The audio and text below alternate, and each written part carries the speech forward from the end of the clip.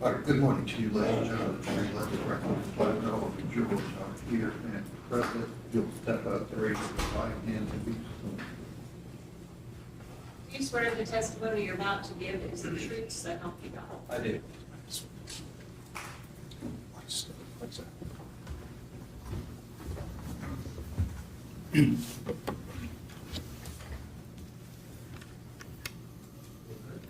Good morning, Sergeant Feeney. Can you please state and spell your name for the court reporter? Certainly, it's Colin, Colin, Feeney, Feeney. And where are you employed? I'm currently on an injury on duty pension. Had a few shoulder surgeries. I should be returned to work soon, though. Okay, and where does that work? The Metro Nashville Police Department. How long have you been with Metro Nashville Police Department? 15 years. And what was your assignment prior to going on leave? I was a overnight supervisor for the Hermitage Sea Detail Patrol Shift. Okay, and can you walk the jury through a little bit of your background with Metro Nashville Police Department?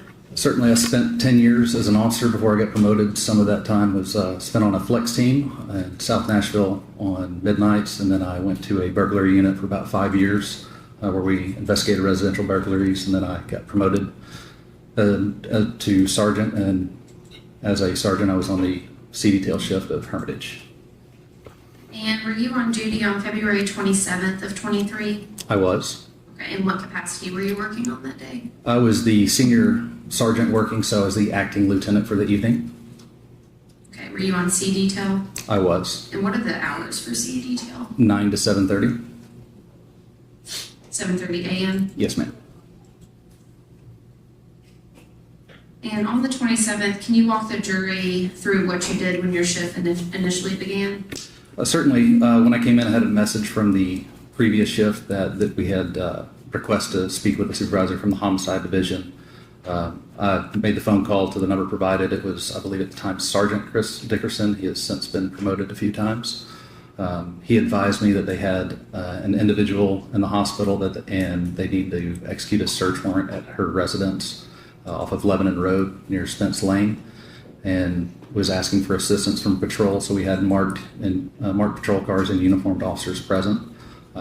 I immediately sent 2 patrol officers to the scene, and I advised them to wait until supervisors arrived before they conducted any further police activities. And on the 27th, did you respond to 1522 Lebanon Pike? I did. Apartment 107? I did. And is that here in Davidson County? It is. Okay.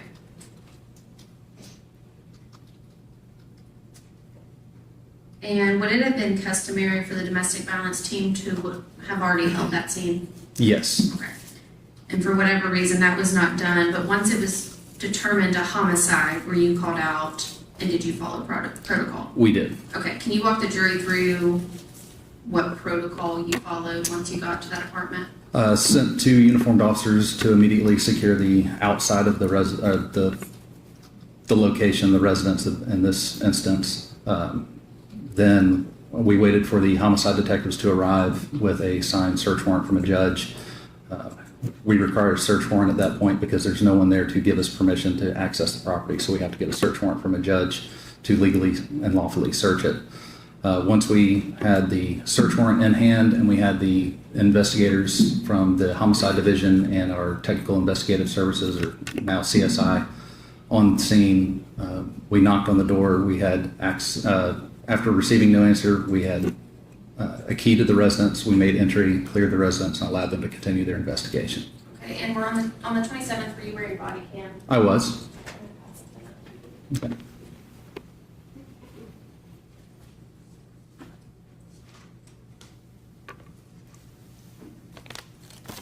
Have you reviewed your body cam? I have. And if we used it for the jury? Have we used it for the jury? Yes. Okay.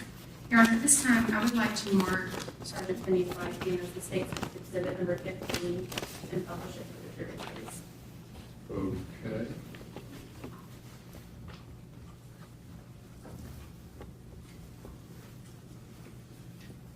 Sergeant Finney, does this look like your body cam? It does. Okay. As we play it, I want you to walk the jury through what you were doing, why you were doing it, who was there, things like that. Certainly.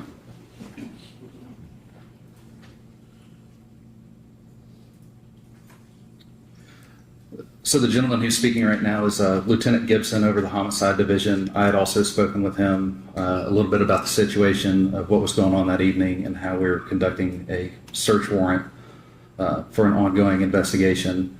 He'd advised us that there was an individual that was at the hospital that that had a case that was being investigated as a homicide. We did not know the method of the homicide. All we knew is that it was a homicide investigation. The other sergeant present is Josh Hargrave, who worked with me on Hermitage Midnights, and then the two uniformed officers present are Eric Ziegler and Philip Parker. Both of them are relatively new. I gave them instructions that once we went in, that they were just simply there to help us clear the residence, make sure that there's no one inside that could be a threat to any investigators. So our primary goal at this point is this would not be considered a very hostile environment to our knowledge, but we still take the precautions necessary. So we're just going to go in and make sure that there's no one inside the building at this point. Lieutenant Gibson has a key to the residence. At this point, he is announcing inside the residence, to making our presence known that we are the Metro Nashville Police. We're here to conduct a search warrant. That way, if there is anyone inside the house, I'm documenting the time with my watch, audibly speak it into the body camera as well. That this time we've made entry to it, and we're giving anyone that could be inside the residence after multiple announcements that we are the police and we're there with a search warrant to make themselves known before we enter, just in case there is someone in there. We don't run into a situation that could turn into a use of force situation or be a surprise to anyone. We want everyone to know who we are and what we are doing. Sergeant Feeney, up there at the top, is that the date and time stamp for when you were executing the search warrant? It is. So it's February 27th, around 2 a.m., is that fair to say? That's correct.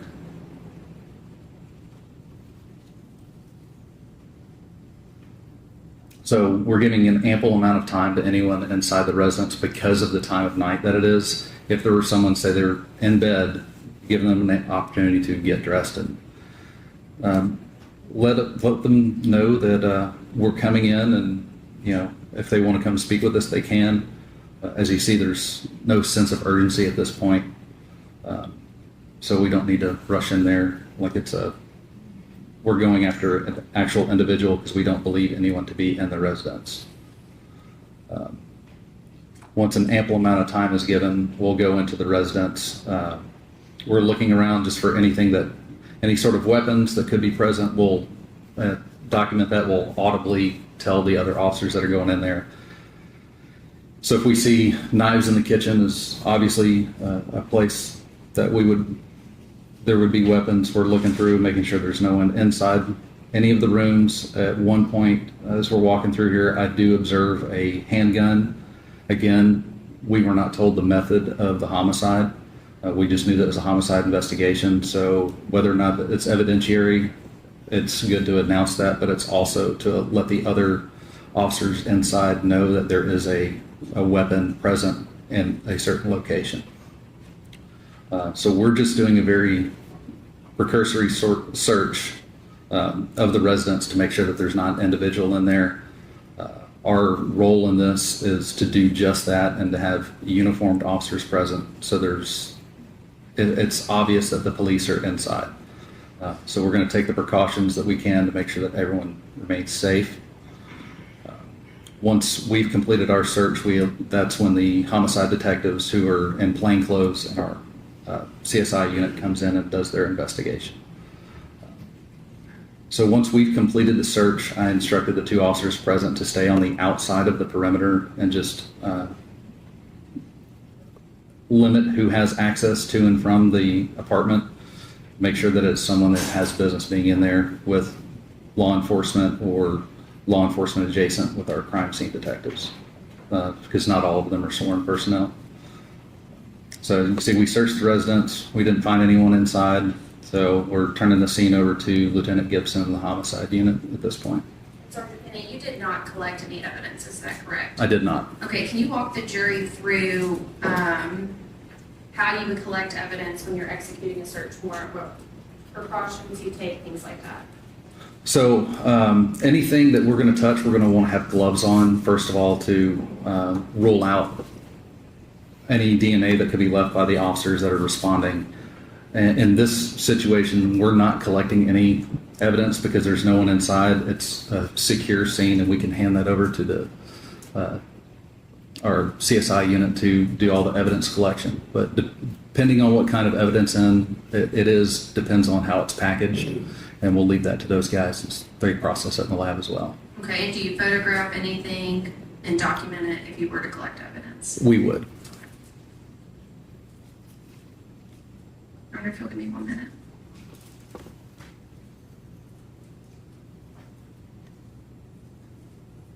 All right, those are my questions. All right, questions? Thank you.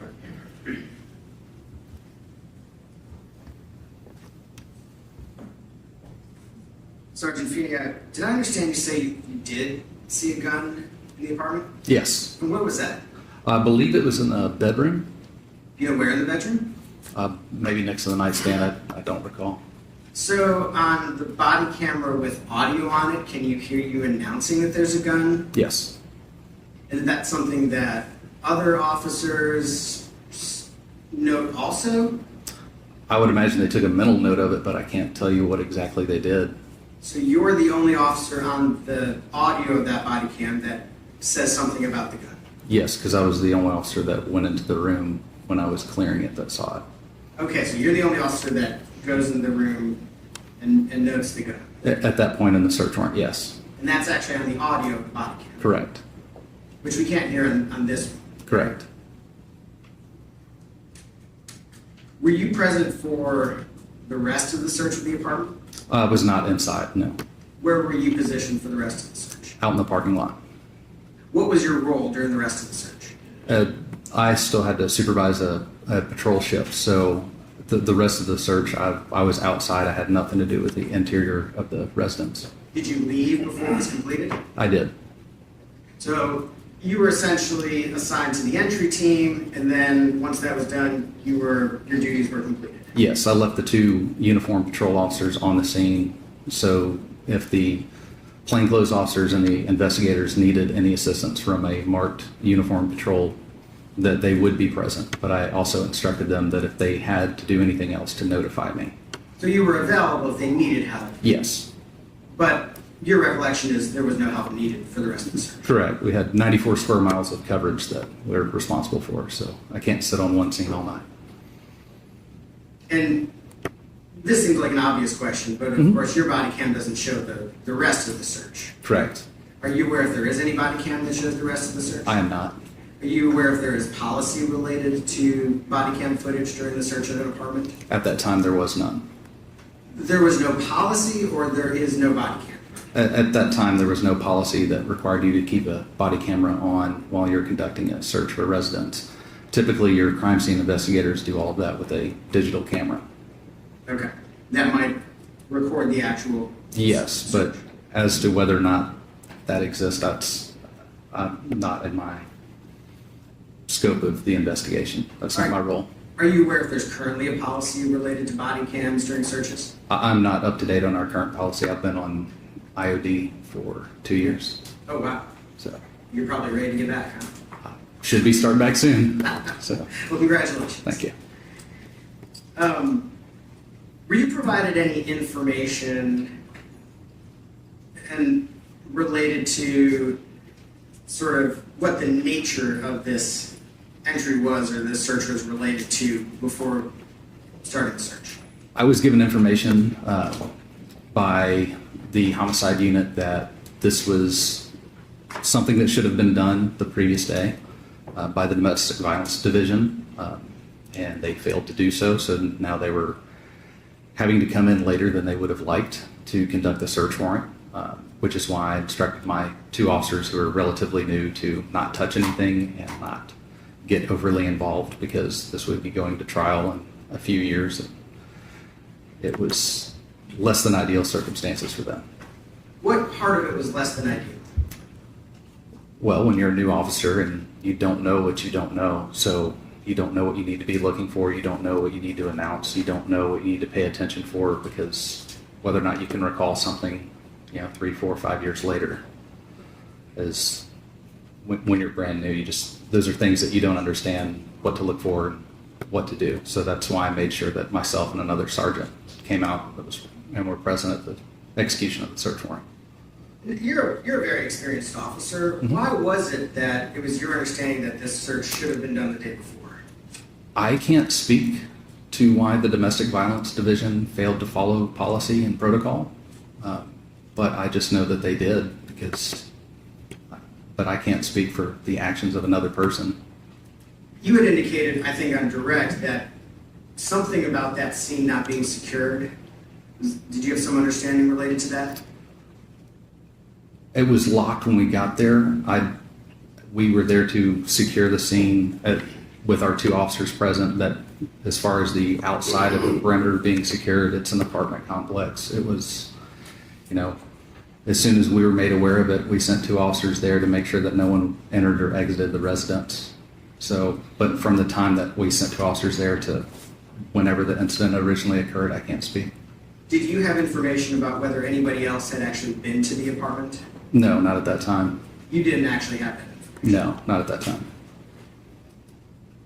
Did you have any information about whether anything had been removed from the apartment? Not at all. Like I said, we were given very limited information, and I would prefer to have kept it that way. So I could tell that there was an issue somewhere, and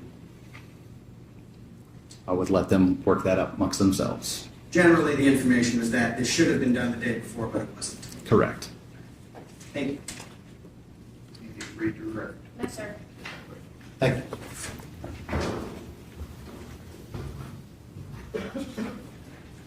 Who's the deputy with? Jason Terry.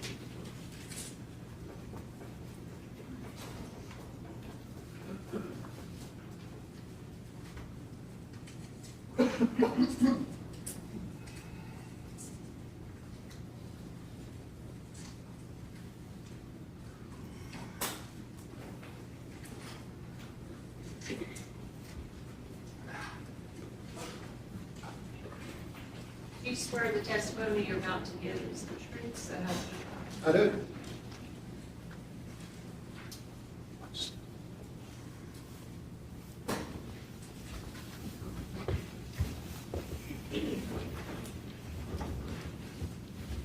Sir, would you please state and spell your name? Jason Terry, JASON TERRY. And Mr. Terry, what is the current state of your employment? I'm a retired Metro Nashville police officer. And when did you enter into the retirement stage? Approximately 3 years ago, it'll be 3 years in July. How long were you with the Metropolitan Nashville Police Department? 23 years. And me doing the math, when did you start? I started in 2000. When you started in 2000, what were your duties, responsibilities with the police department? I initially started out as we all do. I worked patrol for approximately 5 years before becoming a detective in the sex crimes unit. I was there 4.5 years before transferring to the U.S. Marshals Fugitive Task Force. From there, I was a detective in the auto theft unit for almost 5 years before completing my last almost 6 years in the crime scene unit. And in February of 2023, what branch of the police department or what unit were you assigned to? I was assigned to the crime scene unit. And how long would that have been that you had been in the crime scene unit at that time?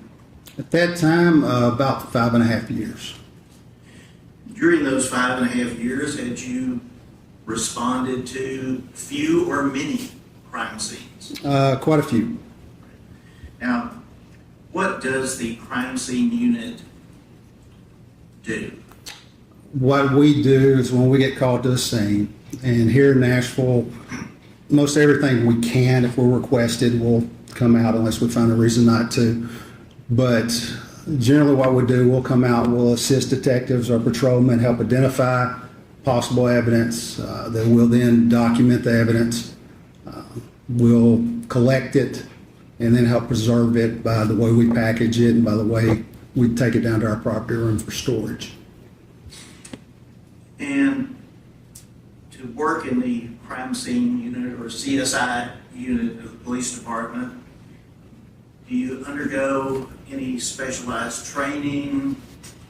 Yes, initially the training is for the ones like me that were sworn officers. We have both sworn and civilian crime scene technicians.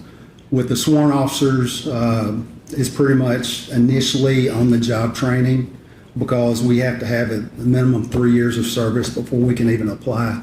But once we're in there, we get sent to the National Forensics Academy, which is a 10-week intensive course in Oak Ridge, Tennessee. It's held by the University of Tennessee. There's 10 weeks of crime scene investigation training, everything from different ways of fingerprinting to evidence collection to photography. We also are required, I believe it's within 2 years of being assigned to the crime scene unit, we have to become certified by the International Association of Identification. We are tested, we have to apply, and we have to pass in order to be certified as crime scene technicians. And did you accomplish all that? I did, yes. Now, as part of that, are there certain protocols, rules, for lack of a better term, that you would follow in entering and processing a crime scene? There are. It's dependent on the scene, but there are some protocols. We have certain standard operating procedures depending on what kind of scene it is, things we do. Now, do you as a crime scene investigator always know the facts of what caused it to be a crime scene? We do not. Generally, we depend a lot on the information the detectives give us. Unlike what you might see on television shows, we're not the ones sitting down interviewing witnesses and victims and suspects. And we get our information from the detective. We go through the scene. Now, as we do that, we're still open-minded if we see something can be helpful. But at the end, that scene belongs to that detective. We're there to assist, and we're more supplemental. And are there some crime scenes that you respond to where it's obvious that an item might have evidentiary value? Yes, it is. A shooting scene and there's a weapon. Yes, sir. Might be something to collect, correct? Yes, sir.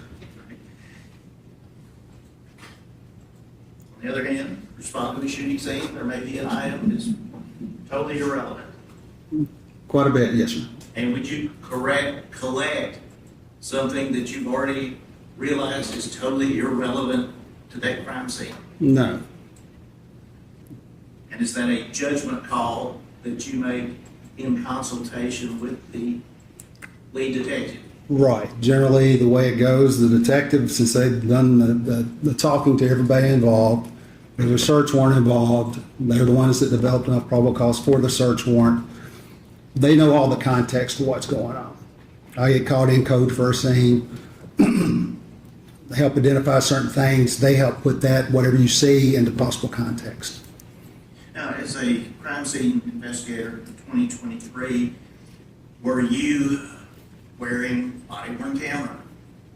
We were assigned them because, like I said, we're a sworn officer, but the basic function of a body-worn camera is your interaction with the public. So we weren't required on scenes or in that because we dealt with officers 99% of the time. So we had body-worn cameras, but we weren't required to have them on at a scene because we weren't interacting with the public. And therefore, you'd be filming, you're collecting evidence or packaging it, or No. doing anything like that? We would not, no.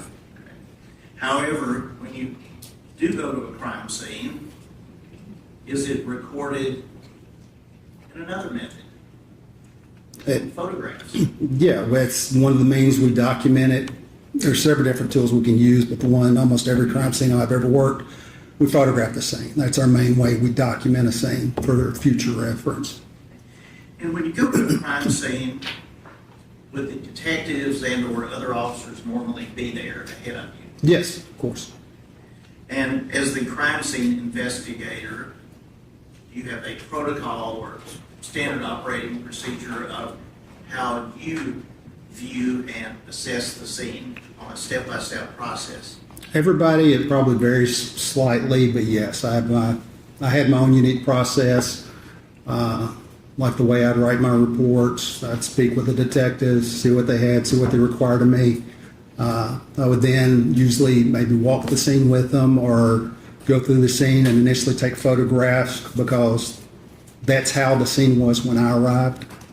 And then after that, I would go back through, depending on what kind of scene it was, and collect any evidence that was observed. Now, are you initially the one who would enter the apartment or the scene first? No. When you were working as a crime scene investigator at Metropolitan Nashville Police Department in February of 2023, were you requested to come to a location at 1522 Lebanon Pike, apartment 107? I was. And you recall approximately when and where you were when you received the request? When I received the initial request, I was on as a death scene in South Nashville.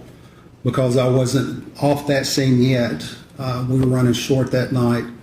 I believe I talked with Sergeant Chris Dickerson from the homicide unit who was requesting us.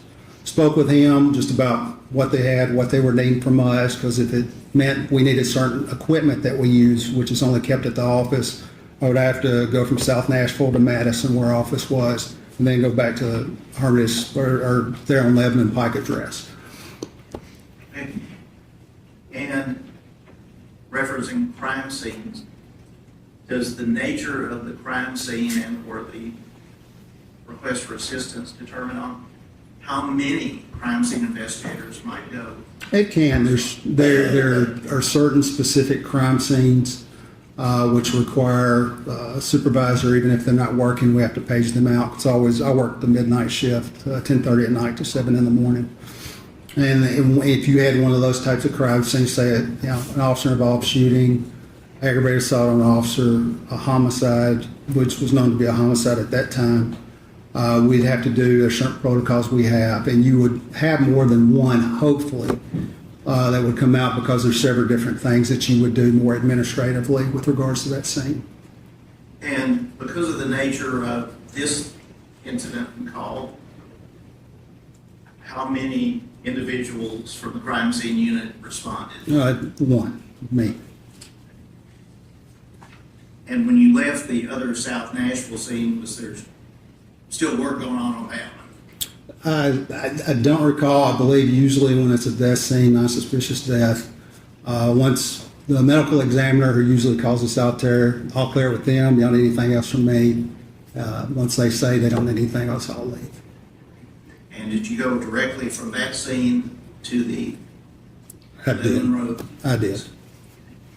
And you recall approximately what time you arrived at 1522 Lebanon Pike? I believe I originally had the call at 1:35 in the morning, and I arrived there a little after 2 a.m. And were you familiar with that location? Oh. Have you been there previously? Familiar with the location, and I'd actually grown up probably less than 1/10 of a mile down the road from that location. So when you arrived, describe what you observed with respect to law enforcement presence. Right, there was multiple law enforcement there, police, different bosses within the homicide unit were there. I said the main point of contact I had was with Chris Dickerson. I arrived on the scene, they identified, Detective Reese has been the lead detective. Initial thing I'll do, I'll get out and immediately write down on what we call an ID work form. It just denotes the date, time. It's usually the initial photograph you were taking, a series of photographs for that scene. I fill that out, and before I even get in, I meet with Detective Reese meets me, take possession of a comforter and a washcloth that were in a double bag trash bag. Note the date and time that I accepted that property, placed it in my van and secured it. Then I've gone into the scene. Once I go into the scene, there's several detectives in the scene. I talked to them, find out again, confirm what exactly they need from me, what exact steps are they looking for. In this case, it was to collect certain items that they identified and to photograph the apartment, which is what I did. Now, ask more about this perhaps later on, we'll get to the actual physical items, but with respect to receiving that comforter in the plastic trash bag, where did that transfer from Detective Reese to you take place? It was in the parking lot before I walked in. And was Detective Reese therefore already out in the parking lot with the bag? It was, yes.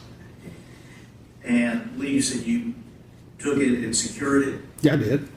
and did you have a vehicle crime scene I investigation? did. It was a marked Metro Police Department suicide crime scene van.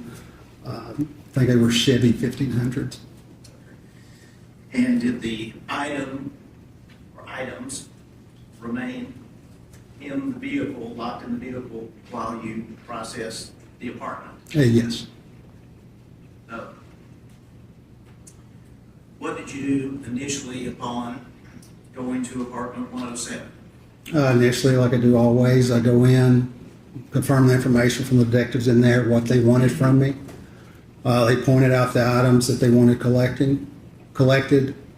I then took the camera and began my process of photographing the apartment as requested. And usually I'll start right through the front door and just try to tell a story, taking photographs of the entire scene and walking through, taking overall photos, generally at first, and then going back through and taking mid-range and close-up photographs of whatever evidence there is. But that's my initial step, is to photograph the scene as I find it. Had you ever been inside apartment 107 prior to that early morning hour? No, sir. And upon stepping across the threshold or looking in, Mr. Terry, have you seen those before?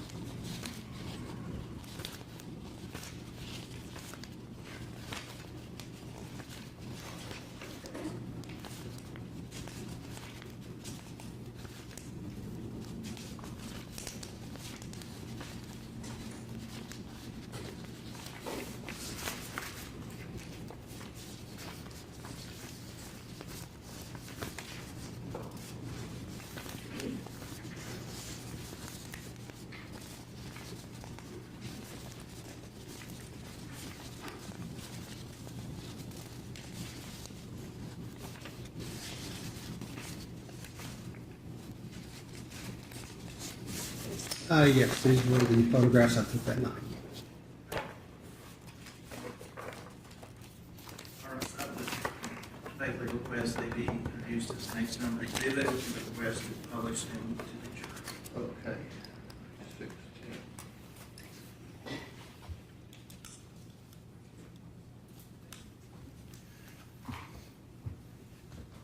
Carrie, you referenced a few minutes ago about there being, the first photograph would be usually the work order. Is that what we're seeing here? That's correct, yes, sir.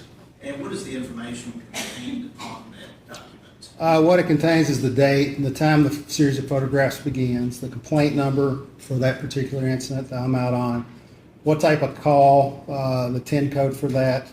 Victim, I didn't have the Ms. Denning's information at that time, so UAT means unknown.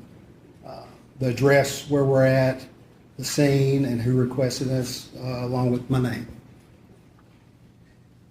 Now, with respect to the complaint number, I'm sure you may have heard a little about that before, but is that a unique identifying number? It is. A complaint number is specific to each individual incident that the police department gets called to, or they do a report on, or most everything they have to do with.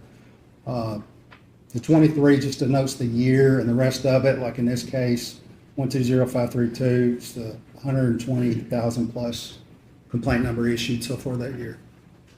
And what, if any, significance does that have with respect to your work as a crime scene investigator and the collection of evidence?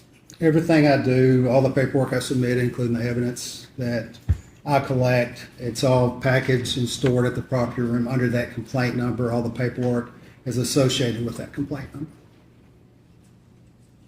And I believe you said earlier that one of the things you do is speak with the detectives to have an idea of what might be relevant in the nature of the call. Is that correct?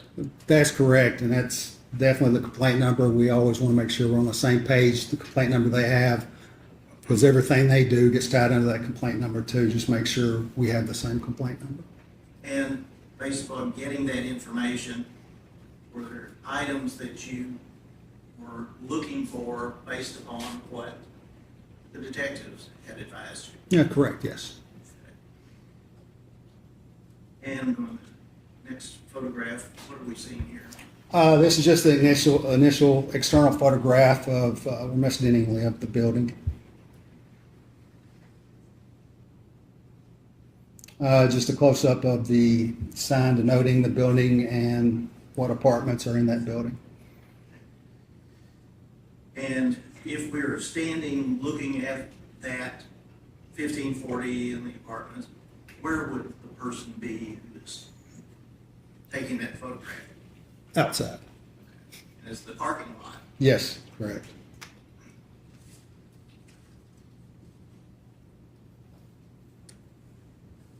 It's just a close-up, still outside of the apartment number. Now, do you recall, was 107 on the first or second? It'd be on the first level, first floor. Just a photograph of the external door going into the apartment 107.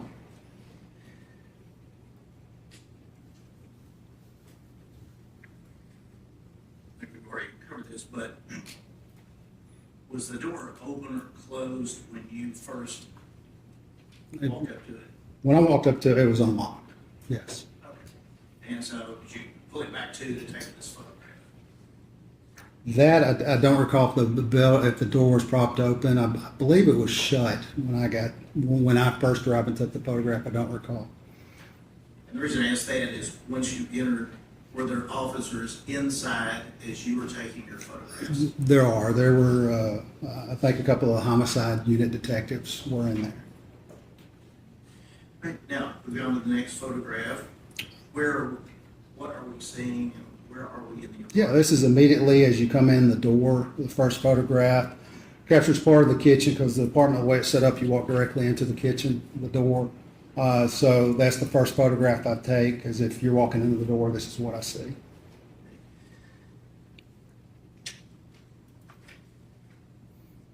Again, with a little better flash, just kind of working my way around the room. Same location, just shifted a little bit more to the right. And with respect to the counter or the island area there, were there items of interest to you? There were, yes. And what were the? The items of interest that have been identified to me by the homicide unit were the two bottles, the Minute Maid and the V8 splash bottle there in the middle. This glass, which was half filled with clear liquid, and this glass, which was empty.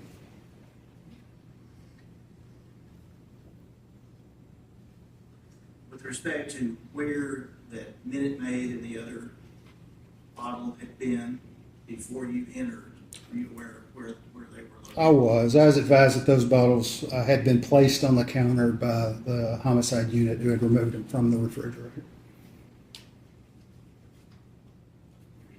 Clear. Not good. Oh. And go to the.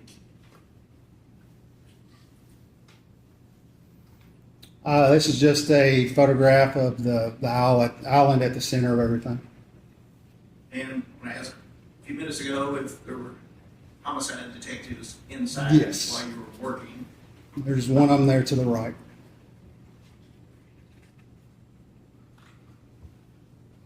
At that time, based upon the information you had, did the paintings, for lack of a better term, there on the island have any significance to you? No, Did you consider them to be evidentiary matters to be collected? not from the information I had at that time, or just from looking at it, I didn't see anything of value.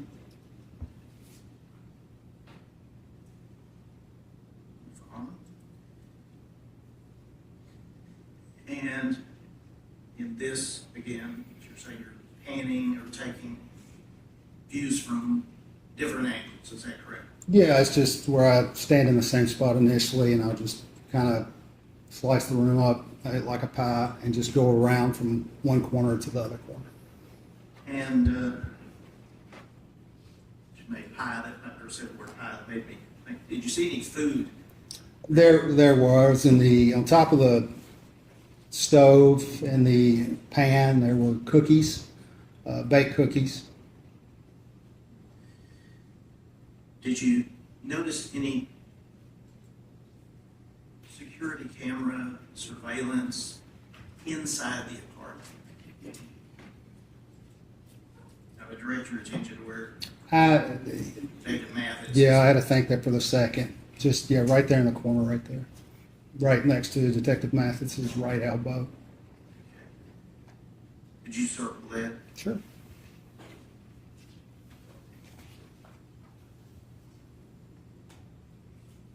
Did that appear to be activated or? No, from what I recall, no.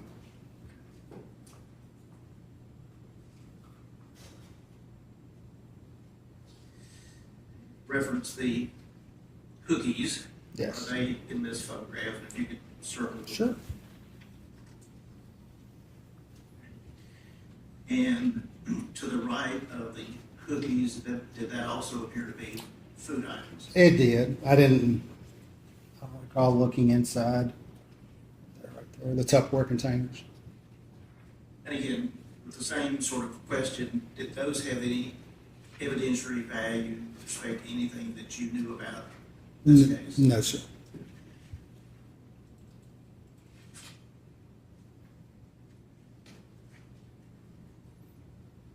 And close-up view of what previously looked at, is that correct? That's correct.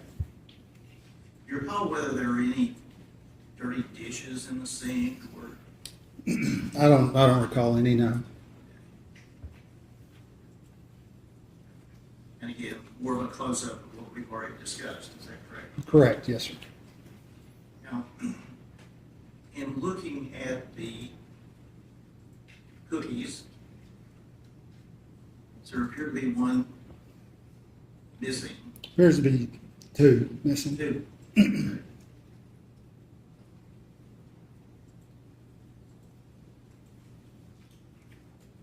And where is this? And is this still Detective Mathis in the background? It is. This just shows just down from there, the position of where the trash can was in relation to the rest of the kitchen, and just shows a more complete photograph of the kitchen.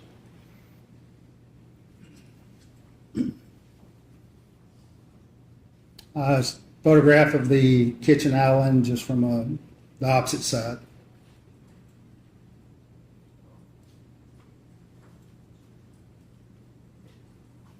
Close up of the glass that was identified to me by the homicide unit and the clear liquid inside.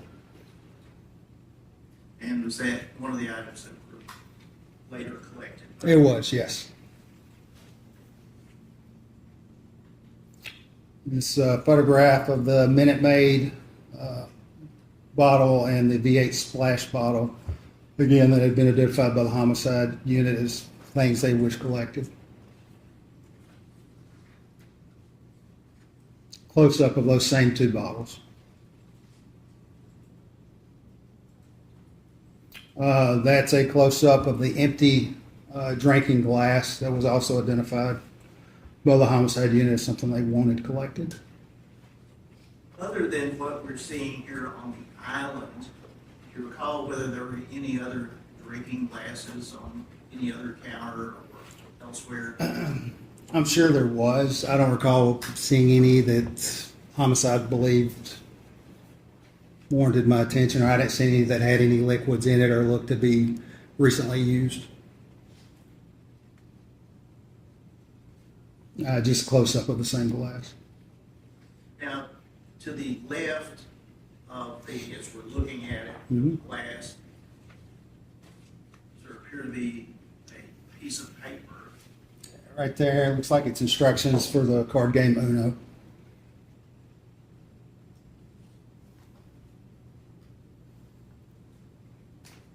It's just an overall shot of the living room area.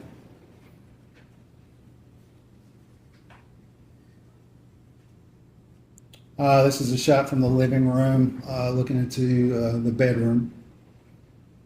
Do you recall how many bedrooms there were in this apartment? There's two bed, two bath. And which one are we looking into now? It's the only one that had a bed in it. I assume that was Miss Denning's room. It's the one, if you're facing, it's on the right of the living room if you're facing the living room. This was the initial view. As you walk through the door, you're right in the door frame of the bedroom. And again, like before, this is to my immediate left, and I will rotate around with photographs, just basically corner to corner. And with respect to the blinds, were they in that condition as in being pulled down and closed when you entered? Yes, what you're seeing in these photographs is how it was when I first witnessed it, when I first saw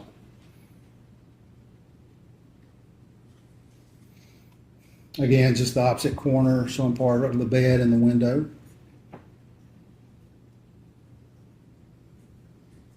Again, just rotating around a shot of the bed.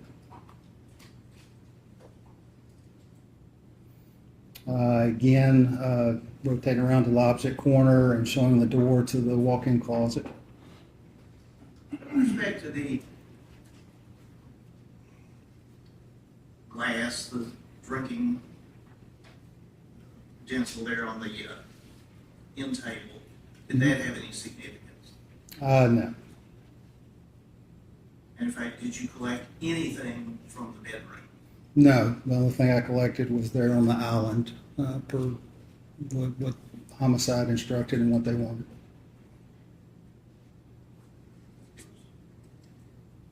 I want to ask before we leave the nightstand, in any area of the bedroom, did you see a weapon? There is one. This shot doesn't show it. I think one of the shots me coming out of the closet will show it, but there is one.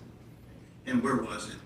Like I said, you can't see it, but you'll see it in a different photograph. It's right in there. It's a pistol in the holster. You'll see the top end of it. I believe we will, as you say, get to it in a moment. Yes, I think it's the series after I photograph in the closet, turn back around and take more photographs. It's just the door to the walk-in closet. Just from the door, a view of the walk-in closet. And did you, like better term, search that to any extent? I visually searched it. No, I visually searched it, looked through it. Again, the homicide unit detectives were the one executing the search warrant and it signed off. So, And were you directed to collect anything from there? no, sir. It's just the closet floor.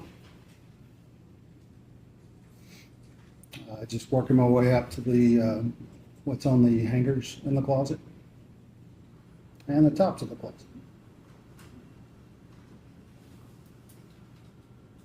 It's just me coming back out of the closet facing the bedroom. And again, just a photograph of the nightstand. And Should be the next one. yes, And there, it's just an overall of the nightstand and what's around, and just what we was talking about earlier. could you, excuse me, circle that?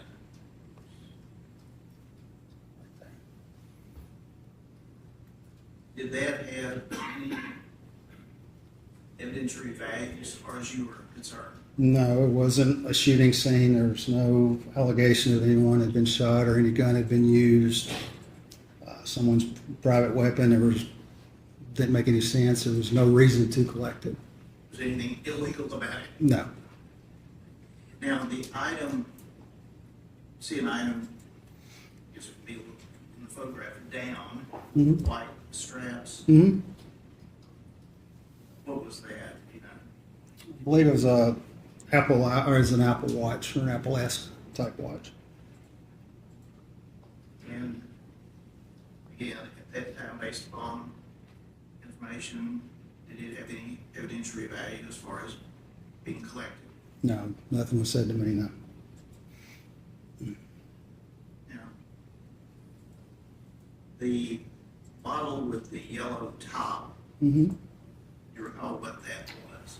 It was a supplement. I don't remember exactly what the supplement was off the top of my head. And the item to the right of the yellow top bottle, Looks to be a candle next to a half-eaten package of peanut butter M&Ms, a Sharpie pen, and an adapter.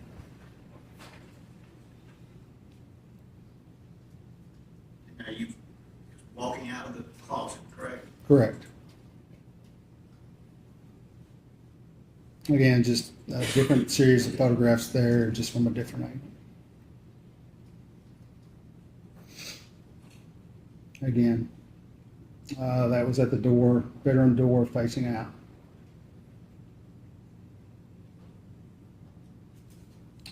Just to the left before you walk out, there's a door on the left that was the bathroom in the bedroom. That's what this is.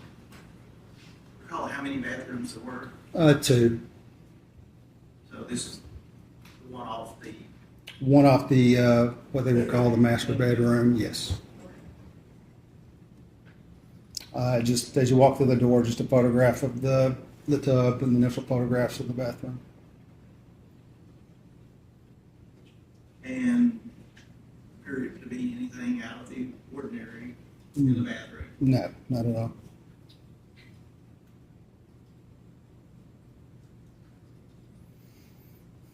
Again, just same series, just different angle. Same bathroom, different angle. Yes, Mr. Terry, when Detective Reese gave you the plastic bag Mm-hmm. comforter, did you open it up and look at it? I did. Right then? Yes.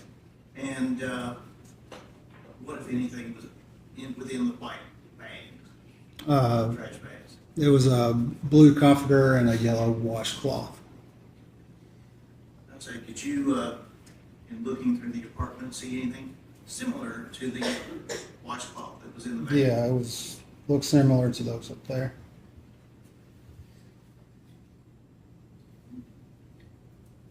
We'll move on. Just close up of the sink in that same bathroom. Did anything strike you as being unusual or No, just evidence? it's spotless, but very clean. That's the only thing. This is from the door of the Miss Denning's bedroom facing the other bedroom through the living room. Just the other bedroom from the door looking in. Again, just rotating around the room. This is a corner of that same room.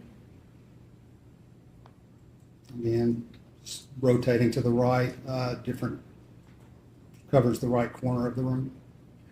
Did you go through any of the, like that hamper or look at the magazines there? Just cursory glance, I know that one had something to do with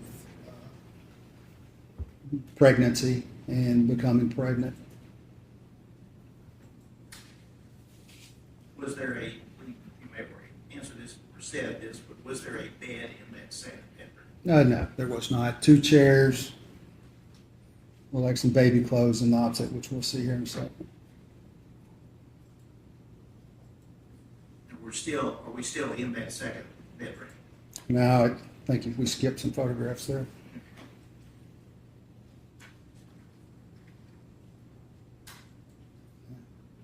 Because this is facing the bedroom from inside the walk-in closet attached to the second bedroom.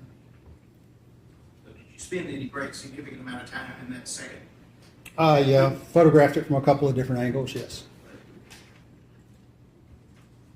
There we go. Photograph from inside the closet or from the door leading into the attached walk-in closet.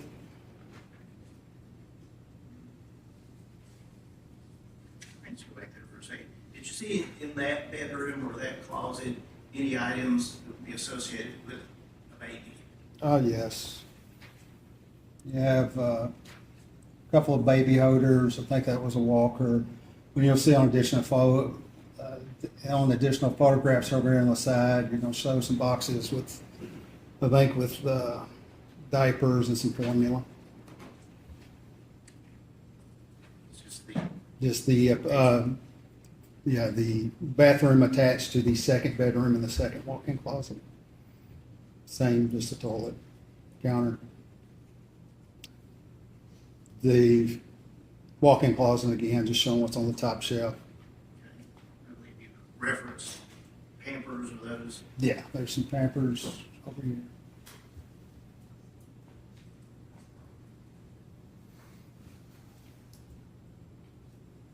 It shows the far corner from the bedroom looking into the walk-in closet.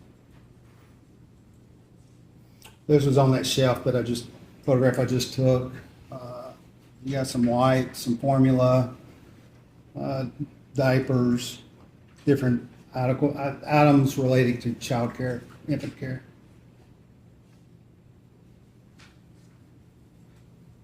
Again, just some items on the floor. Looks like something else from Pampers down in the box below. This was the walk-in closet from the bathroom facing back into the bedroom.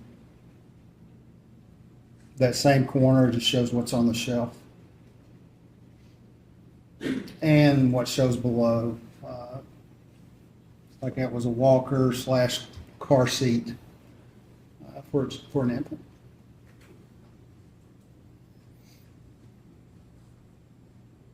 Just more of a close-up view of those same two walkers and baby carrier seat. Did you look in any of those tubs or the ice chest? I did not know.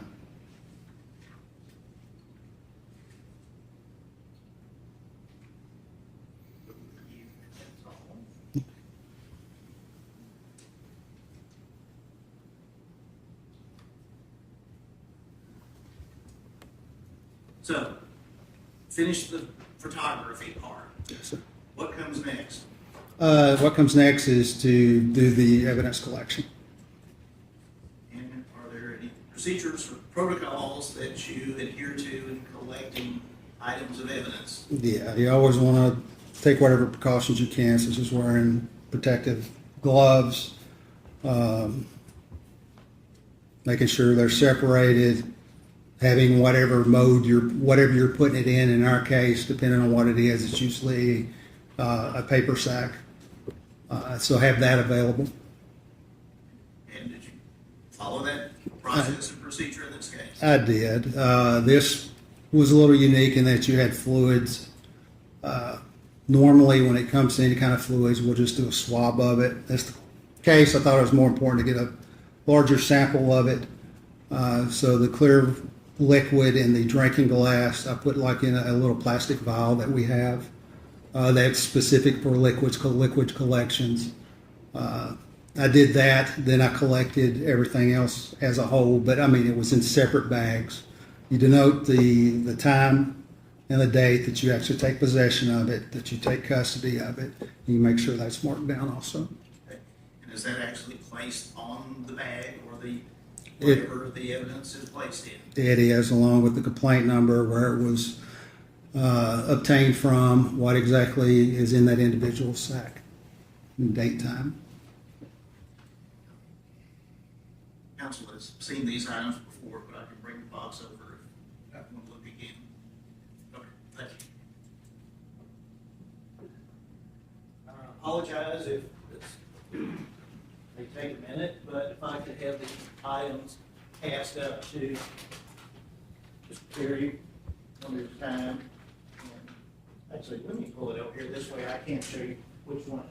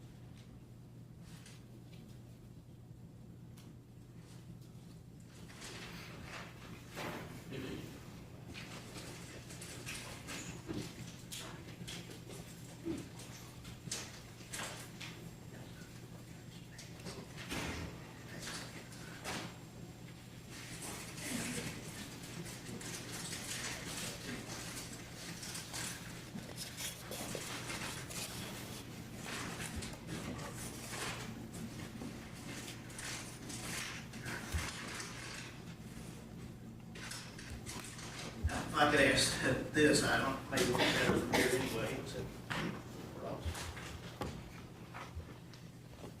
Mr. Terry, you're being handed Thank you. an item package, a paper bag. Can you look at that and tell us about the markings and identification, whether or not you recognize that? Yes, this was the packaging for clear drinking glass, and I have it denoted on the bottom inside the box. That wasn't recovered at the scene. That was just the means of safely packaging it within here to make sure it didn't break. So it was a glass. Yes, yes, sir. Your Honor, I would ask that be introduced as the next number exhibit. So,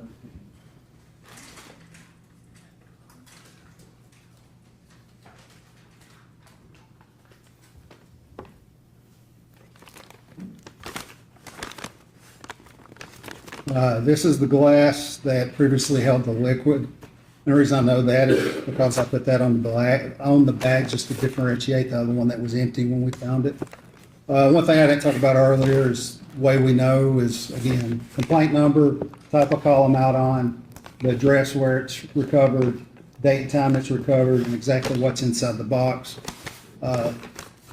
This tape is done by the lab, so is that, but the initial tape is called integrity tape to make sure no one has opened this. After I sealed it, the way you know that is from the integrity tape, plus I put my initials and the date that I sealed this. Your Honor, would that be exhibit 18?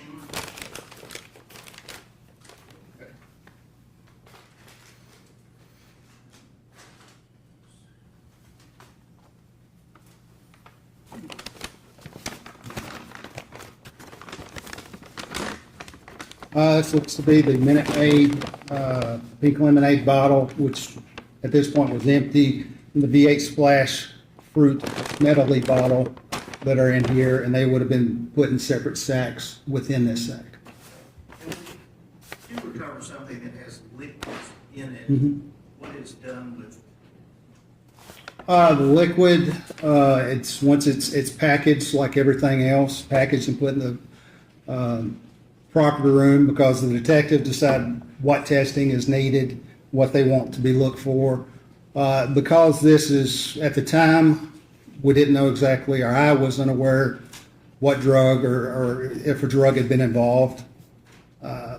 It's packaged in the way that we would normally package any type of drug, which is in a clear bag, and it's double bagged for safety. I believe that would be exhibit 19.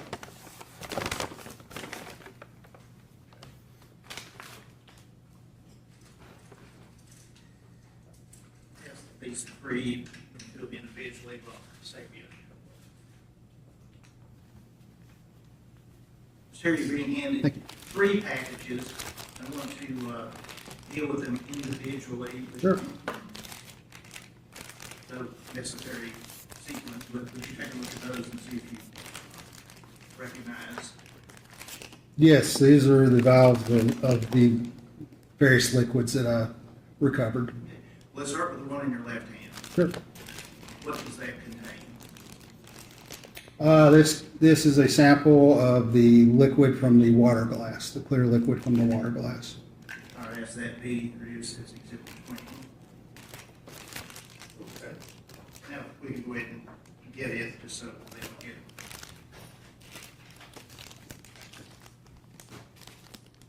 And the next one. This is the sample I collected from the V8 Splash bottle.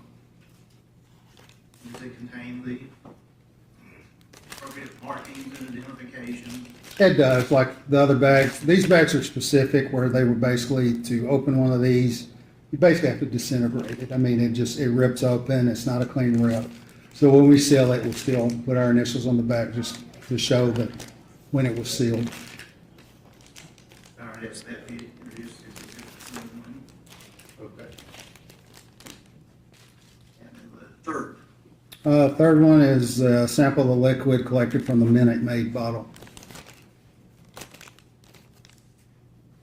Same identification, same complaint number. Same identification, same complaint number, same information. My name's on it. It's definitely my handwriting and initials on the back.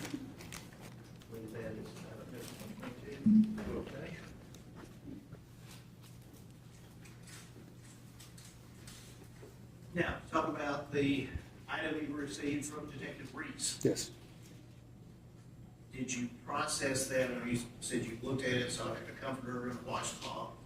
Did you process it with respect to packaging, repackaging there at the scene? At the scene, no. It was transported as is to our office, CSI office on Mike Drive in Madison. And what, if anything, did you do with those items there? With those items, we call them drying cabinets. They're just the big cabinets that you put things in that has air that circulates around that helps dry wet items. Because, from my understanding, there had been substance on the comforter. I placed it inside the drying cabinet to ensure it was dry, because if you turn in articles of cloth or most anything and you package it wet, it can mildew and mold over time, which can compromise and contaminate evidence. And with respect to the trash bags, Those are packaged separately. They came with the comforter and are packaged separately. if I could ask this item, the witness.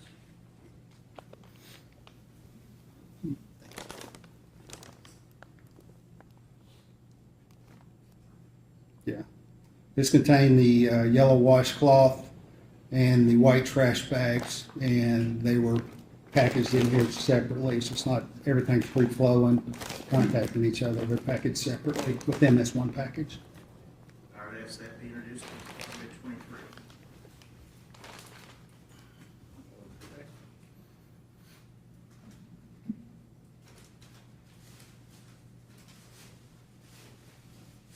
And work my way around to this item. I'm not approach one. Okay.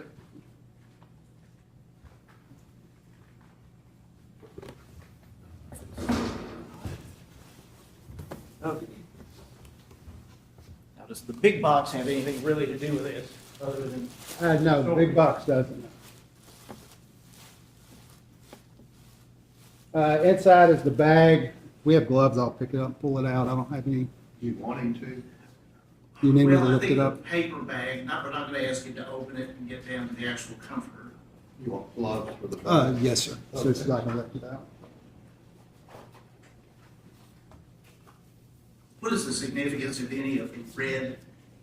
The red, these bags are used to package things which might contain a biohazard, blood, semen, anything, any bodily type fluid or anything of an unknown, that's what that's for, because they're labeled on here, biohazard on that side.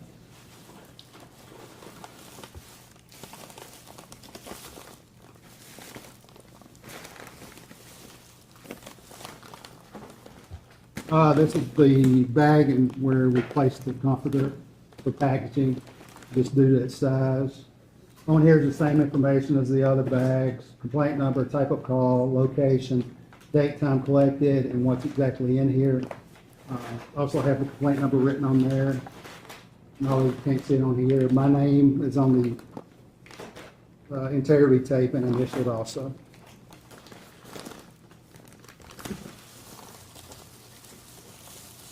I guess that be introduced as the next one, Exhibit 24. And Okay. council has no objection, except the outside box has no relevance, but might leave it in that for the Okay. sake of first.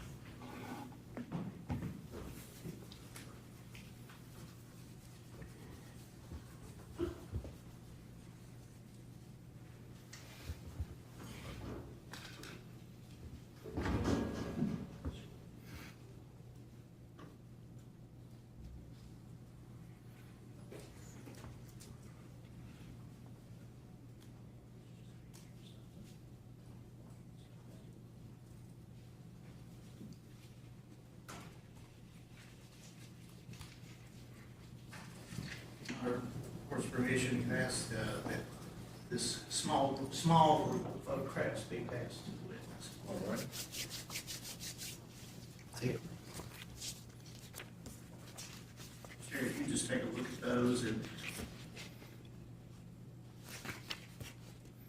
see if those correspond to the markings and labels on the comforter and trash bag exhibit that you previously discussed. It is.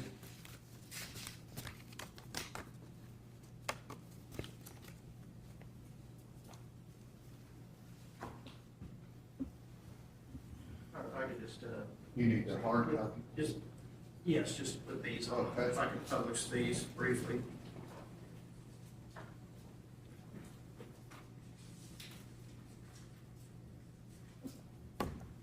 Okay.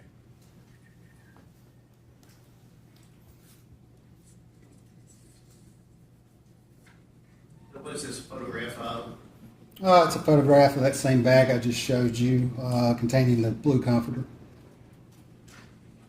Of the markings on the bag? Yes. This, Yeah, that's just something placed on there by our property room. Basically, the information provided on here is the same thing that I place on the, that entered into the property sheet that accompanies the property. Can I ask you about the property room? You talked about a drying cabinet at the Myatt Drive, Mhm. your office. Yes. What is and where is the property room? Property is behind East Precinct off Trinity Lane, huge building behind there. And is it what it?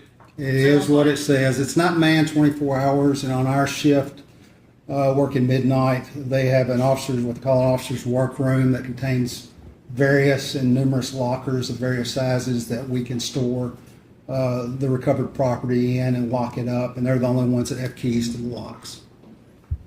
And does the property then remain there until it's needed, either to be sent for examination or court? Yes, that is where it stays. It's just photographed again, the labeling of the comforter. And does that show the date and time you received it from Detective Reese? Yes, it's worded the exact same as I listed this item, the blue comforter on my property sheet.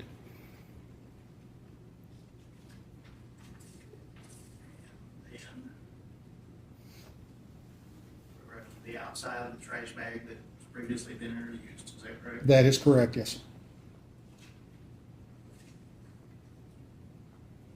And here you can see perhaps a little Yeah. close-up of the labeling for that bag, is that correct? Just the property label that's placed on it is the property room, containing the same information, containing the washcloth collected from Detective Reese at 02/19 hours on the 27th of February.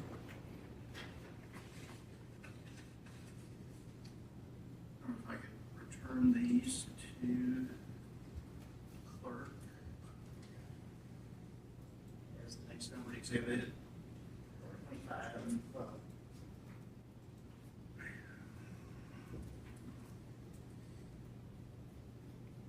Collection, packaging, processing, is that your responsibilities in this case? Collecting and packaging, yes, I do not. The only, if you want to use terms such as photographing, the actual processing, I do not do. So after your job is done, it goes to someone else. That's correct. Whatever requests are made from the homicide detectives, it'll follow the property to the lab, and that's where the testing is completed. At this point, once I have everything turned in, packaged, paperwork complete, my involvement in the case ends. Until usually I don't hear anything about it. I don't get notified of results. Usually the only time I know that a case has come through fruition is when I get notified 3 or 4 years later for court. And that's where I learn the result of the testing and anything like that. But as soon as this part of it is done for me, that's my involvement is over. You're on to the next call. Yes, sir. I wanted to ask about, we went through a lot of photographs of that apartment. Mm-hmm. 2-bedroom, 2-bath. Throughout looking and photographing that apartment, Did you see any alcoholic beverage I did not, no. or any alcoholic beverage containers? No, sir. Did you see anything, drugs, any, I don't recall. There, I can't remember if there was no, I don't believe so. No, I was fixing to say, I can't remember if there was a pill bottle on the nightstand or not. you said it was a supplement? Yes, Okay. But with respect to, have you worked scenes where there have been drugs? I have, yes. And have you worked scenes that really didn't involve drugs, but there were drugs there? Yes, Is that something you would notice and document? yes. And as far as any drug paraphernalia, crack pipe, blunts, whatever, did you see anything like that there? I did not.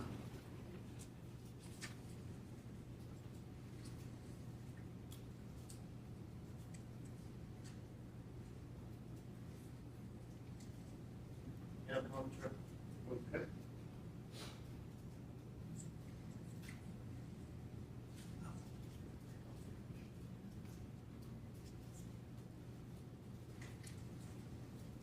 I don't know if this comes under the medication or not, but did you see an EpiPen or anything No, I did like not. that No, sir. there at all? And I believe it already asked about body-worn camera videoing Yes, sir. while you're there, but do you do that while you're packaging the evidence? No. Again, the purpose of body-worn camera is your interaction with the public.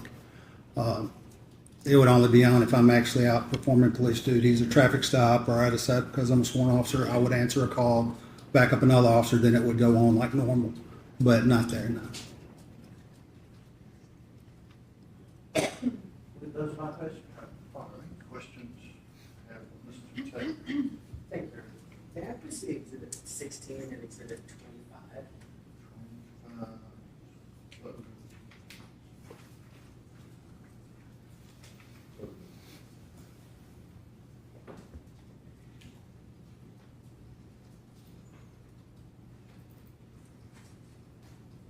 Morning, is Officer Terry still the appropriate?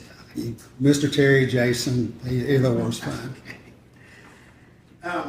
So, I'm going to say Officer Terry because it feels appropriate here in this Yes, sir. setting. Yes, sir. Officer Terry, you clearly have a lot of experience as a trained officer doing these kind of investigations.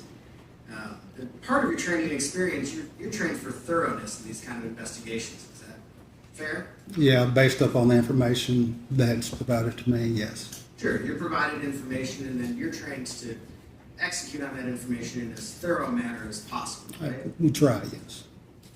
And part of that is to gather anything that might be potential evidence, right? Based on the information we have, yes. Sure. Yeah, And this is particularly true when we know it's a very serious case, right? potentially, yes. And at this point in time, in this case, you had been communicating with Detective Reese, who's a homicide detective, right? Yeah, and I talked with Sergeant Dickerson from Homicide. Who's also from homicide. Yes. Right. So you knew that this was potentially a homicide investigation. Potentially, yes, just due to the, yes, They were treating it as if it might be a homicide investigation. Is that fair? yes. Usually homicide doesn't get involved if this is something that might not be treated as a homicide investigation. Is that fair? Not necessarily. If it's something of importance, of something they need, the homicide guys are generally considered the best detectives around. They will, something an unknown such as this, initially, it can go to them, yes. But the information you have is that they were concerned about it being a poisoning. Is that Possible ingestion of poison, or in this case, a drug. that might have been something like a homicide, right? It could have been, yes. So in that situation, everybody's kind of trying to do their absolute best job, right? Yes. Preserve the most evidence possible.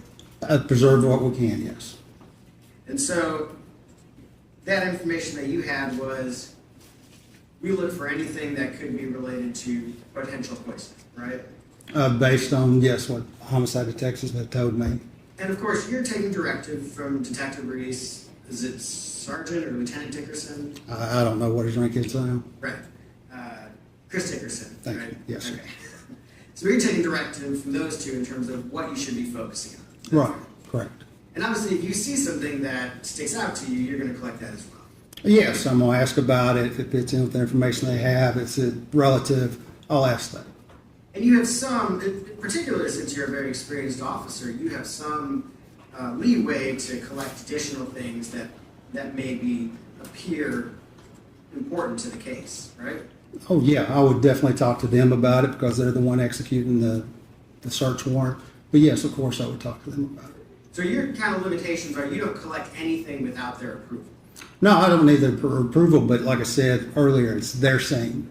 It's their responsibility regarding because they're in charge of the investigation. And I would talk to them about it.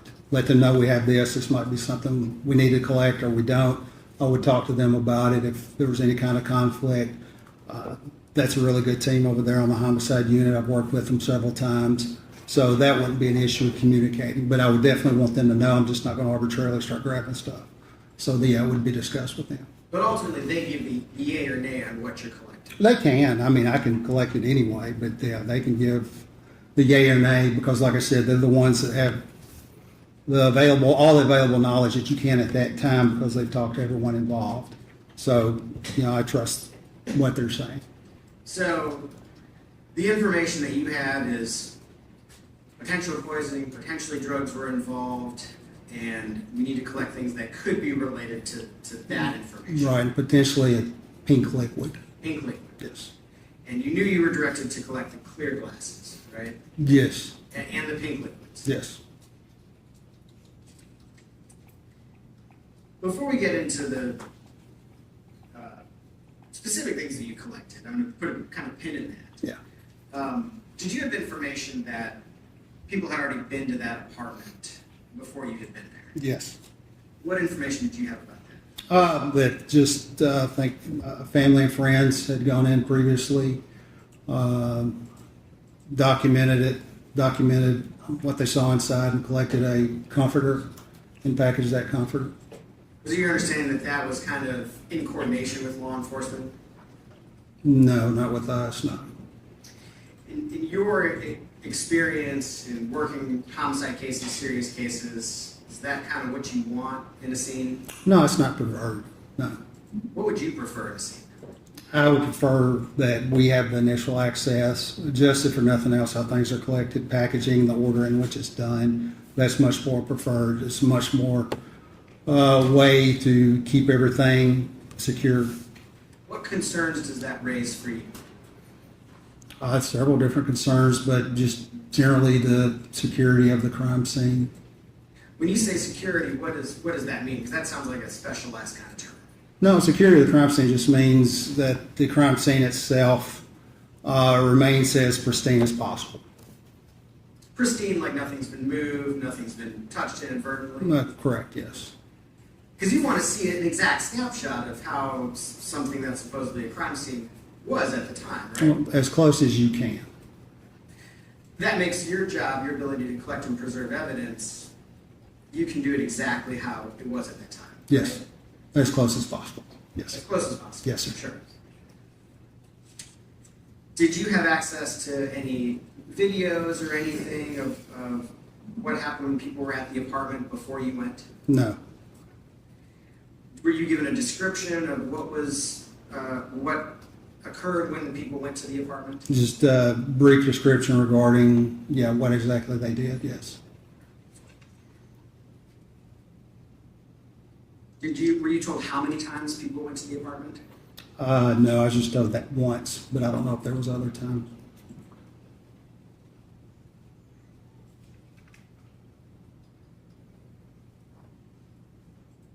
If you were processing the comforter, which we know was removed prior to your presence, how would you have handled the comforter?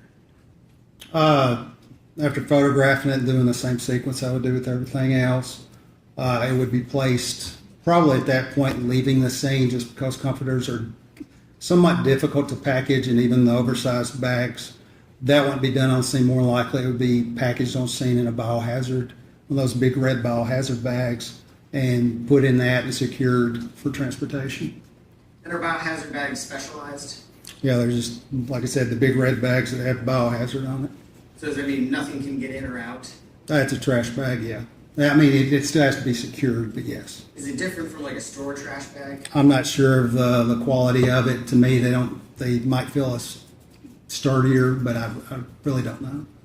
Is it closed fully, like you tie it fully off? You have to tie it fully off, yes. And that's your protocol? Yes. Well, yeah, that's what I would do. You then put it inside of like a paper bag that's sealed? Well, no, not for transport. I would just put it inside there, and generally, depending on the possible biohazard, and if there's a lot of liquid, if not, I will place it on some butcher paper that I kept inside the van, or absent the butcher paper, use some of those the evidence bags, lay that down and set it on top of there. If there was any kind of biological material like chunks of vomit, to be blunt, Yeah. is that something you would collect independently? No. That you just leave that on the comforter? I would leave that. At best, I might do a swab just to be on the safe side, but that would lay us down the comforter.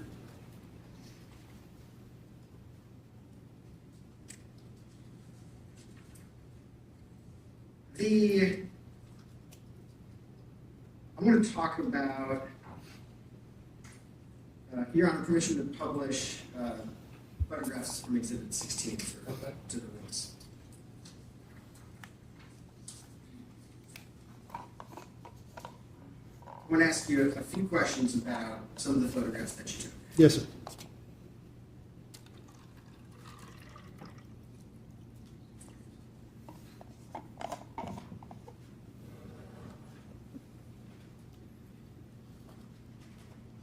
Okay, I don't know which letter this is, but this is a photograph of Detective Mathis in the island, it appears. I believe so, yes. Are you aware if those bottles were already on the island when police officers arrived at the scene? Way it's described to me, and as I indicate in my crime scene report, they were placed there by the homicide detectives. So potentially homicide detective, Detective Reese, and whoever he was working Whoever's with, there, yeah. went into the somewhere and took them out. Yes. You know where they took them out from? I believe it was the refrigerator, from what I was told. You didn't actually witness that. No, You don't know where in the fridge they took them out from? no. You don't know, do you know when they took them out? No, not exactly, no.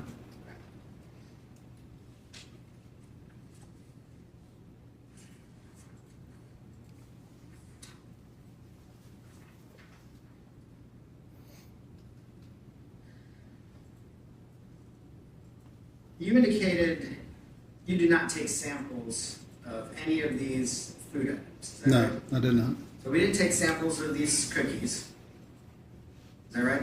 Oh, yes, sir, that's correct.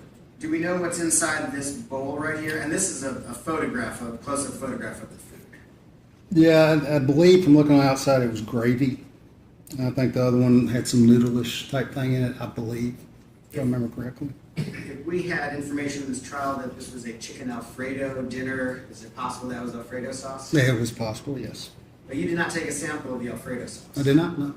And you did not take a sample of what looks like it could be spaghetti in here? No, I did not. And do you know what's inside these foil packs? I don't recall. I'm thinking breadsticks, but I can't specifically recall. So in a case that is potentially a poisoning case, none of the food items were collected. No. That means, so far as you know, none of the food items were tested today. They were not, no. And that was a decision that Detective Reese made? Well, collectively, they said, based on the information, the pink liquid being talked about, that they identified these liquids as what they want to collect. At any point in time, did you have a discussion with Detective Reese and say, out of an abundance of caution, maybe we should collect a little bit of this? I don't recall having that conversation, no.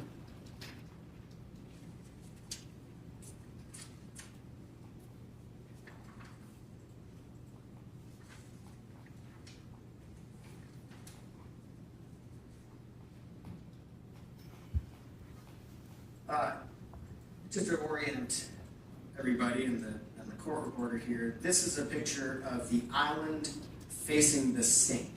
Yes. And next to the sink, do you see a sort of a pink cup with a top on it? Yeah.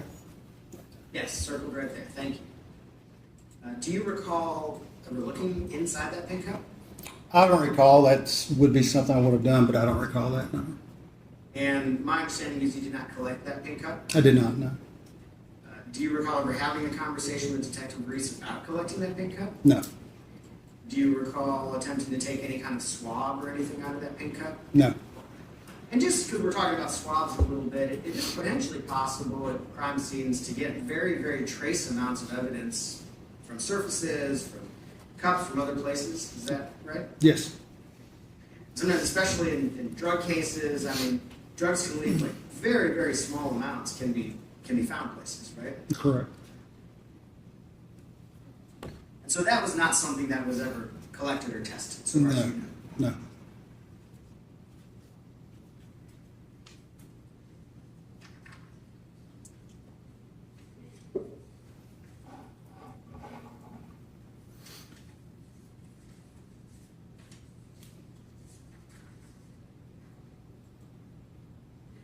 And this, to orient everybody, this is the picture kind of a bed and the nightstand. Is that right? Oh, yes, sir. And on the nightstand, that I think was mentioned earlier, there is another cup, right? That's correct. Do you remember ever looking or investigating the cup specifically? Yeah, I don't believe there was anything inside. Do you remember if you took a swab of the I cup? did not. Do you remember having a discussion with Detective Reese at any point in time about whether that cup should be collected? No. And so that was never an item that was collected or preserved or tested so far as you're aware. No. Similarly, this is we noted some kind of supplement or something on the bedstand. Mm-hmm. Do you remember looking inside the supplement bottle? I did. I do remember looking inside. I don't remember it seeming anything out of the ordinary. Okay, and there's no pictures in there, right? No, there's not. Do you know down in this nightstand there is a green item? Mm-hmm. Do you know what that green item is? I don't recall, no. Next to the bed, there's a backpack. Yes, At any point in time, did you look inside the backpack? I did. Okay, and there's no pictures inside the backpack. No. So that's not something that was necessarily preserved. The backpack? No. Yeah, based on your investigation.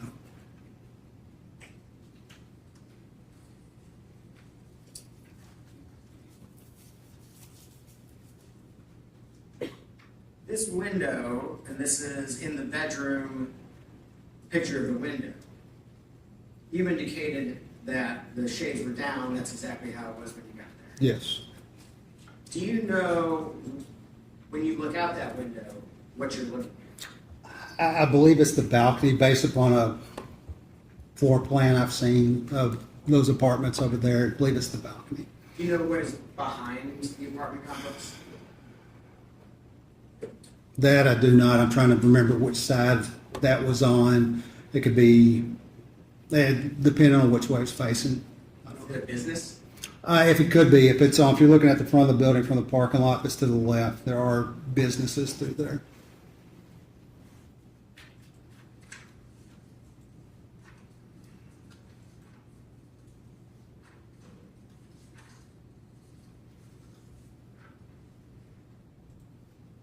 This photograph of the closet, I understand when you testified earlier, you looked inside the closet, but you did not do a thorough search of the closet. No, it did not. So here we have some little sort of like a jewelry box kind of thing with drawers. Is that right? Appears to be. Excuse me. You didn't look inside the jewelry box drawers at all. I did not know. We have sort of several clothing drawers that are maybe closed. It's hard to tell if they're closed or open. You didn't look inside any of those. I did not. Up top here, it appears that there are several boxes stacked up, maybe shoe boxes, kind of 2 rows deep at least. Is that correct? Appears to be, yes. Did you look inside any of those boxes? I did not know. Here there are like sort of cloth tubs almost. Did you pull any of those down and look inside any of those? I did not. I know that you've done a lot of investigations and probably some drug investigations. Are there a plethora of places inside this closet where drugs could be hidden? Could be, yes. So there was a question about, well, you didn't find any drugs in this house, but is it common for people to leave all of their drugs just sitting out every time? No.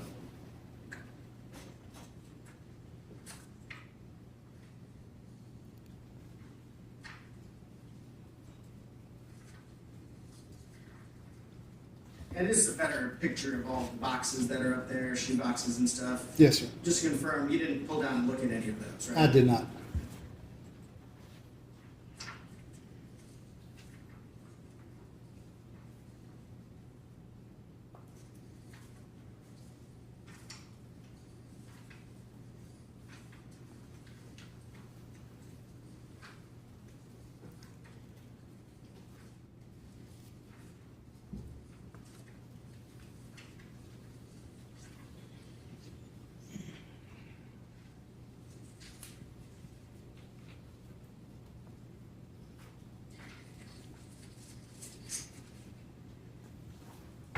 This bathroom, there's a number of drawers and cabinets in here. Is that right? Yes. I didn't notice any pictures inside any of the drawers or cabinets. Did you look inside there? Yes, that would be normal. Open the drawer or open the bottom. Yes. Was there anything like a medicine cabinet or anywhere inside there? No. So even like things like Tylenol or Band-Aids or first aid kind of stuff, that wasn't in any of there? I didn't notice any. They didn't have the traditional cabinet that you open from the mirror, that type of thing, no. Did you find any spot in this apartment where that stuff was kept? No, I don't recall it, no.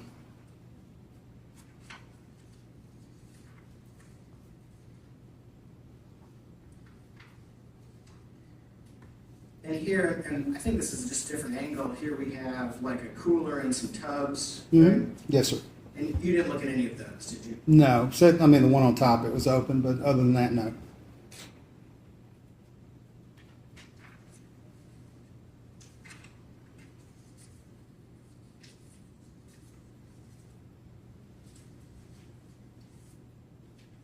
There was one thing at the beginning.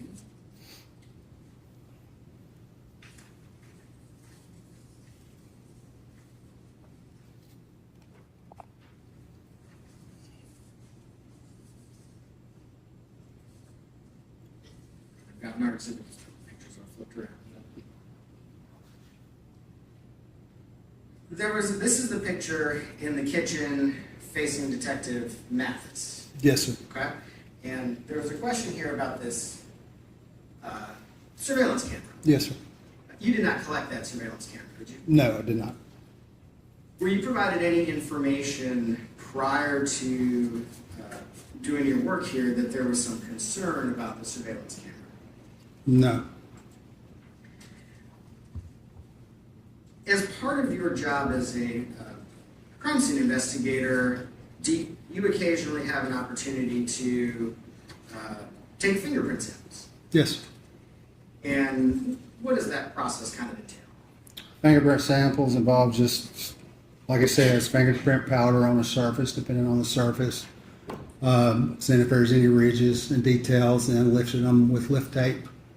And you can't always get fingerprints from every surface, right? Oh, no, sir. No, sir. Sometimes. So, I mean, it looks like that in TV shows a lot, but it's often very tough, isn't it? Correct, yes, sir.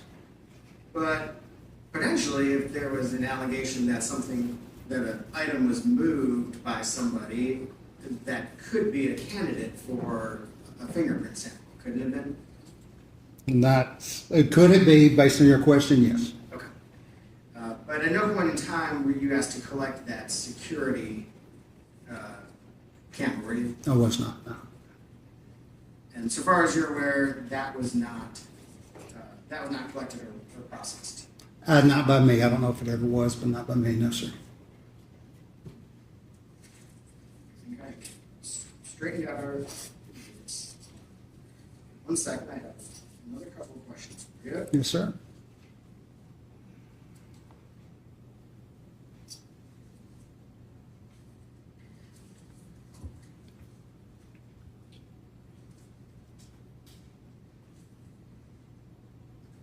We wanted to show you what's been previously marked as Exhibit 25C.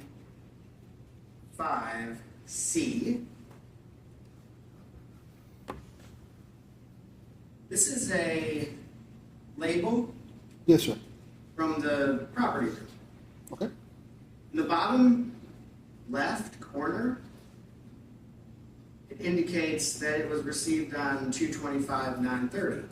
That's the date of incident as listed on the 110 form is the property sheet. Because you have to list the date collected and the date of the incident. And that initial complaint number was for that date and time. I don't know why it's listed that way in the system. Right.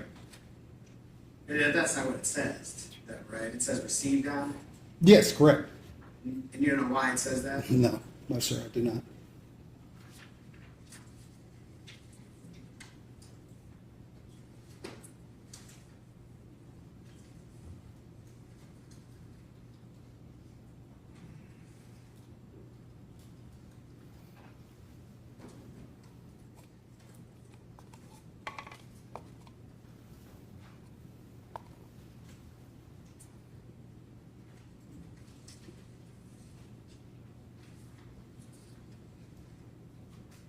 Your Honor, I think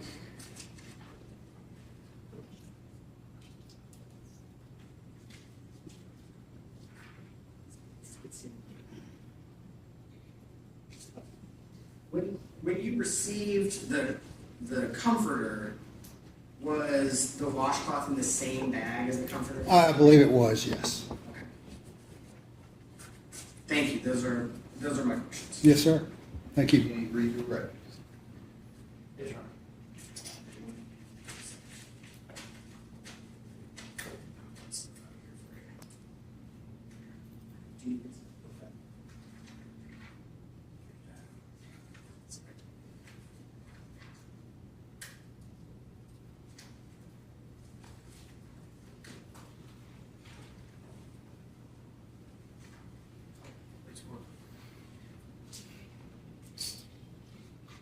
Saying Officer Terry then, but. Yes, sir. Or Mr. Terry, with respect to was the washcloth then tucked in with the comforter? I believe so. I mean, I could see it in there, so I knew it was in there. Counsel asked about the collection of evidence, and you're trying to do your best job, correct? Yes, sir. And wearing gloves is one of the main things, correct? Yes, sir. In collecting evidence. Yes, sir.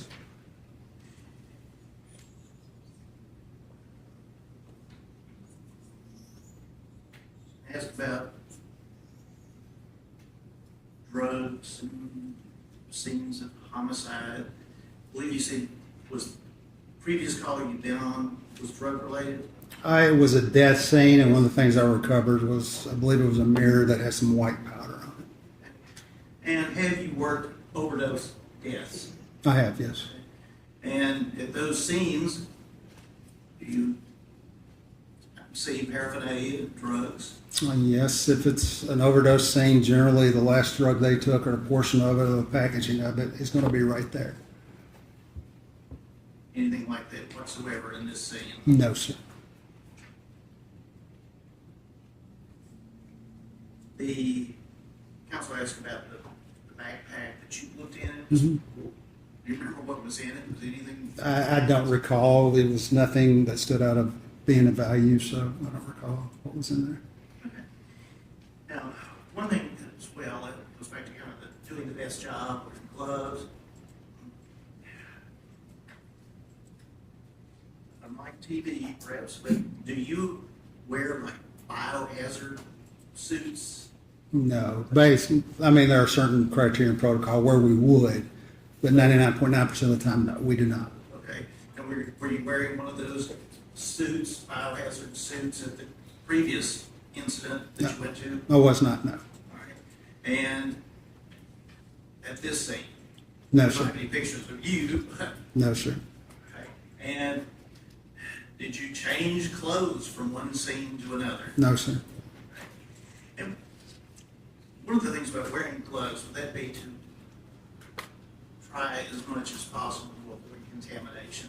Yes. Can that possibility be 100% humanly eliminated from any scene? No, we can try our best to make it as unlikely as possible, but I cannot make it where it's impossible. I believe you said that folding the comforter into a bag is one of those difficult things. Very difficult, yes. And as you're doing that, do you have to? You try your best not to make any direct contact with the comforter for a lot of different reasons. One, you don't want to contaminate it, anything on it. So it's one reason the more things are handled, I think, I don't want to mess anything up. And two, in a situation like that, I believe when I folded that up and put it in, I needed assistance from one of the other crime scene investigators to fold it up. Generally, you're holding it outside your body, trying to fold it up, roll it up in a correct way, in a tight enough way to make sure you can get it in the mouth of that sack. If not, there are tools there we have to actually build our own bags for these comforters. Going back to do the best you can. Yes, sir.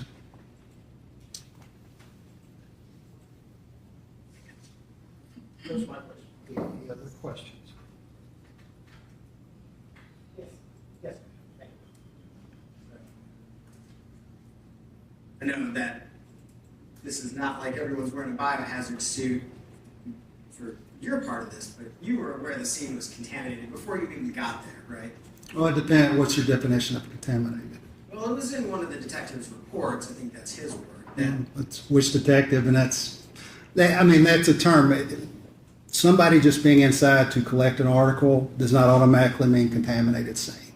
You look up any definition of crime scene contamination, if you can find one, and most everything in there has to deal with unintended transferring of physical or biological to a scene, or the unintended alteration of a scene. Their act was purposeful. It was as the best way they knew how because they thought it was their only option.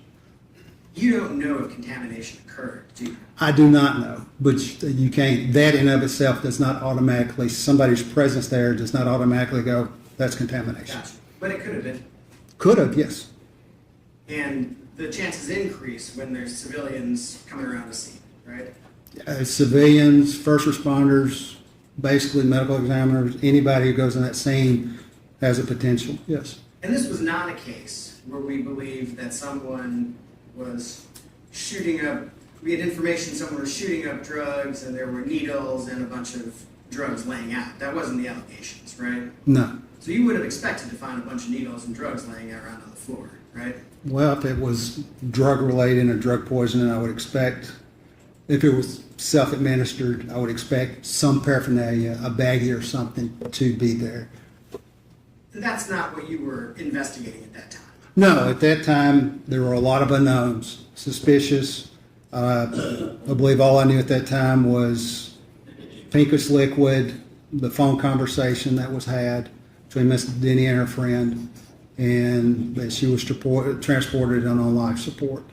Believed it was poison, in this case a drug. That's why I labeled it as a possible unknown drug on the vials I collected. That was the extent. And despite all those unknowns, there were still at least 2 cups you didn't collect, right? Yes, And several items of food that you didn't collect, right? but collect some samples. Yeah. And the only reason I correct that, our partner will not accept food products in that sense. But yes, you're But correct. despite those Yes, sir. unknowns, Yes, there sir. were at least some food samples you didn't collect. Sure, yes, sir. Any other questions? No. All right, thank you. Thank you, sir.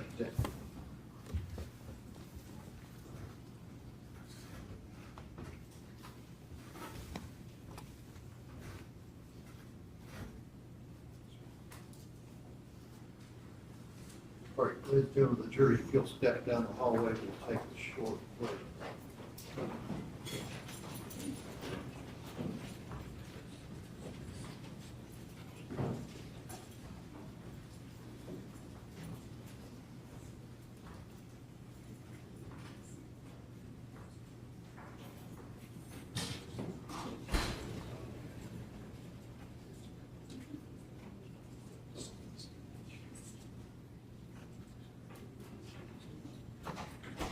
Who will the next witness be?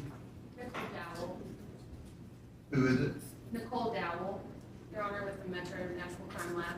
Okay.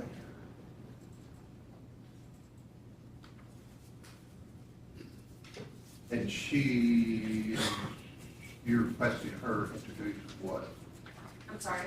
You're requesting that she introduce what? She's gonna look at states exhibit 17 through 24.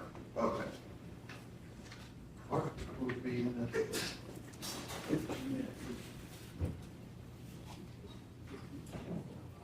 Of course, it's a 15-minute recess.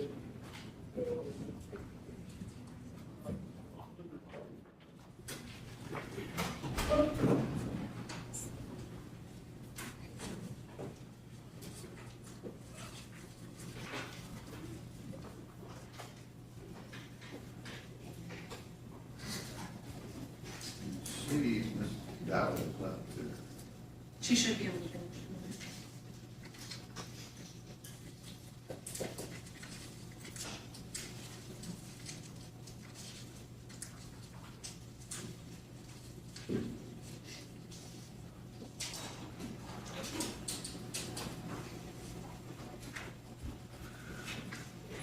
And I told the jury this, that we may go closer to one before we break or even after, depending on what witnesses, just since there's a ceremony that may need to extend the lunch hour for down the hall.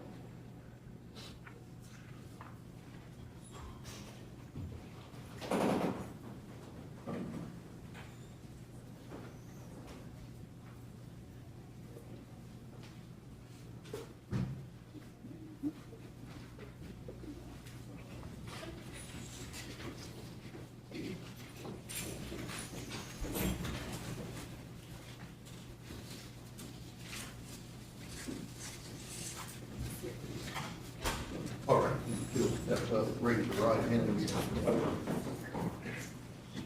you swear the testimony you're about to give to you the truth, so help you God? Yes.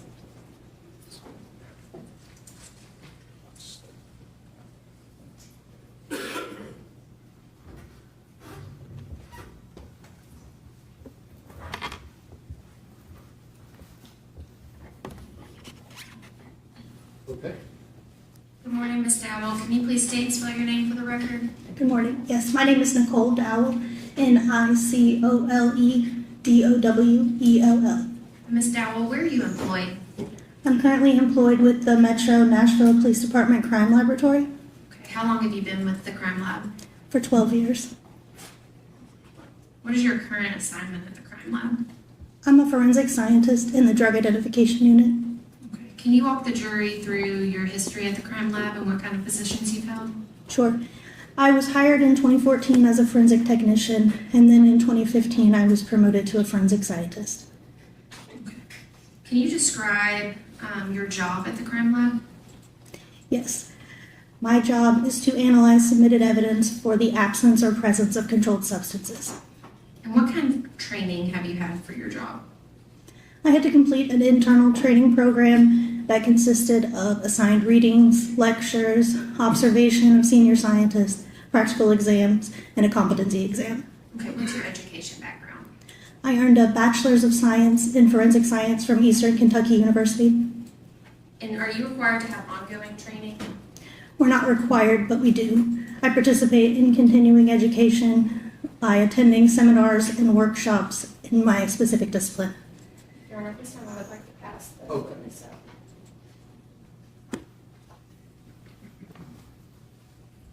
Thank you. My CV. Okay. Have you ever testified in court as an expert in drug ID? Yes, About how many times? approximately 8 times. Your Honor, at this time I would like to tender Ms. Dowell as an expert in drug ID. Any questions? Okay. Or again, ladies and gentlemen, Ms. Dowell will be allowed to give an expert opinion in her field, and a lay witness or untrained witness would not be allowed to give. You can place such weight upon her testimony as you choose to. Okay. Yes, sir, and at this time, could we mark her CV as the Okay. state's next exhibit 26? Good. All right. Ms. Dowell, were you asked to review evidence relating to a Metro Nashville Police Department complaint number ending in 0532? Yes, Okay. Does the crime lab assign unique lab case numbers to all the evidence it receives? yes, it does. Okay, and what was that crime lab number associated with that complaint number I just gave you? Do you have the report? Did you create a report in this case? Yes, I did.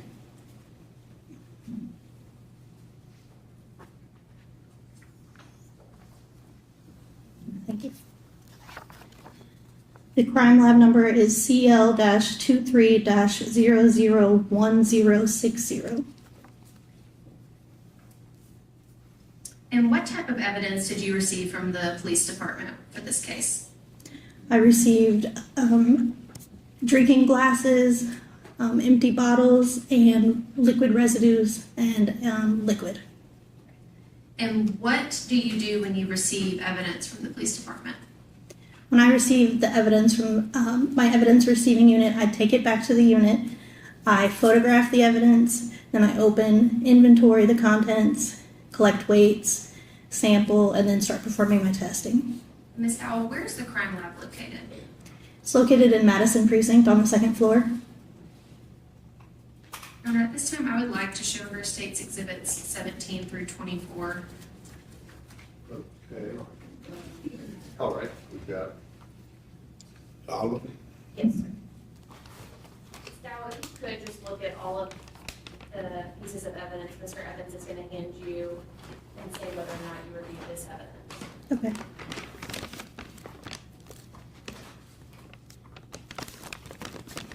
This is submission 008, and yes, I did test this evidence. Okay, what is that? This is a clear drinking glass, and I can tell that I tested the evidence because of the evidence tape and my initials and the date.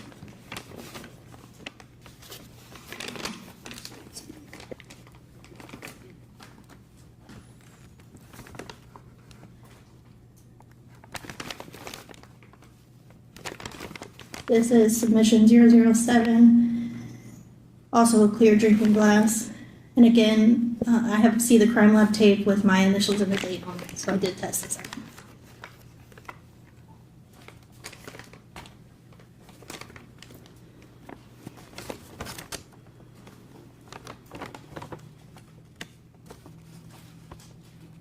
This is submission 006.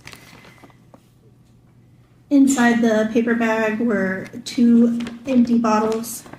I also can see the yellow crime lab tape and my initials and date, indicating I tested this out.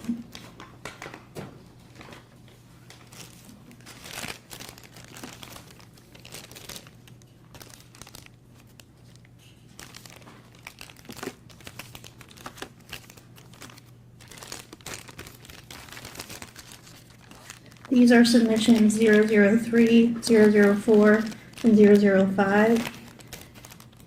They are amounts of liquid said to be removed from drinking containers. I can tell that I tested them because, again, the yellow crime lab tape, and they have my initials and date on them.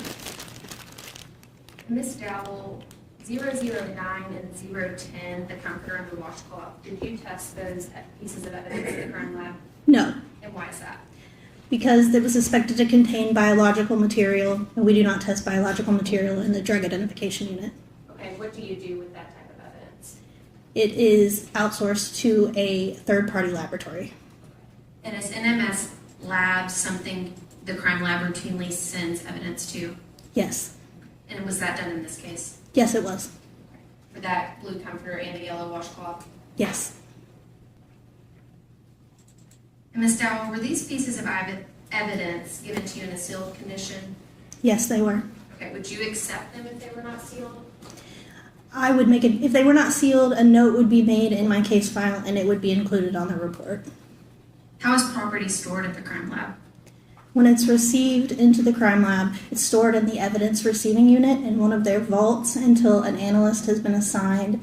And then once the scientist or analyst is assigned the case, they notify evidence receiving unit that they'd like to pick up the evidence. Then custody is transferred to the scientist, and they will take the evidence back to their specific unit, so drug identification unit in my case, and then it will be stored in the drug identification vault, inside of my personal storage locker until I'm ready to perform the analysis. And Ms. Dowell, you are not an expert in toxicology, is that correct? That's correct. As part of generating your report in this case, does the report contain weight and the results of your testing? Yes, it does. Can you walk the jury through what type of testing you did for the pieces of evidence you tested? Yes. So 2 tests are required in the drug identification unit. Both of the tests that I performed on each piece of evidence involved a technique called chromatography. Chromatography allows you to separate components of a mixture. But to do that, you employ a stationary phase and a mobile phase. The stationary phase remains still throughout the whole testing process, while the mobile phase, which is typically a gas or a liquid, flows over the stationary phase. Thin layer chromatography is a preliminary test that was used in this case. A glass plate coated with silica is the stationary phase. The sample is then spotted onto the plate along with a solution containing known drug standards. That plate is then placed in a solvent system. As the solvent rises vertically up the plate, separation occurs. This happens because some of the components of the mixture react differently or more strongly to the silica. So if they react more strongly to the silica, they will not travel as far up the plate. If they don't react as strongly, they will travel further. Once the solvent reaches the top of the plate, it is removed and placed in a visualization tank containing iodine. Iodine vapor allows us to visualize those spots. And then we can compare the unknown sample spots to the known sample spots, standard spots, The confirmatory test used in this case is called gas chromatography mass spectrometry, or GCMS. It is 2 separate instruments that are combined together. The gas chromatograph, again, allows for separation of components in a mixture. So in this case, the sample is injected into the instrument where it is vaporized. So it's now in a gaseous phase. It flows through a column, and that column has an internal coating, which is the stationary phase in this case. So a column, you can think of it like a long, thin straw. So if the inside of the straw is where the coating is. The mobile phase, in this case, is helium. It flows through the column and helps the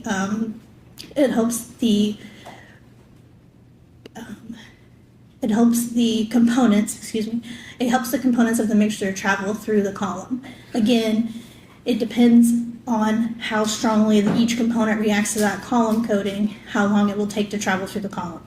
Once it travels through the column, it enters into the mass spectrometer, where it is then bombarded with electrons, and it fragments. That fragmentation pattern is unique, and we can compare that to known drug standards.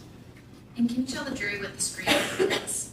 Yes, so the screening method is what we use on the gas chromatograph mass spectrometer. It allows for us to screen for a wide variety of controlled substances. And is cocaine one of those substances that it would screen for? Yes. And that was done in all the pieces of evidence other than the comforter and the washcloth? Yes. And Ms. Dowell, were you able to detect any sort of substance in all of the pieces of evidence you examined? I didn't detect any controlled substances in any of the items I tested.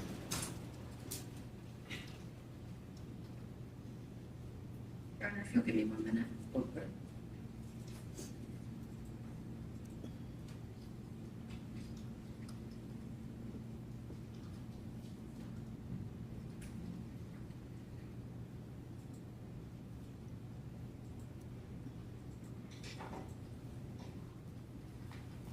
Ms. Dowell, can you walk the jury through if any type of evidence would have been rinsed out or anything like that, if substances would have been picked up? Yes, so there was a clear drinking glass that didn't appear to have any residue. There was no visible residue or contents. Those glasses were rinsed with methanol, so if there was some type of residue that I couldn't see visibly, I would extract it with the methanol. Okay, and if these pieces of evidence had been rinsed out prior to the crime lab, would substances, is it likely substances would have popped up? If they had been rinsed prior to coming into my possession, Yes, ma'am. I can't really speak to what happens to it before it comes into my possession.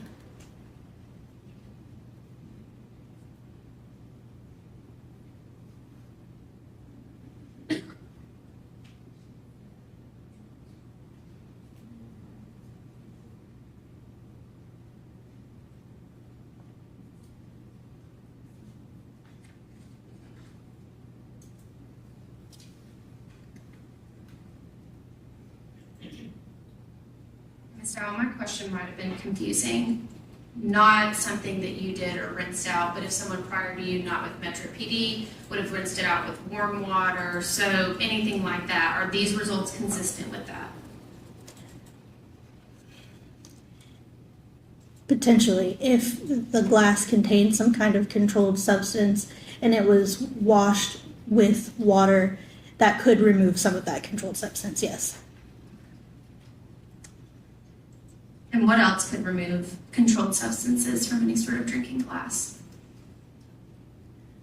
I mean, if it's a physical amount of solid material, you could just pour that amount out. It just depends on what it is and how much of it is there. And you testified previously that the drinking glass did not look like it had anything in it, is that correct? Yes, that's correct. Okay. And out of the liquids, you have a red liquid, a light pink liquid, and a clear liquid. There was no substances found in that either, is that correct? That's correct.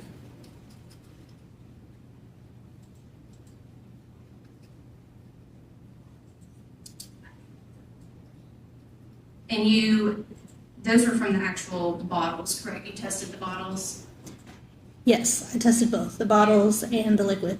and nothing was Correct. in either bottle, the drinking glasses, or the liquid. Correct. Your Honor, if I could admit Ms. Dowell's report as the state next exhibit 27. Okay. Helps.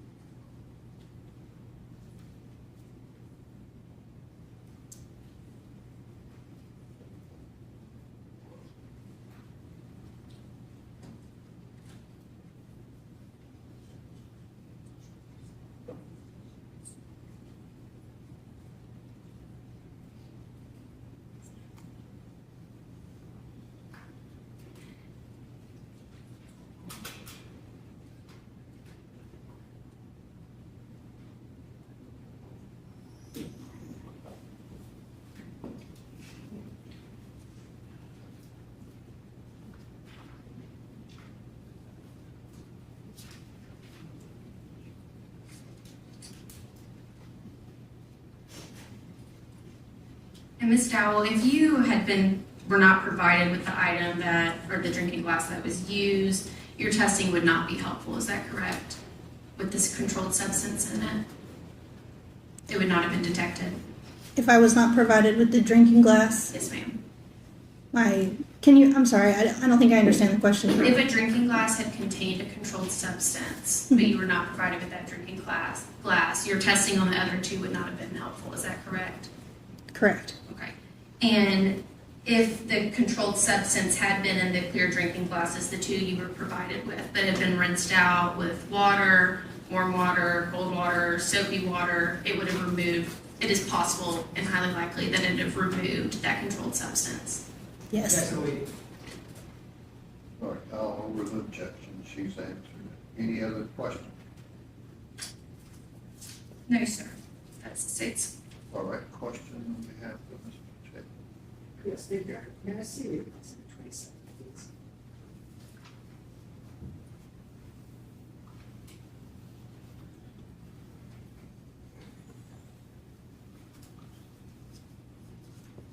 Good morning, Ms. Dowell. Good morning.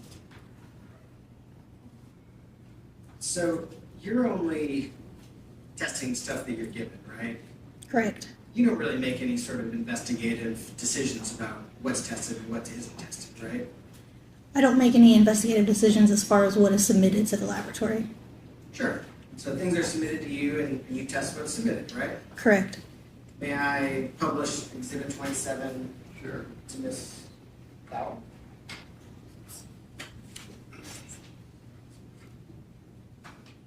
This is your report that has been admitted as Exhibit 27. You identified it? Yes, can you scroll to the last page where my signature is, please? Oh, yeah, sure. That's your signature there. Yes. At the front of this report, it says the submitting officer is Adam Reese. Is that right? Yes. So he's the one who submitted the items to you? No, he's the one that submitted the Form 282 or the forensic services request to our evidence receiving unit. Oh, so he makes the request as to what gets tested. In this instance, yes. Okay. I noticed on here, items 7 and 8, there's a clear drinking glass, item 7, right? Yes. And then item 8 is identified as a clear drinking glass with light pink residue. Is that kind of your description of it there? Yes, that's my description. Is that something where you described a process where you kind of do a rinse? Correct. Is that a process where you would do the rinse in that glass? Yes. And then you would test whatever comes out of the rinse to determine if there's controlled substances? Yes. And in this situation, there were no controlled substances found in any of this, right? That's correct. And there were some questions asked by the state. Isn't it possible that some of these glasses were washed and maybe that's why you didn't find anything? That's kind of what was asked, right? Yes.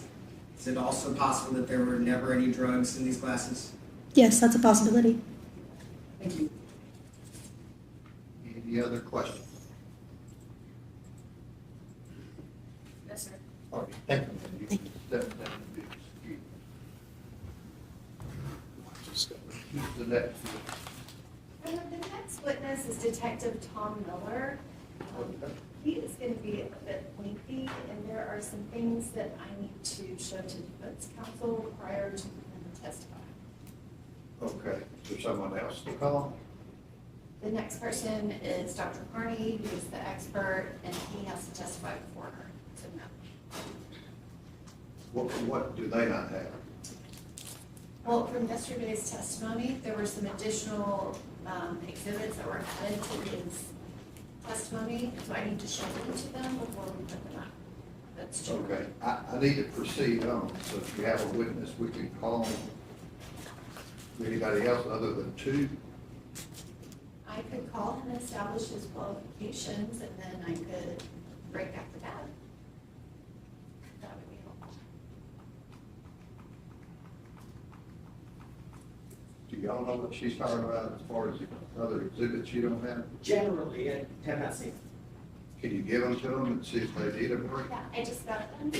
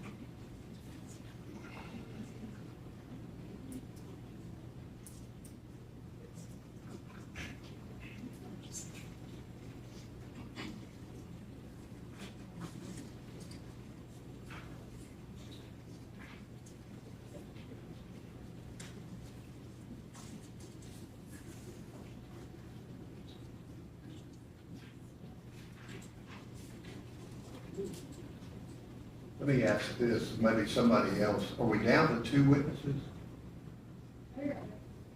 Okay, is there someone else to call other than those 2? We have multiple experts as our next witnesses, and there's a sequence to them. I'm prepared to call Detective Miller, I just need a few minutes with Mr. Brand. Okay, what's a few? You've had a few, so what else? Yeah. Do you have an objection to I something? feel like that- we need 15 minutes, because he does have an objection and he wants me to change something, which I'm more than happy to do it, but it's gonna take me about 15 minutes.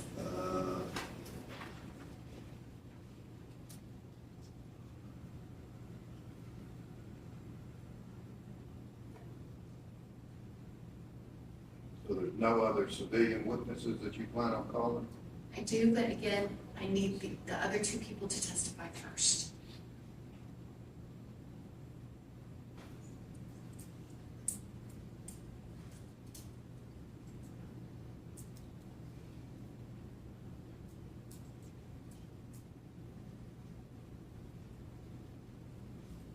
All right, let's go. The jury will step down the hall for 12 minutes.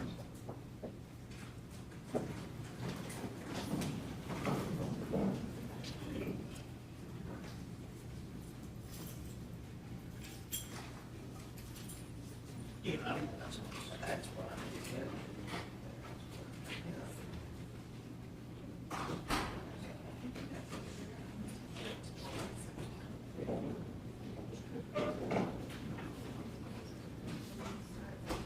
What is it that the state's wanting to introduce that the feds hasn't had access to?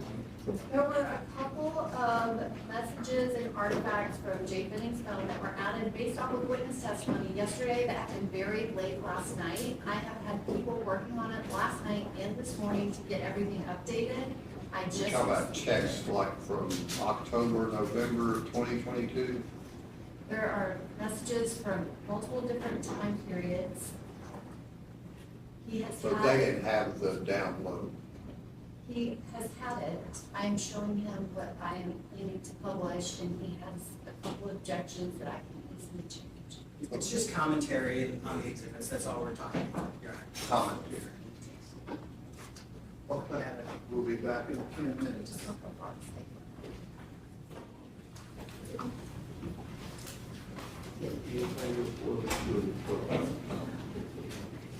All right.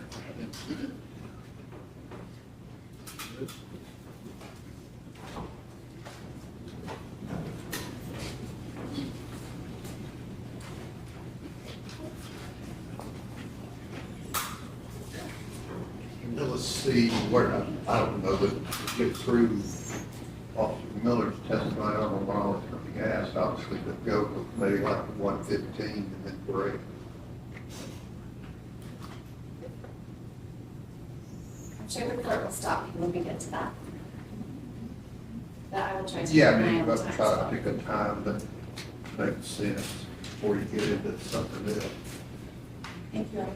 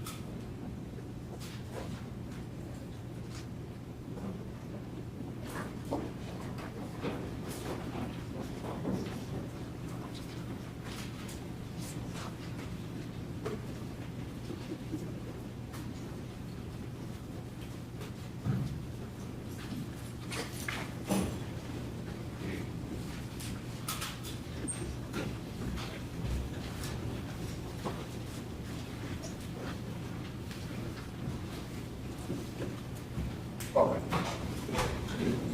Detective Miller, next. Okay. Raise your right hand. Do you swear the testimony you're about to give to be the truth, so help you God?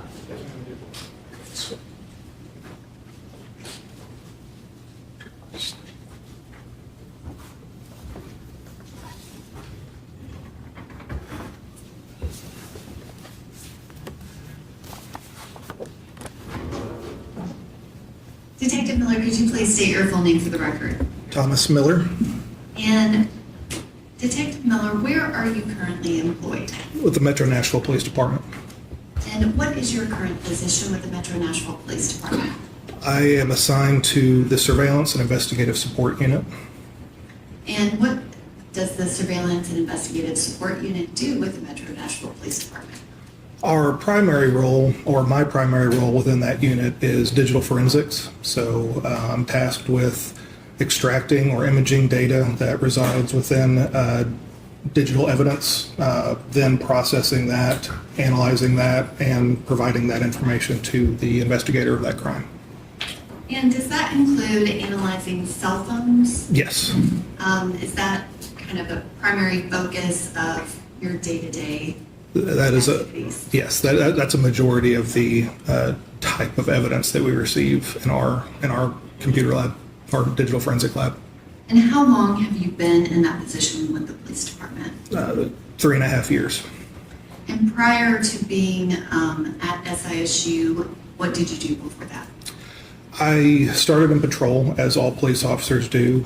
After a few years, I became an adjunct firearms instructor for our academy, where I taught firearms and tactics on a temporary basis, just while we had trainees in the academy and actually learning there in the academy. I would be assigned out there temporarily during their firearms portion and help instruct that.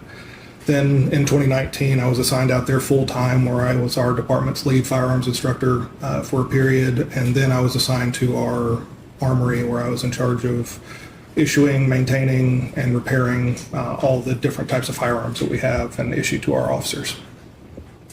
So you have a varied background. Can you describe specifically your training in digital forensics?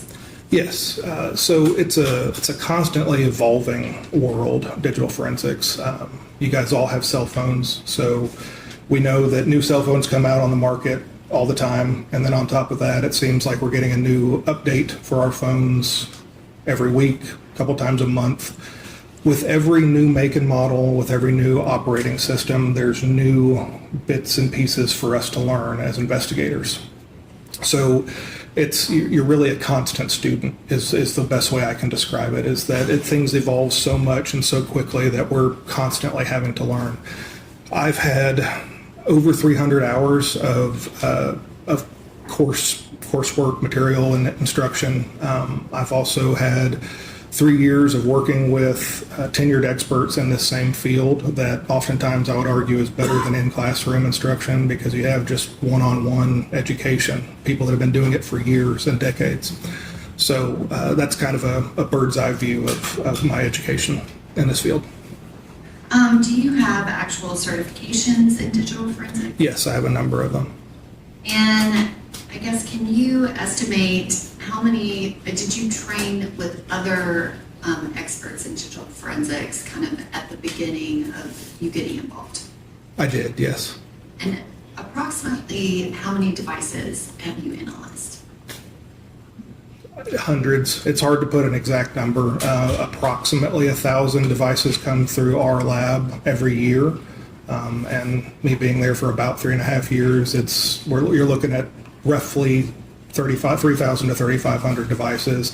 By no means have I put my hands on every one of those, but on a vast majority of those, I have assisted in some way in their processing. And are there other people in the SISU lab that also analyze digital devices? Yes. Have you previously testified as an expert in digital forensics? Yes, I have. And how many times have you testified? 11. Your Honor, at this time, I would proffer Detective Tom Miller as an expert in digital forensics. Okay. Again, ladies and gentlemen, the jury, Detective Miller will be allowed to give his expert opinion in digital forensics, and a lay witness not be allowed to give, and you can place such testimony, such weight upon his testimony as you choose. All right. Detective Miller, I'm going to ask that you be handed an item.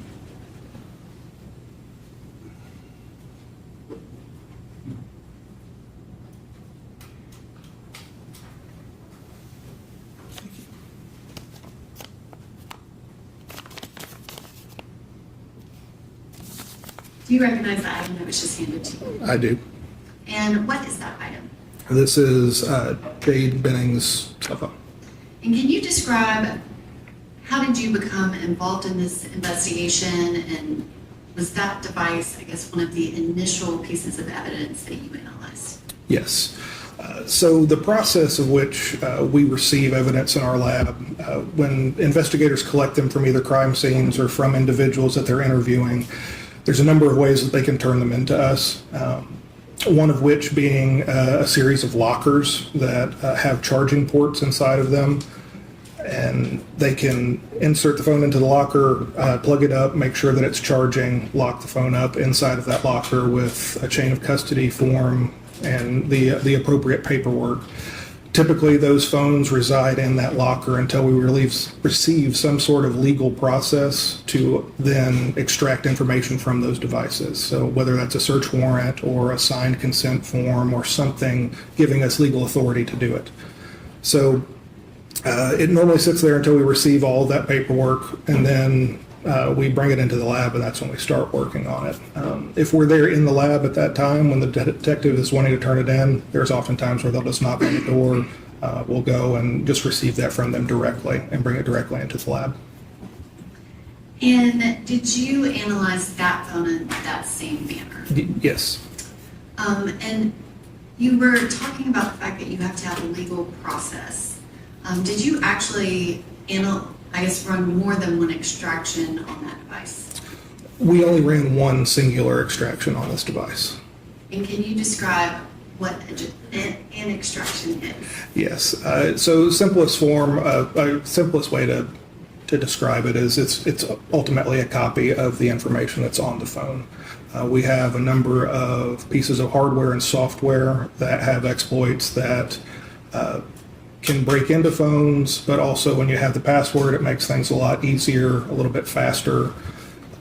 So those tools will then remove the data. Well, not remove it, but they will copy out the information. They aren't removing anything from the device, but they the tools will then extract the information from that device and then place onto a computer, which then we plug into software that then processes it. Because if we looked at the data that came directly out of the phone, it's databases, and it's really ugly and hard to ingest. When we process it with our software, it makes it much easier for us to examine them, because it ultimately puts it into a form that's very similar to what you would be seeing on your own phone that we're all familiar with. So the software really helps out a lot with that.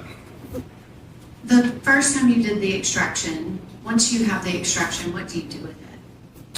That extraction then moves to our server from the tools that extract the data from the phone. That information or that data that is copied out from the phone is then entered into the software that I was just describing. That software processes it and then sorts it out basically and separates it into different folders and organizational systems to make it a little bit easier again for us to digest. Then it will then take the information that we give it from, say, the search warrant that might have a time frame. Typically, the entire device is not necessary for a crime that occurred on a specific day. So maybe months leading up to it. All investigations are going to be a little bit different, but many search warrants have a time frame. So when we input that into our software, it cuts out all the extra noise. So everything before and after that time frame is then just kind of set aside, and only that information within the time frame is then placed into the software for us to give to detectives. And did you go through that process more than once for this particular device? We did, yes. And what was the, longest time frame that you used? The longest time frame in the end would be from January 1st, 2022 to, I believe it was a day after the incident, to February 26th, if I'm not mistaken. And can you describe how much data was included in that time frame of approximately 13 months? Forgive me, I can't speak to the exact number of gigabytes that were in the final copy. I know that the device itself had 127-ish gigabytes on it, but that may not sound like a lot, but when it's decompressed, and then it's placed one piece of information on one sheet of paper. We're talking about thousands and thousands and thousands of pieces of paper to display all the information within inside of that device. And have you taken certain portions of the evidence and artifacts from that extraction to put into a presentation for trial this week? Yes. Is this presentation indicative of everything on the phone? Absolutely not. Your Honor, at this time, I would ask that the witness be passed a multi-page document. I think it's approximately 121 pages, and a disc. This has all been shown to defense counsel, who does not have an objection. Okay. Petey, do you want him to have them? I would like for him to look at it, yes, Your Okay. Honor, just to identify it. If I can move the iPhone into evidence as the next verdict.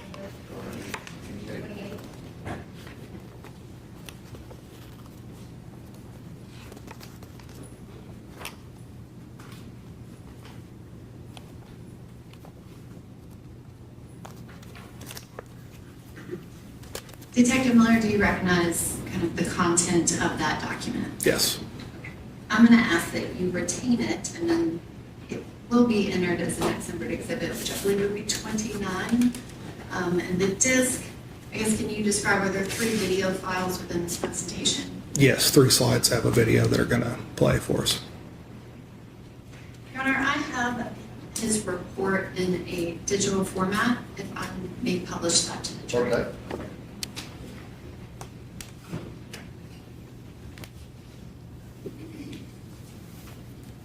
Detective Miller, this is the first page of that report. Can you describe what we're seeing? Yeah, so this is a consolidated page where I've taken information obtained from numerous different locations, but it's all pertaining to Ms. Benning's device. And does it have kind of information about her user accounts as well as her phone number? Yes, so there's a number of pieces of information that would be assigned by the cell phone or cell service provider, such as the cell phone number that would be down there towards the bottom. But a number of these pieces of information are actually provided by the user or the owner of the device, such as the name, the device's name, email addresses, things like that are associated with different accounts that are or applications that are set up on the phone. And this is the second page. Can you describe what is shown here? This is a progress report from one of the tools that extracts data from the devices. This is just pointing out, referencing the portions of information that would have been added by the owner or user of the device, and again, the phone number for the device. Again, you can also see the suggested or the estimated partition size of the device, which is 129 gigs. It ended up being 127, but it's suggested or an estimated size of the device. And it goes on to explain a number of other things as it pertains to the phone that the user would have had 0 input from, the serial number, other numbers that are associated with the phone as well. And page 3, can you describe what's shown here? Yes, so again, this is user or owner input information. So the owner or user would have placed their photograph inside of their contact information, their name. They would have placed their address inside there as well. The interesting thing to note here is that significant locations, Apple has an algorithm that actually decides what your significant locations are. So she didn't even have to put that in, but the iPhone suggested that was most likely her phone because of a number of different reasons. But just an interesting note there. And is that one of the things that you're looking for, is kind of user activity on a particular device? Absolutely, yeah. These are some of the first things I look at on any device to try to identify the user and or owner of any device. So these are definitely very, very first steps. And this next page, which is number 4, can you describe what's shown here? Yes, this is a consolidated list of text messages that occurred between Ms. Benning and Mr. Taylor for the final day of her life. And are these a consolidation of messages from the evening of 2/24/23 through 2/25/23 at 6:55 p.m.? Yes, and I know I did just say that it was from the final day of her life on the 25th of February. The reason the two at the very top are listing as the 24th is because they were either read or reacted to on the 25th. So that's why those are there, because there are still portions of that conversation still existing on the 25th. That's why you'll still see that date up there at the top. And this is page 5. Can you describe what is shown here? This is a series of texts. I believe this is just a different portrayal of what we just looked at. So just like you would look at on your own phone, all the conversation that you would be submitting, all the text that you would be submitting in the conversation, they'll be residing on the right side of the screen, or at least extending from the right side of the screen, and those responding to you or who you're talking with is going to be extending from the left side of the screen. So very similar to what we're all used to, and this is one of the reasons the tools that we use are so helpful, just for everybody to understand a little bit better. And for the record, can you read out the first message, who it's from, the content, and the date and time? Yes. So anything submitted from Ms. Benning's device is actually going to be referred to as local user, and then it's going to have in kind of parentheses there the type and make and model of her device that she had, which was an iPhone 13 Pro Max. It was sent on, this first message was sent on 2/25/23 at 12:26 p.m. And it states also, will you be free around 7? And this next page, which is 6, can you describe what's shown here? Yes, this is a piece of location information that we located inside the device. It was where her phone actually stored her parking location when she parked at a Walmart as she was on her way home from work. And that was at 4:05:48 p.m., is that correct? Correct, yes. And I'm going to go back to slide 5. Is that kind of that time frame of the last text message that she received from Mr. Blaise Taylor? Correct, yes. And this next page, which is number 7, can you describe what's shown here? Again, it's a series of texts between Ms. Benning and Mr. Taylor, spanning from 4:27 p.m. to 6 p.m., or around 6 p.m., I'm sorry, 6:03. And the next image, which is page 8. Again, it's another piece of location information that we located on the phone, showing that she had arrived home and parked her car there at her residence at 4:38 p.m. on 2/25/23. And the next image, which is page 9. This is where we start going into a timeline, and it's not necessarily a step-by-step-by-step timeline. So we're not showing every single thing that occurred in her phone, because if we really showed that, we'd be here all day. Because a lot of things happen under the hood, and when we're looking at it, we're looking at more of what she was doing on the phone, what she was using, or what application she was using, who she was conversing with, and things of that nature. So this is kind of a bird's eye view of what she was doing at her apartment with her device for that evening, starting at around 6 p.m. And she receives a text message at 6:02 p.m. from Jerry's Porter, and then she sends a text message at 6:03. Can you read out the content and the date and time of that message? Of the 6:03 message? Yes. Okay. It says, let me know whenever you are headed this way.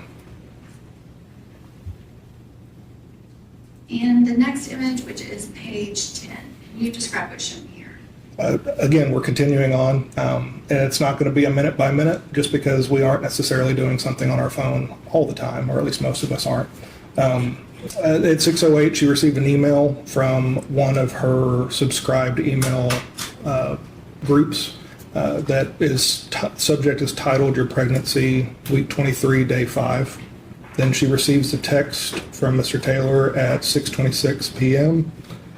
that states okay, and then receives another text from Darius Porter at 6:43. And the next image, which is page 11, can you describe what's shown here? This is a post that Miss Benning posted to Instagram. Appears to be a picture of what she was cooking that evening with a phrase that she placed on top of the photograph saying, "If you know, you know."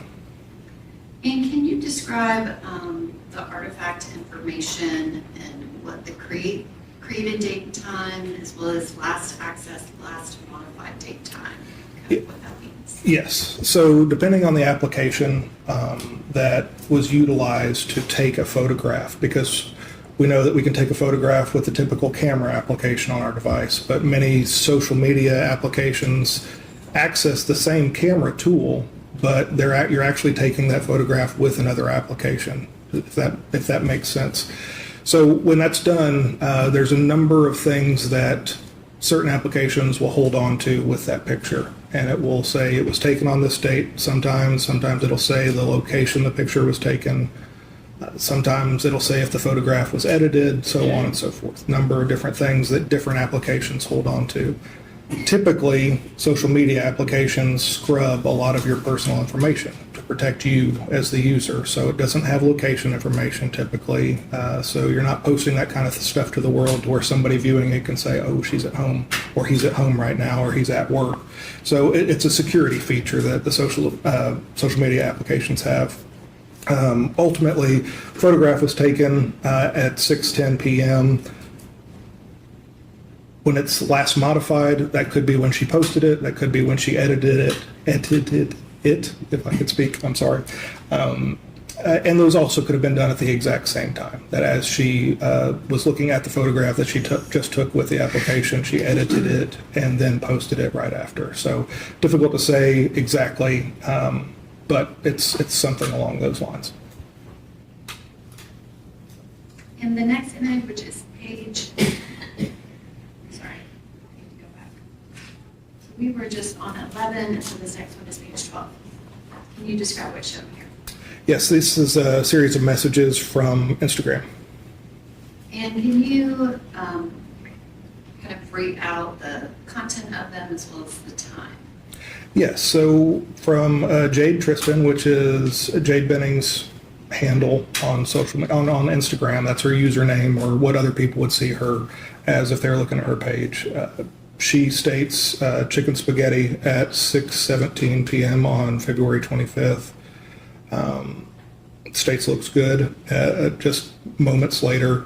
And then at 6:19, Bridget Burks liked the message and then said, are you making Alfredo at work, or are you off at 6:19:34? And then Jade responds, I'm off tonight.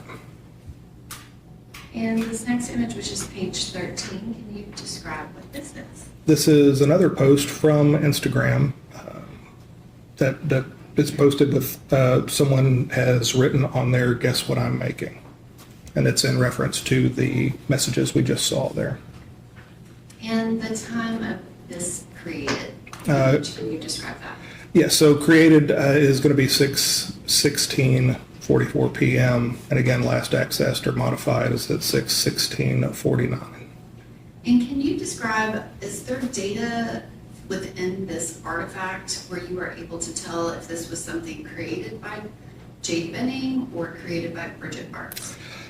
So it's difficult when some applications require internet connection and communication with that application's servers wherever they reside.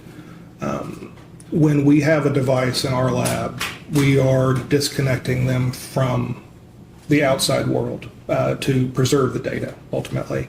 So whether that's putting them in airplane mode or taking the SIM card out or a number of different ways, we are disconnecting them from the internet. So there's a number of things that are stored only on the servers for social media applications.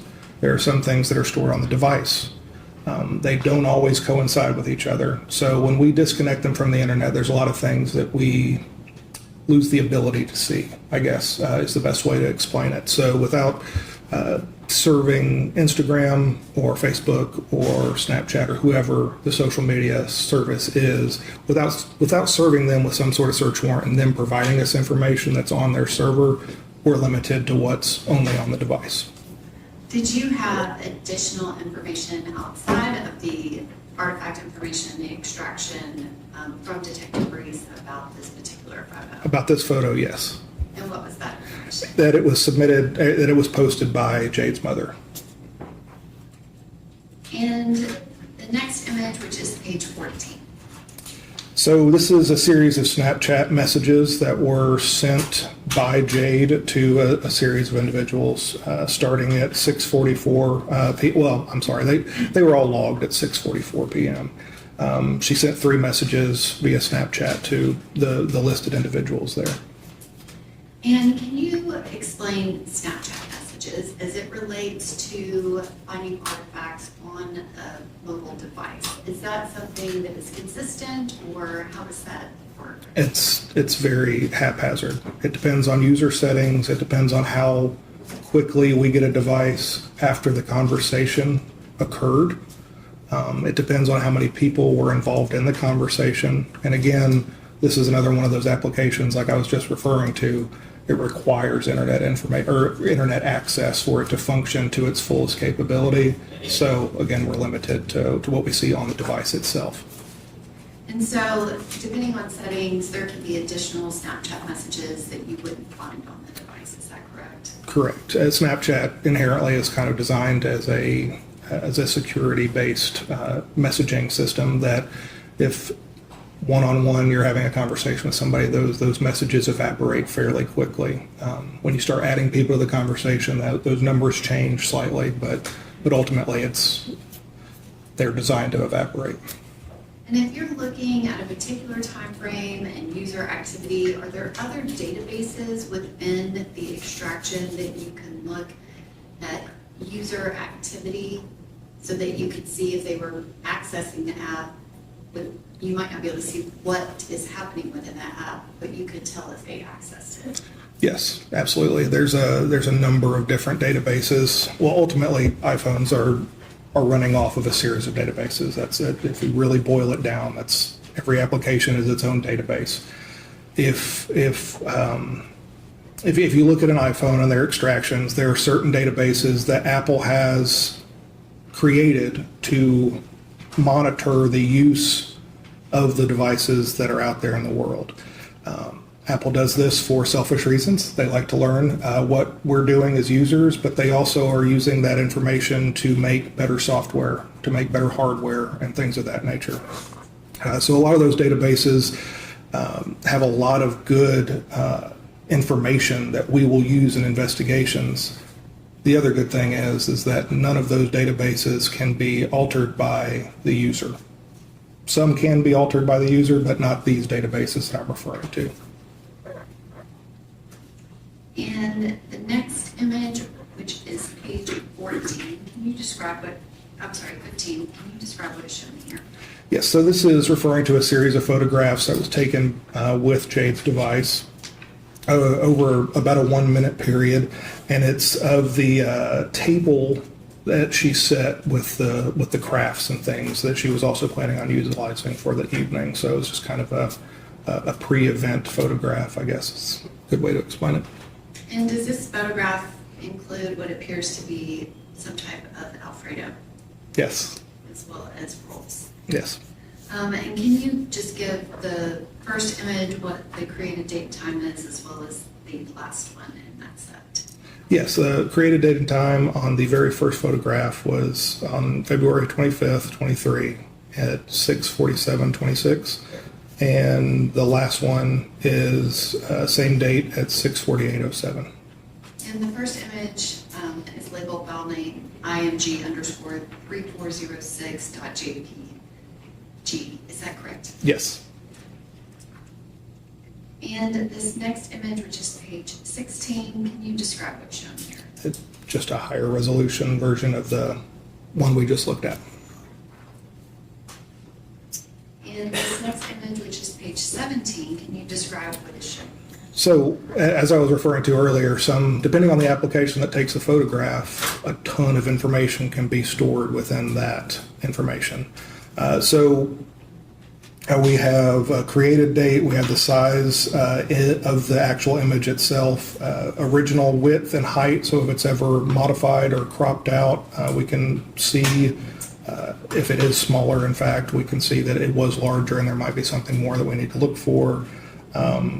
This one has location information as well, which indicates that the photograph was taken at Jade's apartment, along with the make and model of the device that it was taken.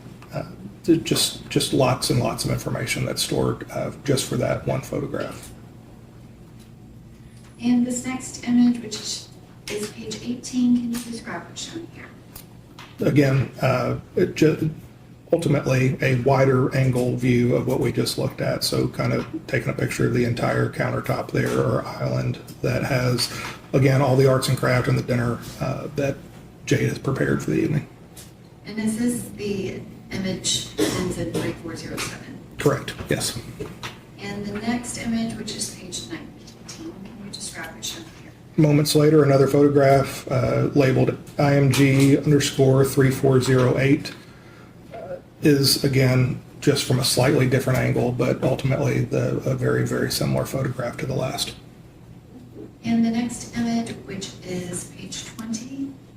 Again, moments later, this one ending in 3409 from the opposite end of the countertop, but ultimately the same photograph. And the next image, which is page 21. Ending in 3410.jpg, basically the same picture again, just a whole series of them. And this next image, which is page 22. So this is one of those photographs being shared with an individual saved in her contact list as B. This was sent at 6:48:26 p.m. And can you explain what the, I guess, kind of object is under the message column for that communication with B? Oh, under the additional detail, yes. So the software is only as good as it understands what Apple operating system is, how it's reading it. So as any software exists in the world, there's constantly updates, things are altered slightly, databases are altered slightly. At this time, so that being said, there's constant cat and mouse games of our software and our hardware being able to catch up and do and understand everything that iPhone is currently running at that time. So it's always a cat and mouse game. At this point in time, our software was not able to provide an exact sample image or a preview of that image that was sent in the message. So it shows that an object was sent with just a very basic icon saying an object was sent in this message. Looking at the artifact information for the message itself, again, it says an object just there to the right of the word message. But if we go down a little bit lower and look at the attachment path, and if we follow that all the way to the very end, you'll see that there's a title of the image that was actually sent. If you search for that title, then you can reference back to what was actually sent, which is how we identify the photograph that was sent in that message. And the next image, which is page 23. Between 6:51 and 6:55, a few text messages are shared between Blaise and Jade. Mr. Taylor, I'm sorry, can you describe the content of the messages? Yes, on 2/25/23 at 6:51, message was sent to Jade from Blaise that states "on my way," and roughly 4 minutes later, Jade loved that image or hearted that image, or that message. And what else is included on this page 23? At 6:55 p.m., Jarius Porter received a message from Jade. And is it received or sent? So Oh, she's. Yeah. I'm sorry. I said that in a confusing way, but she submitted a text to him. She sent it to him. And the next page, which is 24. I'm sorry. So this is a phone call that was an incoming call to Jade's phone from Mr. Taylor's device. And can you give the date and time? It was at February 25th, 23 at 6:59:49 p.m. And what was the call duration? It was 10 seconds. I'm at somewhat of a stopping point if it is getting Okay. time for the board. All right, ladies and gentlemen, I appreciate you going a little further. I think the court staff told you about an event that the court needs to go to just briefly down the hallway, and that will be also during the time you break for lunch. So remember what I said about not discussing the case, forming any opinion about it, the other admonitions. We'll get back here, just say around 2:20, 25, something like that. You'll step down the hall.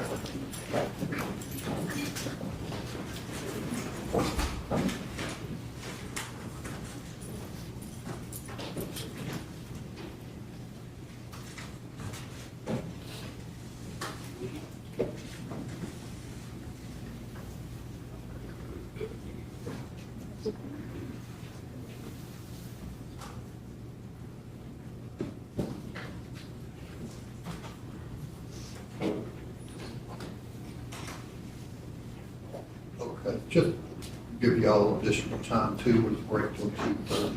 That work? Thank Your Honor. Okay.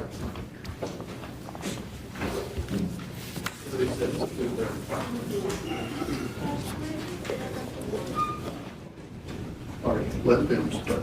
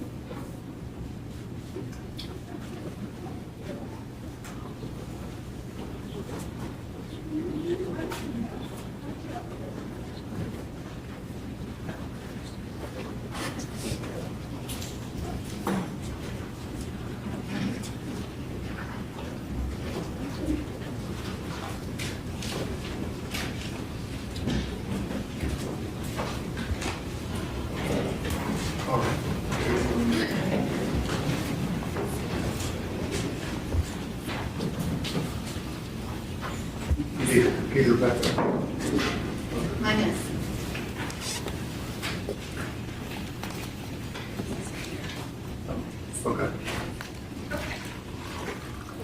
Detective Miller, we left off with page 24 of the exhibit.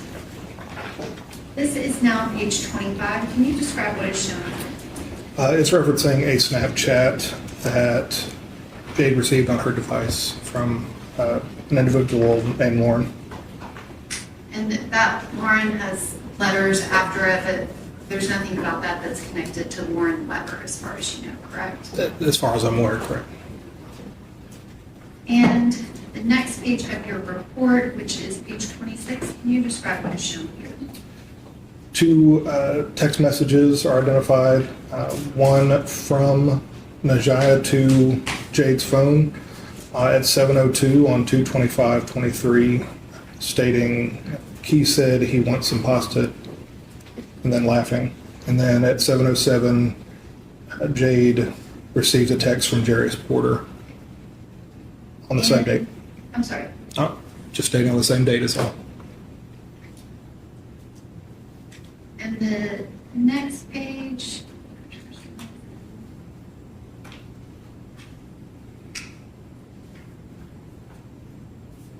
Can you describe what's shown here? At 7:13, Jade answers a call from Najaya that lasts approximately 1 minute on 2/25 at 7:13 p.m. And then it also depicts a text message that was received from Najaya saying Blaise is probably going to like this. Blaise is probably like this expletive on 2/25 at 7:56 p.m. And is the expletive followed by a couple of laughing emojis? Yes. And that was page 27. Can you describe what's on the next page? Jade receives a Snapchat message from an individual named Braylon, and that was at 2:25 at 7:23:01 p.m. And there's an image with that. Is that, I guess, can you kind of describe, that's just a message, correct? Correct. The picture in and of itself is the message. And that was page 28. This is page 29. Can you describe what's shown here? A series of texts that were sent within a minute of each other, starting with one from Jade to Najaya saying, LOL, I'm about to make the plate at 7:24:32. Najaya responds, okay, we're close at 7:24:48. And then Najaya sending again, I just had to have it, followed by two emojis at 7:24:55. And this next page, which is page 30, is that, can you describe what that is? It's just a different way to display the exact same information, just a little bit more digestible is all. And the next page, which is 31, can you describe what's shown here? Depicts a phone call that was incoming to Jade's device from Najaya that was answered, and it lasted about 9 seconds at 7:33:58 p.m. on the 25th. And the next page, which is 32, can you describe what's shown here? Between the hours of 8:03 and 8:29 p.m., texts are traded between Najaya and Jade shortly after Najaya leaves the residence. And so there was no communication directly between Jade and Najaya from that 7:30, what our last page was, 7:33 until that 8:03. Is that correct? That's correct. And then the next page, which is 33, can you describe what's shown here? This is the series of texts again, just in a different format. And can you describe, there's kind of a gray box and a blue box. Who is the person whose messages are in blue? So, like I was referring to earlier, the messages that are extending from the left side of the screen, those are going to be the individual that Jade was communicating with. Those in blue that are extending from the right side of the screen, those are going to be Jade's statements or Jade's texts. And for the record, can you read out the content of the text from Najaya on 2/25/23 and 8:03:06 p.m.? Yes. It says, that was a cute interaction we all had. I hope you all had a great date night. Love you, with a handful of heart emojis afterwards.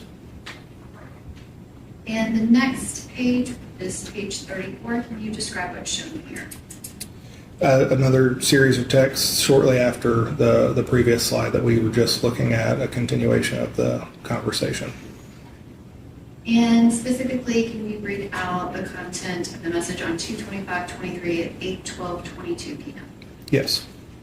It states, "Oh, that was sweet of him," with 2 emojis following it. "I didn't want to intrude.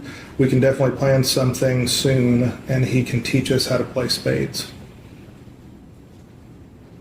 And the next page, which is 35, can you describe the content of this page? Yes, so this is one of those databases I was referring to earlier that Apple collects from all iPhones that they use to improve our user experience, to improve software, so on and so forth. This one specifically is from a database that they refer to as Knowledge C, and this portion of the database focuses on the locked states of the device, so when it was unlocked or when it was locked. So it has a period of time of when it started a locked state, when it stopped that locked state, and then there's a recorded line, another column that says recorded. That varies from time to time. That's just when it was entered into the database. The start and the stop is what you need to focus on, is what we focus on, I should say.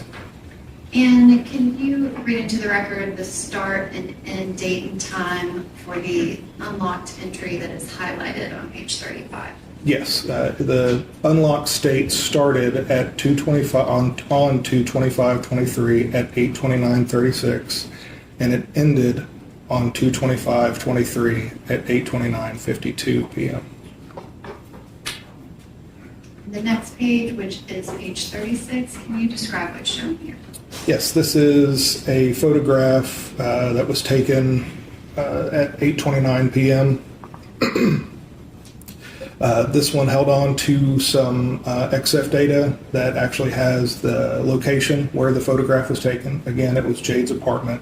And this is of that same area that she had planned, or that had laid out dinner and some of these arts and crafts. And this is kind of a mid, in the middle of their crafting or painting that they were doing. And is there anything specific about the type of picture file? Yes, so this is a live image. Apple, along with other devices, they have live images now to where you have an option of kind of sliding through the image to focus on a singular frame in that video, a very short video that you can slide through. So if somebody was blinking or not smiling in a photograph, you can kind of pause on a different frame. That being said, there will be, with this one specifically, there will be an image and a very short 2 to 3 second video that's also titled the same as the photograph itself. They're just combined into one package. So when you take that picture, you're really just taking a short video, and it chooses a portion of that as its photograph. And this picture is file name IMG_3411. Is that correct? That's correct. And this next page, which is 37, can you describe what that is? That is the video in relation to that photograph we just saw. And that kind of moving file is downloaded to the disk that goes with this report. Yes, that's one of the 3 that was downloaded to that disk, yes. And so that will be 3411. And the next page, which is IMG_3412. Yes, so this is an actual video that was taken, a video that was taken shortly after that photograph was just taken, again, of their project, or of the progress of their project that they were completing. Which I'm going to go back just a couple of screens. So you read out the unlock time is 8:29:36, and then the lock time is 8:29:52. This photo was taken at 8:29, but can you put to the record the seconds? Yeah, it's 8:29:50 p.m. And that's for 3411, and that coincides within that unlock time, is that correct? Correct, it's within that window. that was page 38. We are now on page 39. Can you describe what is shown here? This is, again, from that Knowledge C database. So again, this is some information that Apple, that they store on the device. This is a portion that is focusing on the Pinterest application. You can see over on the far left, the activity type column. You can see com.pinterest.viewsearch. All of these artifacts or these line items are processes that are occurring within the application of the Pinterest application. The one that's highlighted shows that it's accessing a URL very specific to a search. And if you follow the website, the URL, which looks like a traditional website, as we can all agree on, the www.pinterest, and continue on, after the search, you'll see a question mark and a Q and then an equal sign. The word motivational and then the words are actually her search terms that she searched within Pinterest. So she searched for the term motivational words and then received the results from that search and was able to scroll through them. And the next page, which is 40, can you describe what is shown here? This is just further detail of, ultimately I was explaining what was, this is again just another reference of that exact line item that we were just talking about. And the next screen, which is page 41, can you describe what's shown here? It's another snapshot of the lock and unlock or device states. And it shows that it was, her device was unlocked on 2/25/23 from 9 o'clock and 3 seconds to 2/25/23, 9:01 and 30 seconds p.m. And the next page, which is 42. This again is just showing a snapshot of the fact that she was utilizing the Pinterest application for this period of time. So the event date, if you go down that column, from about 9 o'clock to 9:07, she was searching and or scrolling on that application. And does it show the next activity after 9:07:30 is 9:16:26? Yes. And this next image, which is page 43, can you describe what's shown here? This is a video that we were referring to a little bit ago. It was taken not long after the photograph, again showing their progress of their painting. And so that Pinterest activity is happening after this photo is taken, is that correct? Kind of before? Before, during, and after. During Yes. and after. Yes. And this next page, which is 44, can you describe what this is? Again, this is so what we were just looking at was a still shot of this video. So as it plays through, it's just her painting across the countertop, showing the progress of her painting and the progress of Blaise's painting. And so that video, the IMG_3412, that would also be on the disc. That is correct, yes. And the next page, which is 45, can you describe what's shown here? Again, just referencing the usage of the Pinterest application during that time frame. And that kind of part that's highlighted is 9:07:30 p.m. to 9:32:08 p.m. Is that correct? To 9:19:58 is the recorded time is not necessarily going to be the event time. That was just when it was recorded in the database. And that's what I was getting to. I guess I was looking at the recorded time, but that last line, can you describe it? Doesn't actually go to 9:32:08. Is that correct? That is correct. That's just when that line item was recorded in that database. And so that activity is at 9:19:58. Correct. And that is page 46. We are now at page 47. Can you describe what's shown here?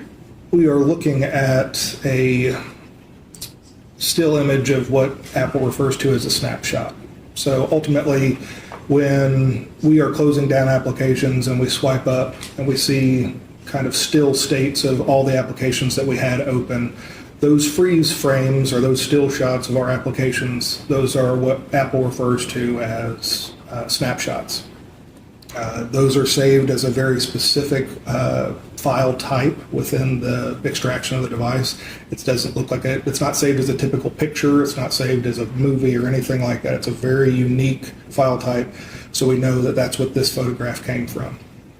But this is also most likely the last thing she was looking at on Pinterest when she was conducting her painting.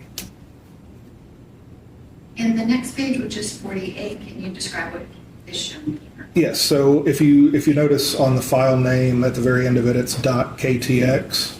It's a very unique file type. I don't know of any other photographs that utilize that file type, but it shows a created date at 9:19:59 p.m.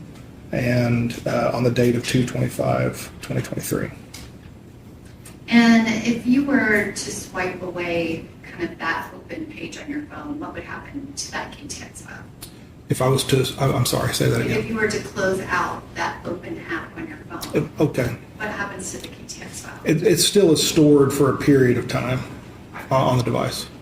Is it at some point deleted? Yes, it's in a temporary folder, so it's one of those things that we all know that we open and close applications at varying rates. So it's not something that the phone wants to hold on to indefinitely because it's not really going to benefit anybody or the device or anything. So it's one of those that's an evolving database, a constant kind of a rollover. And the next page, which is 49, can you describe what was shown here?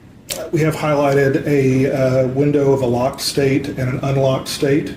The locked state, well, I start with the unlocked state because we're going in a descending. So on 2/25 at 9:19:49, it was unlocked until 9:20:59 p.m.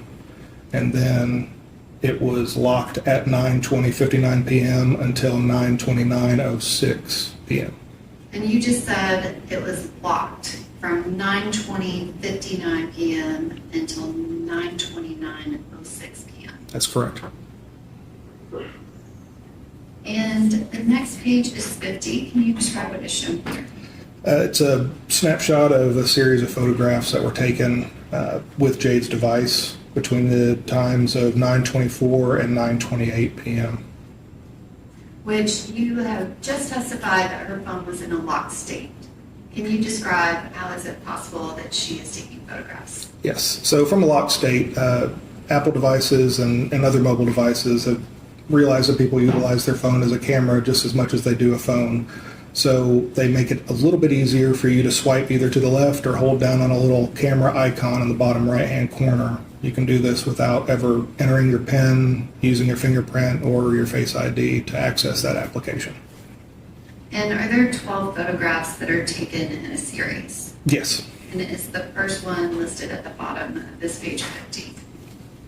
The first one, yes. 3413. Yeah, I'm sorry, yes.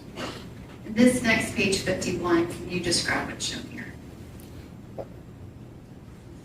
Is that just more detail about these exact same 12 photos? Yes, A little bit bigger so you can see the Just exact time. zoomed in a little bit more, yes. And the next page, which is 52, can you describe what's shown here?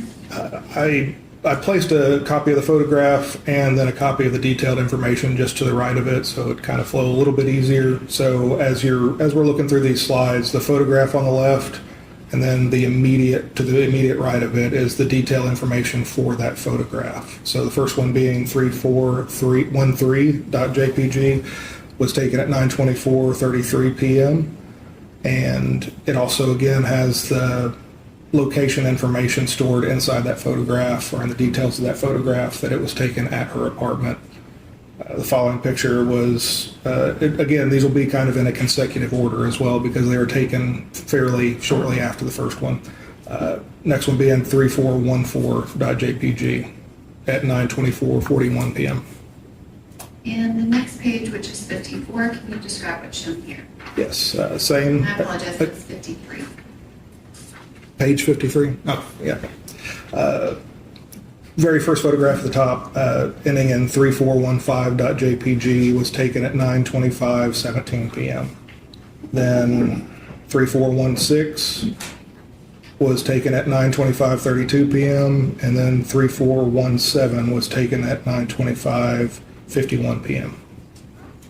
And the next page, which is 54, can you describe what's shown here? Same way we're looking at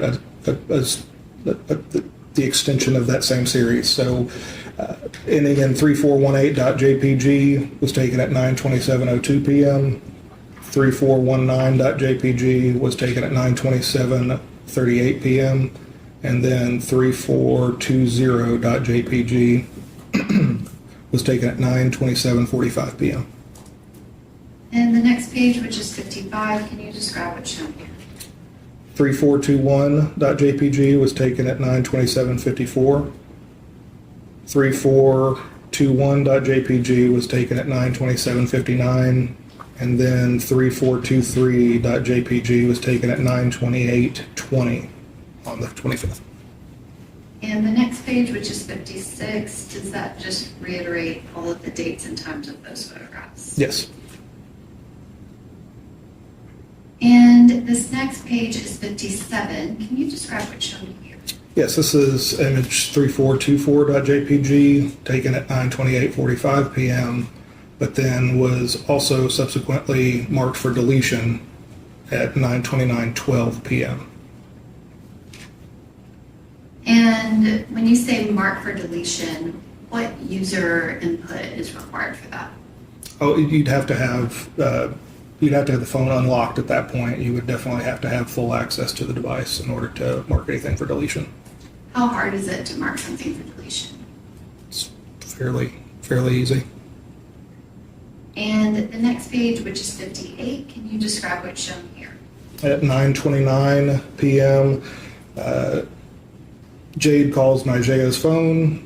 Nigea answers. The call lasts for 6 minutes and 9 seconds at 9:29:27 p.m. And the next page, which is 59, can you describe, is this just added kind of the time of that call? Oh, yes. And can you give the duration for that call? The duration for the call that's listed above, it was 6 minutes and 9 seconds. And this next page, which is 60, can you describe what's shown here? This is a snapshot of the call detail records that were for Blaise Taylor's device, and it indicates a 911 call on the date of the incident. And so lines 428 and 429, that's a duplicate entry. Is that something that is fairly common with 911 with the carrier records? Yes. And the time being 033858, it's listed as a GMT time, is that correct? Yes. And can you describe what's the correlation to that in local time if the call was made at 9:58 p.m. Central Time? Yes. So ultimately, electronic devices are stored and are created with the concept of UTC or GMT time. Because we can't have a Tennessee-specific phone or a Italy-specific phone, we have to have kind of a zero starting point that all devices can adjust to, or at least adjust from, to get to your local time zone. So ultimately, that's kind of the zero starting point for the time. And if you apply our time zone during that time, which was standard time, not daylight savings time, because we were in February, it's going to be -6 hours. So just Central Standard Time at that time. So if you subtract that 6 hours, it takes us right back to 9:38:58 when the 911 call was made. And this next page, which is 61, can you describe what's shown here? Yes, we have a line item highlighted for an unlocked state starting at 9:29:06 and ending at 9:35:49 p.m. on the 25th of February. And the next page, which is 62, can you describe what's shown here? Yes, so moments after the 911, I'm sorry, not the 911 call, but moments after the phone call to Nigea's phone from Jade's device, Nigea texts Jade 2 messages. First one at 9:30:17, what's going on? And then at 9:30:22 p.m., are you talking to me? Which I'm going to go back 3 pages. And so that phone call began at 9:29 and 27 seconds, lasted for 6 minutes and 9 seconds. So it would have ended at 9:35:36. That's correct. And then going to page 62, these 2 text messages are sent during that phone call. Is that correct? Correct. Not even a minute after it started. And did you read the content of the message into the record? I did. And the next page, which is 63, can you describe what's shown here? It's a continuation of that text string that Jade and Najee shared earlier, and then another depiction of the messages that I just read. And the next page, which is 64, can you describe what's shown here? Yes. So this is just what I explained before was that the unlocked state, it ended at 9:35:49 p.m. It went into a locked state at that point until the following day at 6:44 a.m. And obviously, you have some of your commentary at the top of this slide. Yes. The data is what is underneath the slide. Can you explain, like, what happens when your phone is in a locked state? What actions are still available? So your phone can still receive text messages. It can receive phone calls. You will get notifications and alerts. If you had alarms set, those would still go off. If somebody else had control of the device, they could answer incoming calls. They could maybe even see incoming text messages, but they obviously would have to have the pen to open them up. And the next page, which is 65, can you describe what the lock state date, start date and end date that's highlighted? Yes, as I just referred to, the lock state started at 9:35:49 p.m. and remained locked until 6:44 a.m. the following morning. And the next page is 66. Can you describe what's shown here? At 9:47:11, Isaiah calls Jade's device and it was answered, and it lasted about 2 minutes and 12 seconds. And that was when the phone was in the lock state, correct? That is correct. It was in a locked state at that time.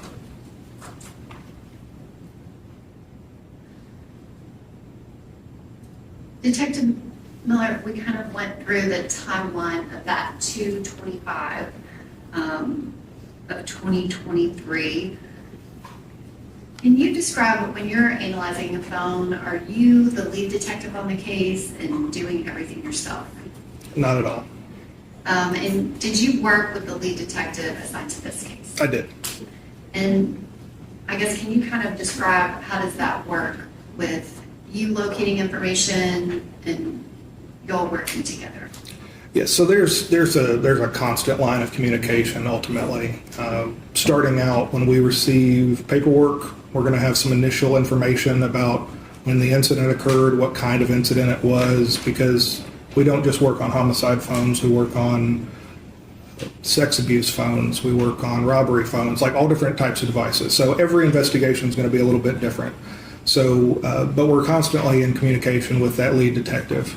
They had boots on the ground during the initial portion of the investigation. They know it inside and out, and I'm kind of a third party coming in, again, assisting in the investigation with the digital evidence. So I have to rely on those lead detectives anytime I'm working on a phone or on a report for a device, because I need to know a lot more information. So there's constant lines of communication. And did he ask you to look for certain pieces of information during certain time frames? Yes, And was November 6th one of those time frames? that was. And the next page, which is 68, can you describe what was shown here? So this is a snapshot of the notes application, or a portion of the notes application that was in Jade's device. And can you describe when the note was created? It was created on 11/6 of 22 and at 4:11:27 p.m. And a note is one of those that you can constantly keep modifying, adding to, taking away from. So it has a last modified date as of the 8th of that same month. And can you read the body of that note? Yes. I think that we might as well cut out the communication or whatever between us, because we can't keep opening and closing this door when I've made the decision. You said how you felt and what you do or don't want, and I respect it and will not involve you at any point. My appointment is the 16th, so if your mind changes or anything, feel free to reach out at any time. But other than that, I feel like we will just be running in circles, continuing to communicate. And can you explain, there's a summary section. Do you know how that's created? It's created by the application and is actually just in the line item of all your notes. It'll actually give you just like kind of a little snapshot of what's in that note. And the next page, which is 69, can you describe what's shown here? A series of texts between Nigea and Jade on 11/6/22, starting at 12:49:50 p.m. And can you read out the time and the content of the text messages on this page? Yes. At 12:49:50 p.m., Jade states, Blaise talking about the current situation in quotations. And then she follows up, again, Jade to Nigea at 12:50:06 p.m. I'm going to tell him today I'm not having the abortion so he can just get it out of his head. Nigea responds at 12:51:11 p.m. like he had the opportunity to talk yesterday and didn't. Nigea then follows up with, at 12:51:18 p.m., she laughed at Jade's, she responded to Jade's text by laughing at it or doing a ha-ha quotation above the text. And then she follows up with LMAO, get it out of his head because it's a wrap, at 12:51:30 p.m. Jade then responds at 12:51:38 p.m., literally, and was being awkward, trying to have other conversations to avoid. At 12:51:46, Jade responded to the message from Nigea, emphasizing her message about it's a wrap. Then Nigea texts Jade at 12:51:53 p.m. because it's happening. Nigea follows up with, do you think my story should have a song or no? Referring to a post or something along those lines, I'm guessing, at 12:52:08 p.m. And then Jade responding, he's going to be like, but why? It just makes no sense for us. Like, expletive, shut it down. At 12:52:12 p.m. And then she finishes with, yeah, give it a little song at 12:52:43 p.m. And the next page, which is 70. Same.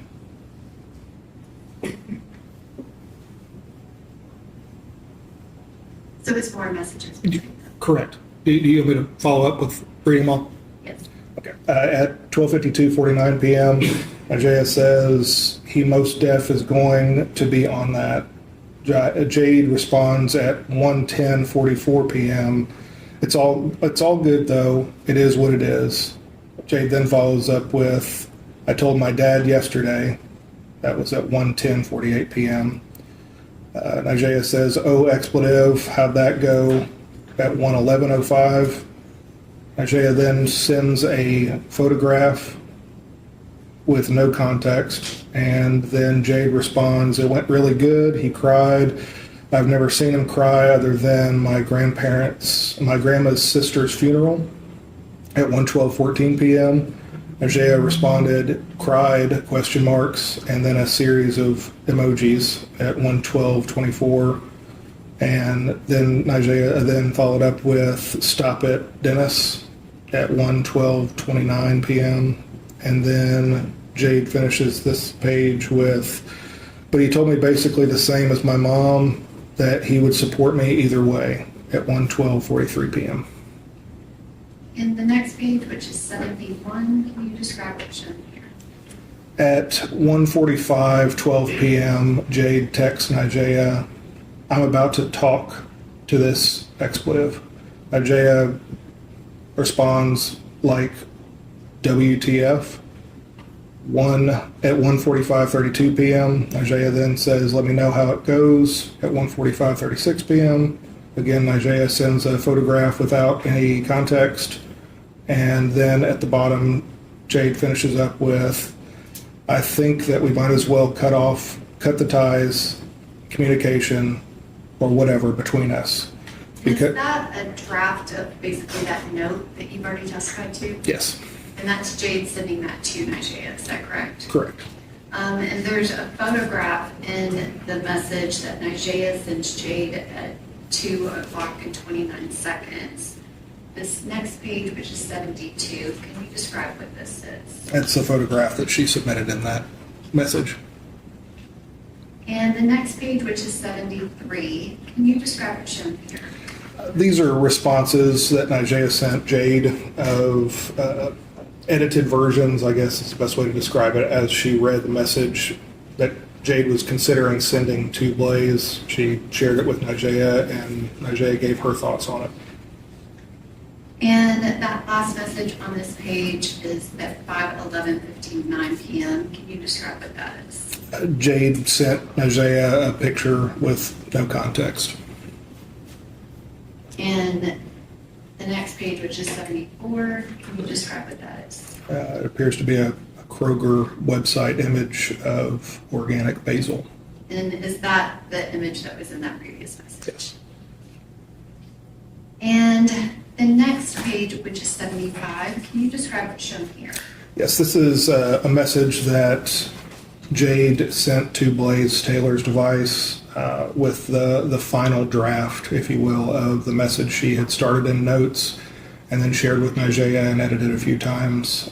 This was the final draft that she texted to Blaise at 4:37 p.m. on 11/6/2022. And can you read that to the record, please? Yes. After multiple conversations, I think it may be best that we go ahead and cut the ties of communication between us. We can't keep opening and closing this door when I've made the decision I have.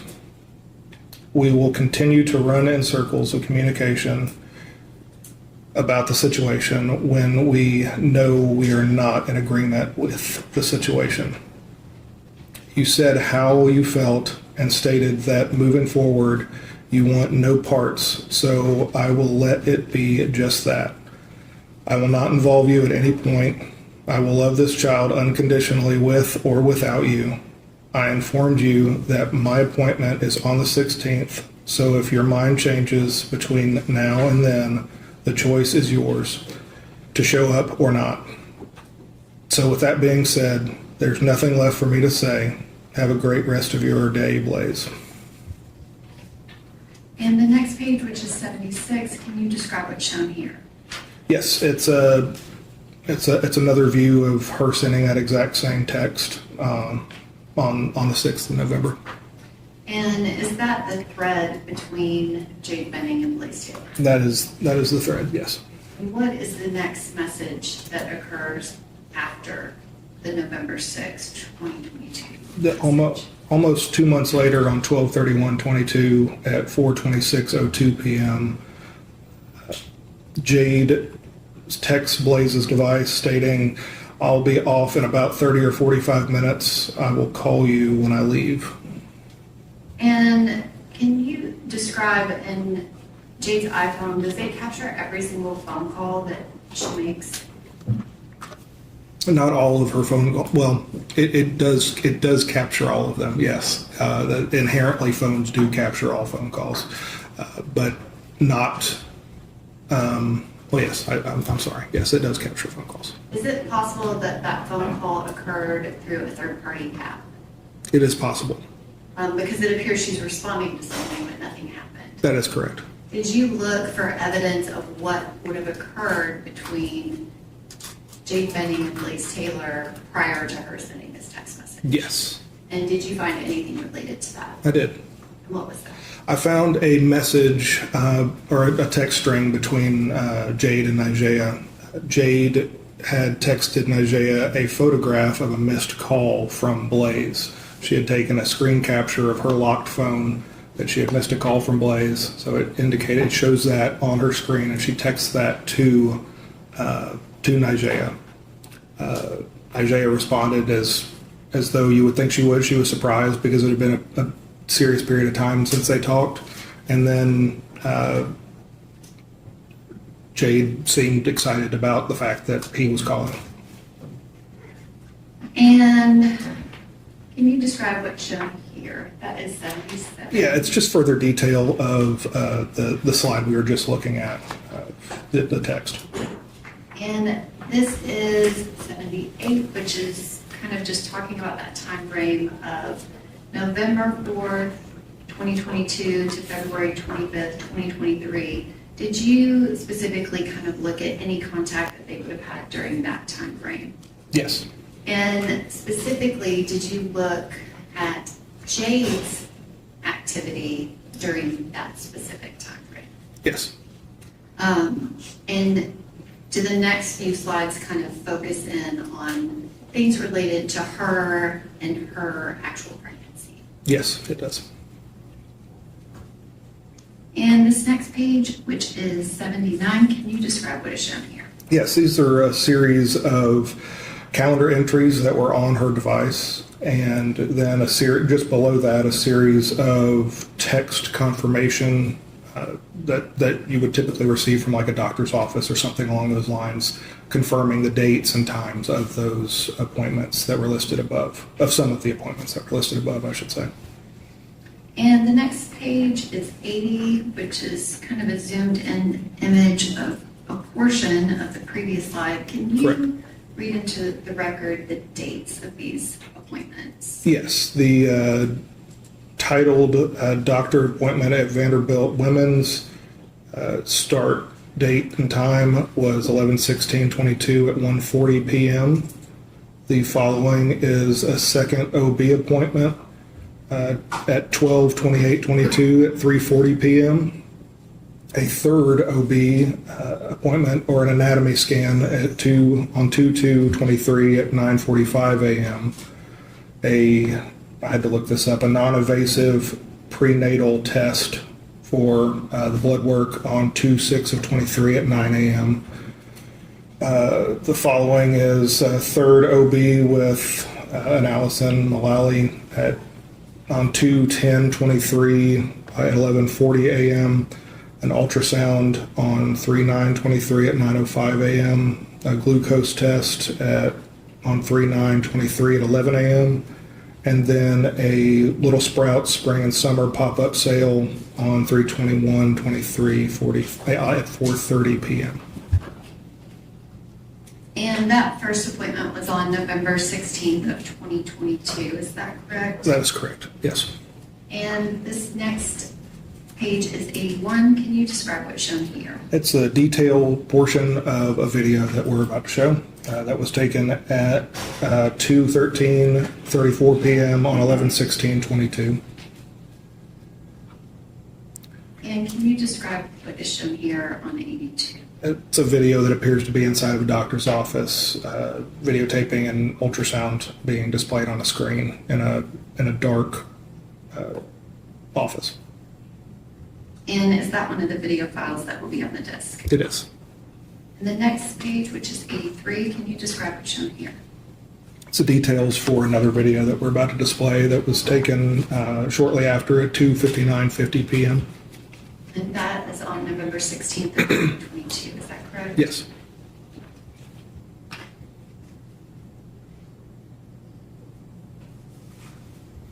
And that is a still image on page 84 of your report. Can you describe what that video is? Yes, it is showing Jade walking out of the appointment, seemingly pretty excited to the point of having to remove her mask to show her smile. And is that video on the disc as well? Yes. And the next page 85 is a duplicate of the previous page. Can you describe, these are all of the appointments that she has, correct? As they relate to the pregnancy, it's not every appointment that she had in her calendar. Okay. And that Little Sprouts event, was there additional information on her phone about that? I don't recall if there was. Is it possible there were messages that related specifically to that? Yes, there were. I'm sorry. Yes. And that was scheduled to occur on March 21st, is that right? Yes. And this next page is 86. Can you describe what's shown here? Yes, Jade had created 2 boards on her Pinterest account, one titled Baby Nursery Inspiration and the other titled Baby Shower Ideas. First one was created or started on 12/16/22 at 10:39 p.m. and the other was created or started on 1/16/23 at 8:48 p.m. And this next image kind of takes us a little bit out of sequence, but can you describe what is shown here on page 87? Yes, it's a series of texts between Jade and Blaise on 9/28/22, starting at 9:45:35 a.m. And this next page, 88, can you describe what's shown here? It's a detail. It's the details for the very first text, just kind of giving a little bit more in-depth look at the starting of the conversation.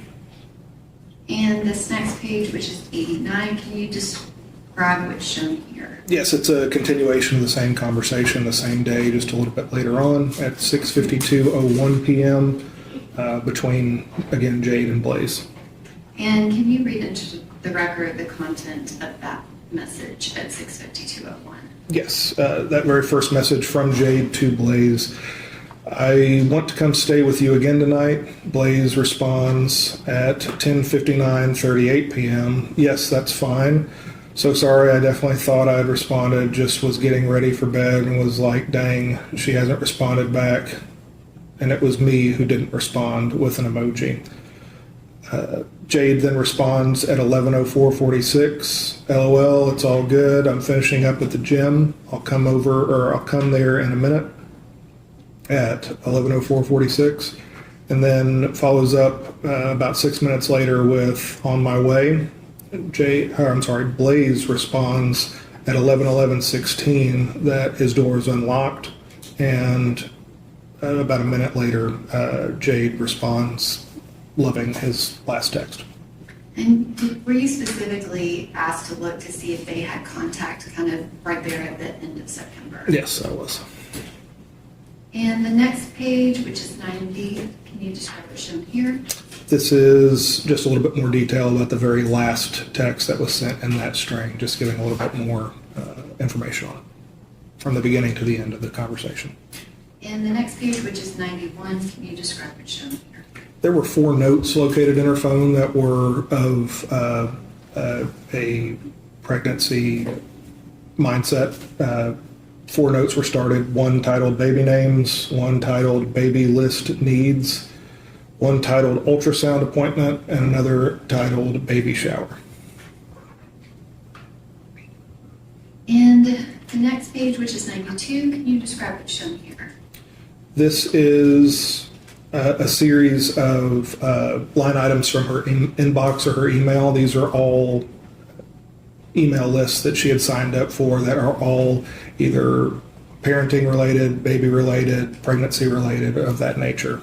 So she had 5 of them that she had actually subscribed to.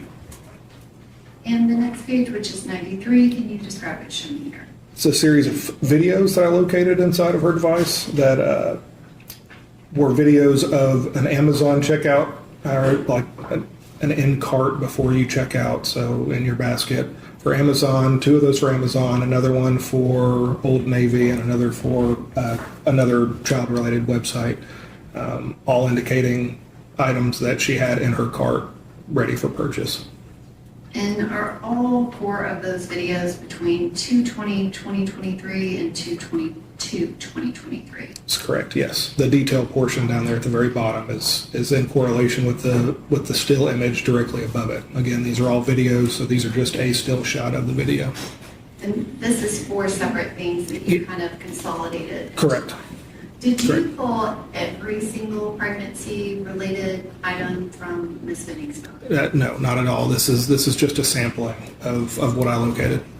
Was it somewhat just constant? Yes. From the beginning of November until February 25th of 2023? Yeah, it was very, very constant. And the next page is 94. Can you describe what's shown here? An image that made me think she was treating herself right and working with the pregnancy by creating mocktails and posting that to some friends on Snapchat. And did you specifically look for any evidence of alcohol use, marijuana use, things of that nature? Correct, yes. And did you find this kind of looking for that type of thing? Amongst other things, yes. And this next image, which is 95, can you describe what's shown here? Yes, it's a photograph of Jade at a local gym, or her gym, and she I found it important to say that she noted that we made it to the gym today. So my inference is her referring to her and her unborn. And what type of artifact is this? This is a Snapchat artifact. And what's the date for the record? It was created on 1/11/23 at 1:03 p.m. And the next page, which is 96, can you describe what's shown here? It's a photograph that was taken on February 2nd, 2023 at 9:24 a.m. And again, it appears that she is in a doctor's office with a ultrasound image up on a screen in the room. And can you describe what is an HEIC file? It's a high efficiency image container, and it's just a really fancy term for that Apple uses for their images. It's just a very high quality image. So it's very normal to see that inside of an Apple extraction. And the next image, which is page 97, can you describe what's shown here? Yes, this is another photograph. This one was just a few minutes after the one we previously looked at. This one's titled 3131.jpg, and it's a photograph inside of a doctor's office. Now, looking more like it might be Jade that's getting her ultrasound, because you can almost picture her laying down on her back, taking the picture from her side. And the date and time of this image? It's at 2/23 at 10:11:01 a.m. And the next page, which is 98, can you describe what's shown here? This is a snap video that was taken on 2/2/23 at 9:55 a.m. And the next image, which is 98 and 99, can you describe what's shown here? Similar to the last. So again, another snap video that was taken just moments later. Did you include every single image that has been taken from that February 2nd, 2023 appointment? Was it voluminous? Lots of pictures, lots of them. Was she taking them on different platforms, her phone, and then also within Snapchat? That's correct. And this next image, which is page 100. This is image titled 3163.jpg. It was taken on 2/2/23 at 10:12:28 a.m. And again, it's a picture of her holding up her recently received sonogram printout. And the next page is 101. Can you describe what's shown here? Yes, this is a series of text messages that Jade submitted to Blaise Taylor. First one on January 26, 23 at 11:29:08 a.m. She texted a photograph and then followed up with just reminding you that my appointment is next Thursday at 9:45 it shouldn't be longer than an hour. The photograph that she shared is pictured just below the portion that says OB, a third OB anatomy scan. She followed up with another text not long after that on January 26, 23 at 12:44 p.m. Okay, hopefully you can make it. I'd love for you to be there when I find out the gender. You coming to importance is very important, and that got cut off. Not so much the body of the text as the fact that she was texting him about the appointments is what I was trying to portray in these messages. On 2/5/23 at 11:48 p.m., she texts Blaise, "Sweet dreams, though, about to try and go to sleep since I have to be up early for the appointment," followed up with an emoji. And then on 2/10/23 at 12:51:16 p.m., an emoji, and then a doctor's appointment went good. She said everything was normal, just waiting for the test to come back, which will be next week probably. And that one, I think you read out the message red time. Was the message sent at 12:46:56? I'm sorry, yes. I apologize. Read from the wrong column. And the next image, which is page 102 of the report. Can you describe what's shown here? Yes, it's a photograph from a series of photos that Jade took in her kitchen on February 6, 2023 at 4:39 p.m. And were you asked to look for specific information related to the camera that is portrayed in this photograph? Yes, when you're looking at the details for images, I mean that is one of the things that, depending on the application that you use, is identified in the details of that photograph. If you look down a little bit lower on the right side, a little bit lower than halfway, you can see that it was taken with an Apple iPhone 13 Pro Max, utilizing software version 16.1.1, which was the same as Jade's device. Which I apologize, Detective Miller. I think my question was confusing. I was referring to the surveillance camera that was on the left side of the stove. There's that too. Were you also asked to look for any information related to that camera? Yes. Okay. And the next image, which is 103 of your report, can you describe what's shown here? Another photograph taken in that same series. And the next image, which is 104, can you describe what's shown here? Another photograph taken not long after, titled 3236.jpg in the same series. And did you include all of the photographs that Ms. Benning took of her and her sonogram pictures on that February 6, 2023 date? No, there was quite a few of them. And the next image, which is 105 of your report, can you describe what's shown here? Yeah, it's a series of text messages between Jade and her mother. And can you describe the one at 6/17/03? What, I guess, does that image indicate to you? A series of photographs were sent in one singular message. And does that time frame kind of match up to when she was taking those photographs in her kitchen? It does. And the next page is 106. Can you describe what's shown here? Same. It's going to end up being a series of photographs sent in a handful of messages, all containing a series of photographs in each message. And page 107, is that another image of the 9 images that she sent her mom that day? Yes. And the next page is 108. Can you describe what's shown here? Jade texts her mother, took these today at 6:17:10 p.m. And her mother proceeded to start loving each individual picture. And the next image is 109. Can you describe what's shown here? Selfie taken on titled 3337.jpg on 2/15/23 at 1:33:20 p.m. Detective Miller, did you capture every single pregnancy progress post that Ms. Benning took that would be similar to this one? I did not. Again, this is just a sampling. Was that something that she was doing on a regular basis during those months? Yes.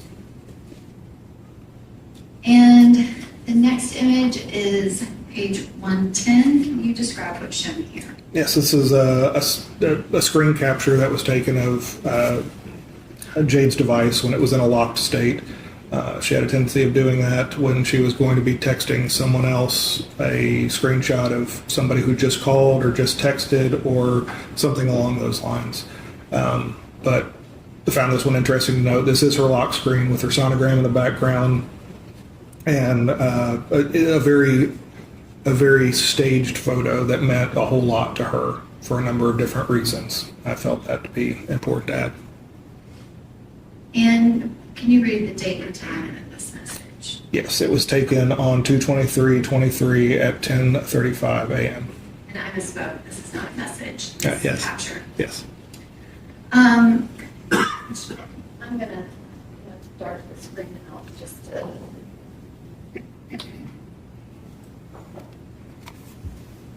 Can we just take it down for a second? Detective Miller, you said that you worked with Detective Reese. When you were asked to search for things, can you describe some of the things that you were searching for? We've seen a lot of kind of the pregnancy of Jade Benning. Were you specifically asked to search for any information about Miss Benning and her pregnancy? Yes, so we, of course, this happened over a very extended period of time. This wasn't all in one day. This was over a period of weeks and months even, and over a number of different conversations. But there was many keywords that we entered into the software. There's an easy way to enter those in, and the software does a lot of the work for you and searches out and seeks out and lists all of the times that those terms are used within the device. We did that with multiple keywords based off of the nature of her passing. Once that was identified, harming yourself, harming other people trying to harm you, lots of different phrases, terms, and things of that nature. And specifically, there was a text message in there that referenced abortion. Correct. Did you find any information that Miss Benning did not want her baby in those months of January, February? I only saw indications that she wanted to keep the child and that she did not want to have an abortion. I saw that repeatedly. I saw nothing indicating that she wanted to have anything to do with abortion with this pregnancy. And is it correct that you were specifically looking for anything that could possibly indicate that? Yes. And specifically, were you looking for references to cocaine? Yes. Did you find any references to cocaine? I saw 0 references to cocaine in her device. And no references whatsoever? When you're looking for references of her doing it, but did she have references to cocaine? I did not see references at all on her device for anything related to cocaine or any slang term for cocaine that we could conjure up. And did you look to see if there were other substances that she was using? Yes. And did you see activity of her using other substances prior to her learning that she was pregnant? Yes. Were there references to, and those substances, is that going to be marijuana? Yes. Can you explain what a cart is? It is short for cartridge. It's what you would put into a vaporizing device, and it would be these specifically are thought to be THC based. And were there a couple of references to mushrooms? Yes, there were. Was there any evidence in conversations that you reviewed that indicated that Miss Benning used any drugs after she found out she was pregnant? Nothing indicating that she used them, no. Were there references of text messages where she asked someone for drugs for other people? There's a number of those, yes. And did you kind of follow those text threads to the other messages around them to look to see if it was for somebody else? Yes, I did. And was there evidence that it in fact was? Yes, there were. Did you search Ms. Benning's phone for information related to her relationship with Ms. Nigel Jackson? Yes. And were you specifically looking to see if there was any negativity between the two of them? Yes. Did you find anything like that? I did not find one bit of it. Did you find an enormous amount of communication between the two of them? Yes, it was very clear that they talked on a very regular basis. And is it fair to say that if you're looking for evidence of one thing, you kind of look at conversations with other people to see, it might not be in a text thread between Ms. Benning and Mr. Taylor, but she might be talking to Ms. Jackson about something that happened? And oftentimes you'll find true feelings in another adjacent text, yeah. And were you looking at all of those messages, especially focused in that time frame of February of 2023? Yes, very much so. But looking at it back to the date when she finds out she's pregnant, but specifically looking for everything that she's doing in that month of February. Yes, very, very closely. And did you find any evidence of any connection between Mr. Keontae Jones and Ms. Benning? Did they even communicate? There was no evidence of communication between those two. He was referenced a few times in a few different text messages, but she never communicated with him directly that I could find on her device. If I can have just 1 second.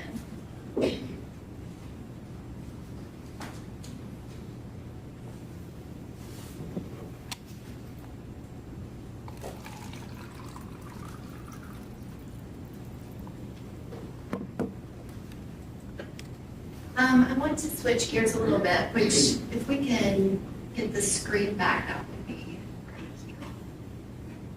great. Did you receive any other devices in this case? A number of different devices, yes. And I want to reference you, was that the only device that you received really from Ms. Benning where she was the owner? Yes, for her, yes. At some point, did you receive devices related to Mr. Taylor? Yes. And can you describe what devices did you receive? It was a series of devices over a period of time as well. Initially, we received, I'd have to refer to notes in order to list some of these out. Is there an objection to referring to his notes?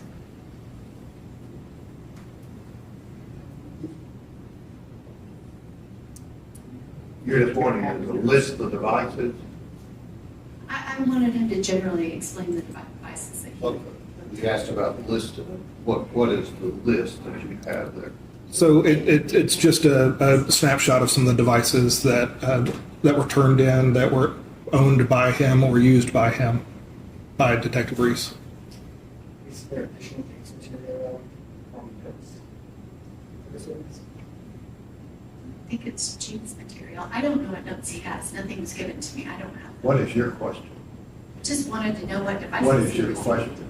What devices did you receive related to Blaise Taylor? We received a Microsoft Surface that was owned by the Titans that was in his possession. We received a iPhone 15 Pro. We received a GPS tracker. We received 3 different iPads. We received 3 more laptops, another Microsoft Surface, and 2 thumb drives. And the cell phones that you referenced, did you receive any of those close in time to February 25th of 2023? No. The Microsoft Surface, is that the one device that you received earlier on? Yes, the one that was owned by the Titans, yes. And can you describe what, if any, information was on that device? It was only work-related information that we could look at. And can you describe what, if anything, did you do with or receive related to an Apple iCloud? Yes, so Detective Reese, when he received his response from Apple, he submitted a search warrant to them. And in return, after a period of time, it takes them a while to consolidate the information that was requested. They submit that to him within the time frame that he requested in the search warrant. So they follow all the rules of the search warrant. Apple is pretty strict on only giving you exactly what you want, and they really only give you exactly what you want. So we don't receive the search warrant that they submit to Apple. We receive the data that Apple provides to that detective. Again, we will plug that information into our software that processes it just like a cell phone. It ends up looking a lot like a cell phone when it's done processing, or at least the software makes it look a little bit like that. Primarily because most of the information that's backed up on most iClouds is backups of phones and iPads, which again is like an iPhone. So we received that and we processed that information and gave that to Detective Reese to start looking through. And this page is 111 of your report. The next image is 112. Can you describe what's shown here? This is another consolidated bit of information that I obtained from a number of different sources when it pertained to his iCloud return that Apple provided us. You can see that we have the name that was associated with the account was Blaise Taylor, with his address listed as 1903 Ashton Avenue. A handful of email addresses that were associated with his account, along with a series of devices that were associated with his account, along with phone numbers that were associated with his account, so on and so forth. And you listed off an iPhone that you received. Did you receive an iPhone 7 or iPhone 12?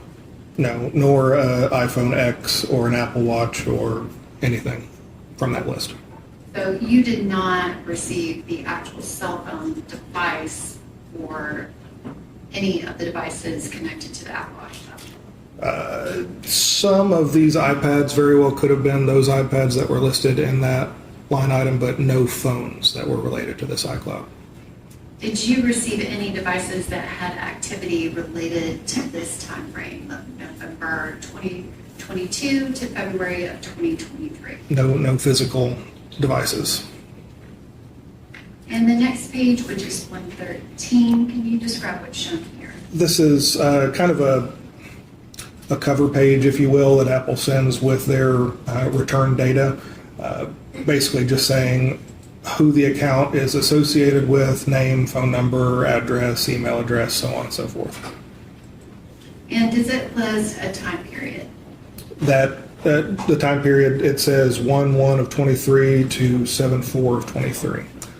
And is it correct that Apple sent data that they associated with that time period? That's correct. Again, I didn't see the search warrant, but the assumption is that's the search warrant that, or the time frame within the search warrant that Detective Reese submitted to Apple, which is why they would have listed that there. And do those generally include language related to backups? Yes. And the next page is 114. Can you describe what's shown here? Yes, this is a series of entries into the Apple wallet, and it could have been on any number of devices that were backed up on his cloud, but ultimately these were just ways to further identify the information found in this cloud as associated with Blaise Taylor. Similar to what I was doing with Jade's phone, I do the same thing with clouds, again, trying my best to identify who the owner or user of that data was. And did you ultimately give that data to Detective Reese? Yes. Was it somewhat voluminous? Very, very. And Over 5 million messages. Is Detective Reese a little bit more familiar with kind of the contents of that iCloud return? Yes. Did you assist him with any questions that he had and kind of looking at some of that data to connect it to Ms. Benning's data? Yes. And you said that you did not receive any of those cell phones. None of those that were listed in his account information from Apple. Okay. The next kind of topic I want to get to is the blink camera that I pointed out in one of the photographs. This is page 115. Did you look to see if Ms. Benning's iPhone had any evidence of footage from that blink camera? Yes.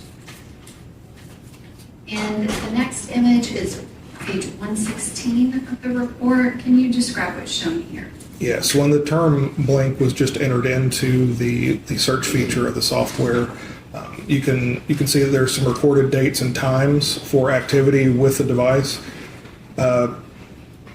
Interestingly, a note to note, I should say, is that the device was showing offline starting on 2/22/23 at 8:37 a.m. And continued to show offline as the app reached out to the camera trying to access it. During that attempted communication via the internet with the device, it continuously showed offline. And what's the next date after the 2/22/23 where there was anything in Ms. Benning's iPhone related to that camera? The next date is 2/26/23 at 7:08 p.m. And that's indicating that motion was detected with that camera. And the next page, which is 117, can you describe what's shown here? Again, it's further detail into the motion that was detected on 2/26/23 at 7:11:31 p.m.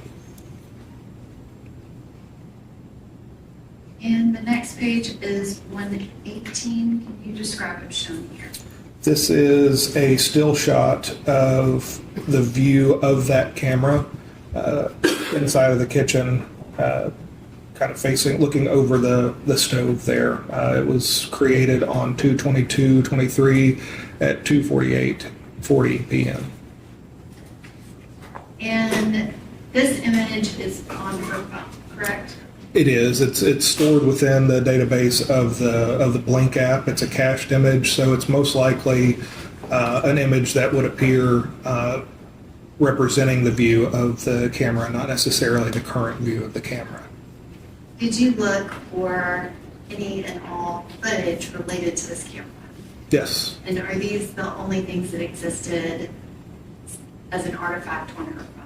There was a snapshot of the application being open, of the Blink application being open at one point when we downloaded her phone. That snapshot still existed there, but that's also very expected as well. But between these and that's all we could find in relation to Blink. Which the next page was us getting to the snapshot, but for an actual image on the phone that Yes. wasn't that Correct. type of snapshot. Correct. I'm sorry. Yes. This was the only thing that was there. Yes. And the next page is 119. Can you describe what's shown here? This is the snapshot I was just referring to. So just that image that Apple stores for of applications that are currently open, kind of just that snapshot that I was referring to earlier. And can you read the created date and time here? At 2/26/23 at 9:37:01 p.m. Okay. And do you know anything about kind of when this image was captured as compared to when that KTX file was made? When this image, this is the KTX image, Right, correct? the KTX image, can you describe how reliable is that created date and time and access date and time? So that's actually going to be a very reliable image or date and time for that image, for that application state. And can you explain the next page, which is 120? So this is going to be the phone, the native phone application on the phone for an Apple device, specifically highlighted on the recent phone calls portion. Again, it's a KTX, so it's a snapshot of that phone application being open. And so if someone had Ms. Benning's phone and they had the passcode and they swiped away a page, is that what would have caused that KTX file to be deleted? The KTX file, that part gets deleted later on when it's actually live is when the KTX file is created, when it's actually open on the phone. But when it's swiped away, it isn't automatically immediately deleted. It's just stored away for a period. But these images are just those pages Yes. being open. Correct. These were just applications that were actively open on the device at the time of extraction.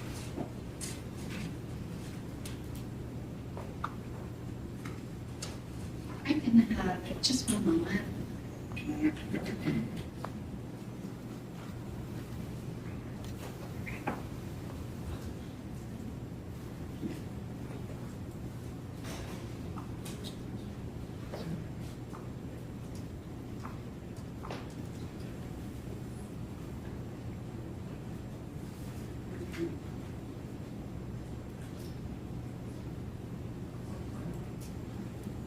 Governor, the parties are going to agree to put this copy of the exhibit into evidence, so if we can have this as well as the disc, I want That the copy of that. record to be accurate. Thank you. 29.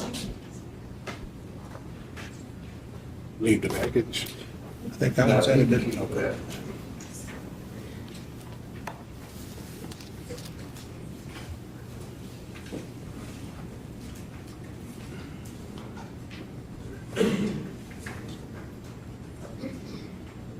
Thank you, Detective Miller. I don't have any more questions at this time.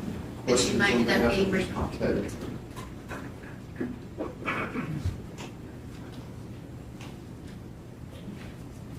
Your Honor, may we approach briefly before, sorry, cross-examination? Sure. Thank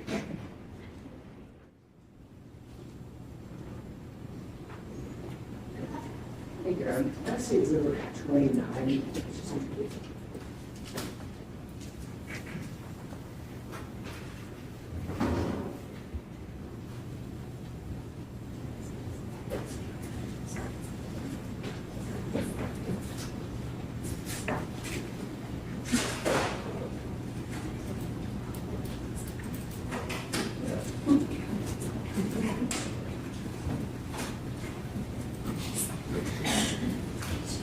Deputy Detective Miller, Good afternoon.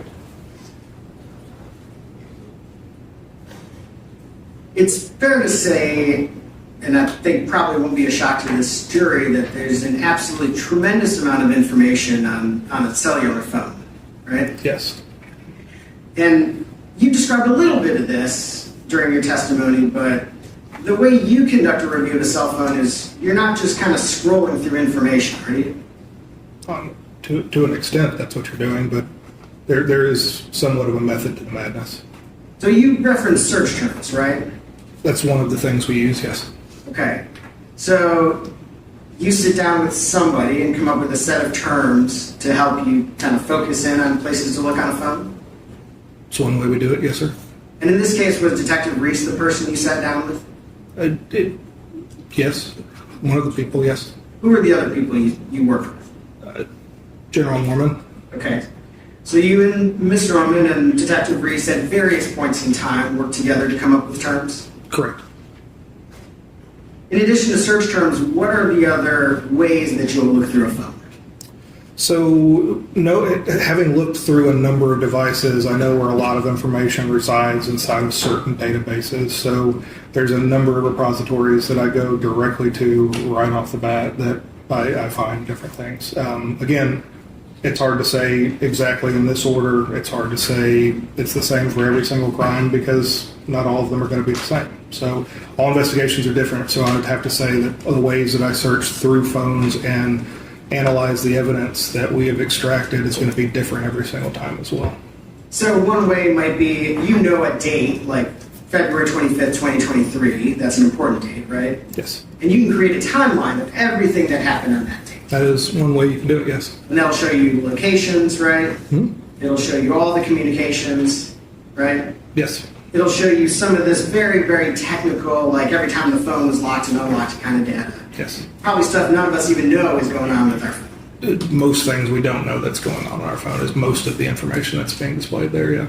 Sure, but that's a pretty directed, I know a date and I've got to look at that date kind of investigation. That is correct. Generally, you're not going to like open up messages and look through thousands and thousands or even hundreds of thousands of messages. Well, I mean, there's times for things of that nature, but I mean, obviously we know that looking through hundreds of thousands of messages is not a viable option. It's not as easy as it sounds. So just for example, and we'll maybe talk more about this later, but when you were searching for evidence of drug use, yes. did you just open up Jade's messages and start scrolling through messages until you found evidence of drug use? Well, first steps were key terms. In that sense, yes. Okay, so you did search terms, right? Correct. And what popped up that might have led you to look around those messages? Absolutely. Okay. Or identified individuals that we would have looked more at, or conversation threads. Yeah, sure. And in order to define so in order to define those key terms, you had to know something about the case, right? Of course. Was there at any point, did you kind of on your own direct the way the search went in this case? Of the device? Yeah. Of course, I was analyzing the digital evidence. So as you find something, you might look a little bit further and bring that information back? And it might lead me to a different artifact that I find important or not important, and I share it with the lead detective. Yes. During that process, were there conversations where the team says, we just don't want to look at this stuff at all, we'd rather focus here? This is big picture. I don't know that there was at any point anybody saying that we aren't concerned with anything that occurred in this window. Okay. Let's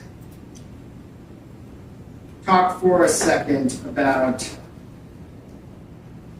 I want to go through a couple of the things that you that have been in your, I guess it's not really a report in this presentation that is Yes, sir. kind of prepared.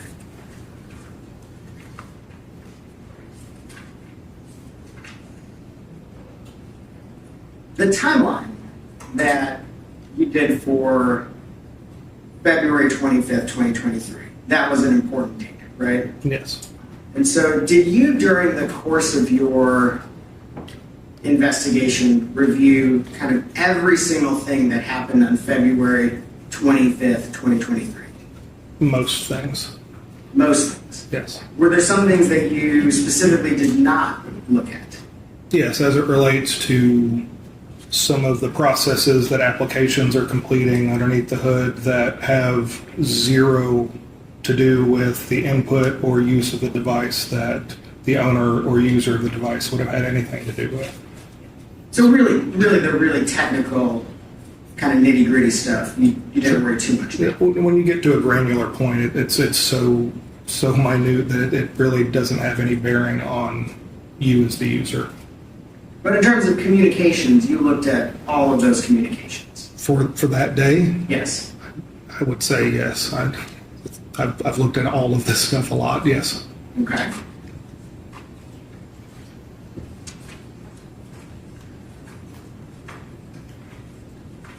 And I apologize, I'm going to just have to flip right to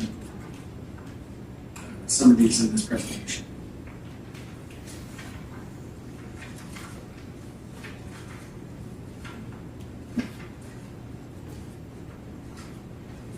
Do my best not to get these out of order.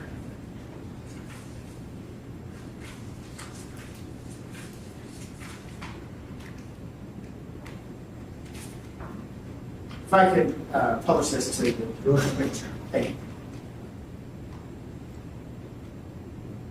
At 6:43, there's a text message from, actually I think it's a text message, received from, the name is Porter Jairus. Is that right? That's how it's stored in her device, yes. That's how it's stored in her phone. I think you refer to him as Mr. Porter or Jairus Porter. I said Porter Jarius or Jarius Porter, one of the two. I noticed that you put those text messages in there several times throughout this timeline. During that evening. As texts appear, I was placing them in there, yes. Was that a name that you had noted at other times during your review of Ms. Weber's phone? I didn't analyze Ms. Weber's phone. I'm sorry, Ms. Benning's phone. Okay, can you repeat the question? Was that a name that you had noted at other times in analyzing Ms. Benning's phone? Objection, Your Honor, is for relevance. Go ahead, could you search that name? I did search that name, on that date, yes. Just on that date? I'm sure I looked for it and saw it in other times throughout this extraction. Did you note a significant number of communications between Ms. Benning and Jairus or Jairus Porter? I don't recall ever identifying a number of messages between them. Well, I wanted to ask about some of these messages that we have. It was slightly less than 20 minutes after she receives a text from Mr. Taylor, she talks to Mr. Jarris, right? No, she received a text from him. Receives a text. And are there additional communications that you noted throughout the evening from Mr. Jarris? I believe there's a few more, yes. So at 6:55, she responds Yes. back to him? Yes.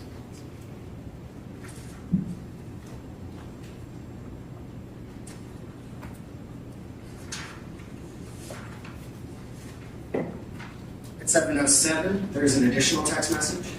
Yes.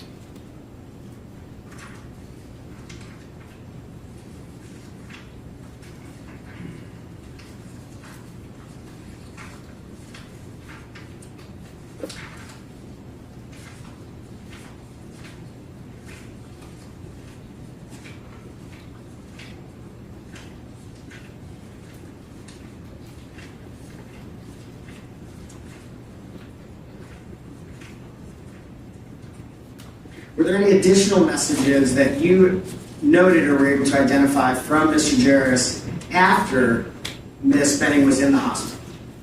Yes, he sent a handful of messages, yes. And when were those? I don't recall the exact date. Remember, they were immediately after she was in the hospital or a day later? Like I said, I don't recall the exact date or time. And you think you did review all of their text messages during the course of your investigation? I reviewed a number of things. I can't swear to saying I've looked at every single text message between the two of them. Okay.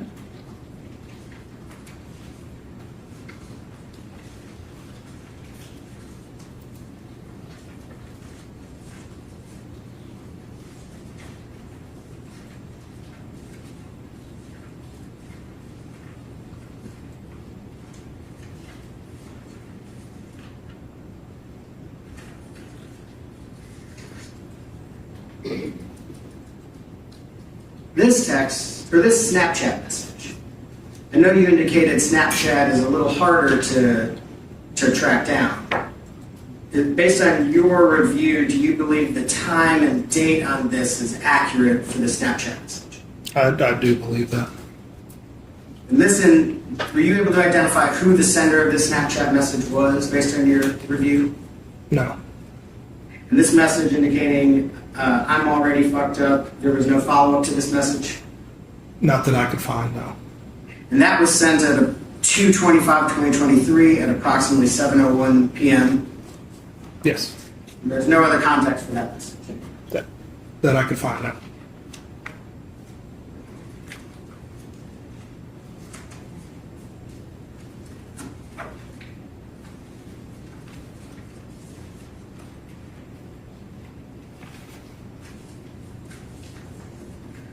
Just hitting a couple things I noted.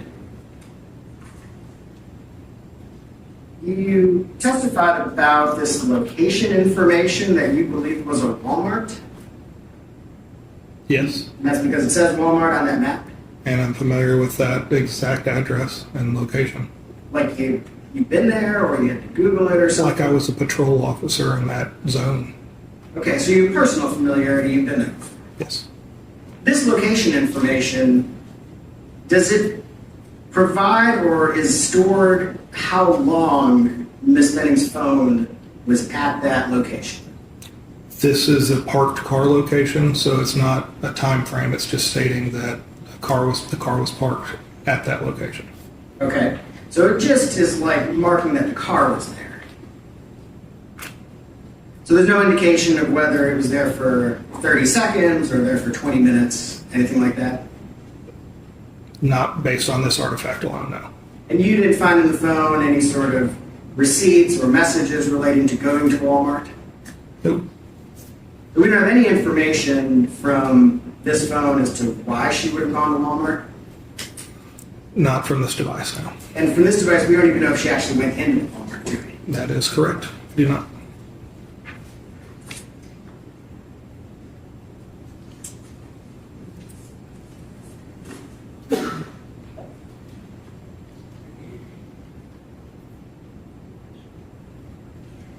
Now, I presume since you looked through all of her cell phone information for 225, that you also reviewed the text messages discussing assisting a friend purchasing drugs on that day, didn't you?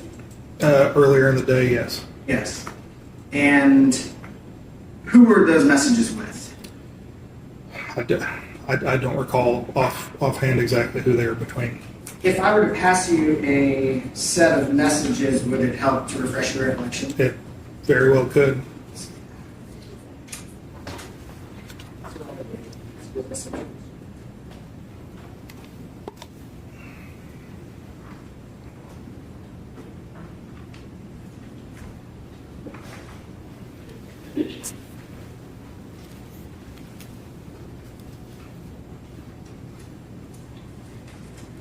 Judge, the state is objecting to the relevance of any of the messages prior to 11/3 of 2022.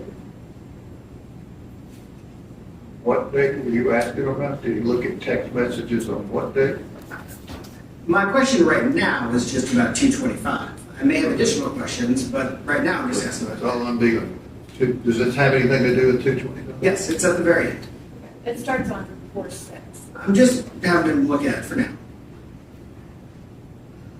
So if you take a look at the very last page,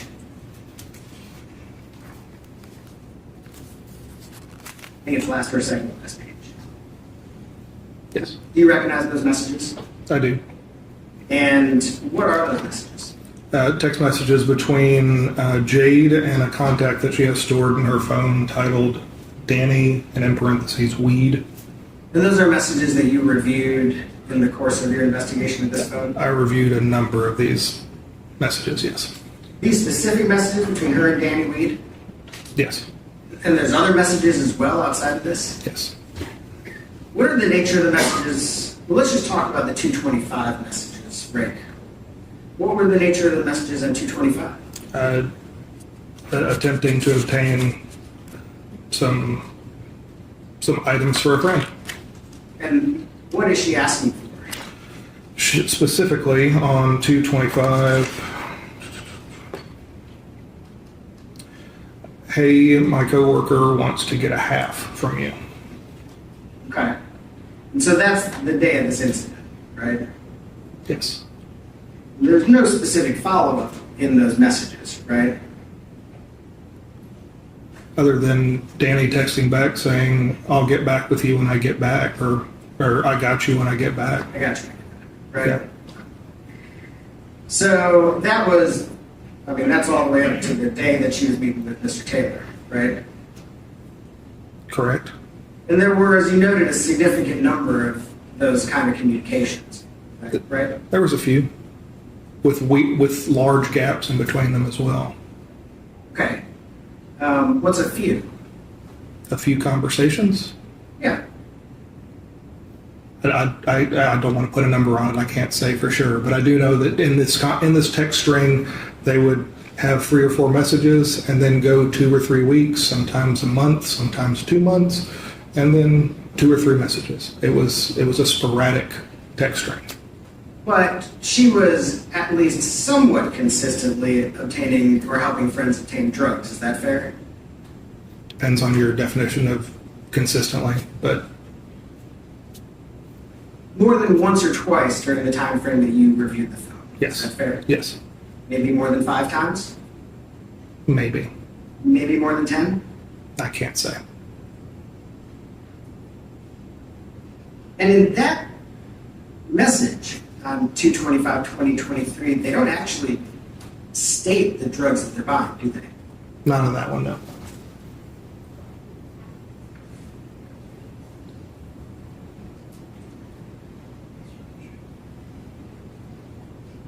Let's talk for a second about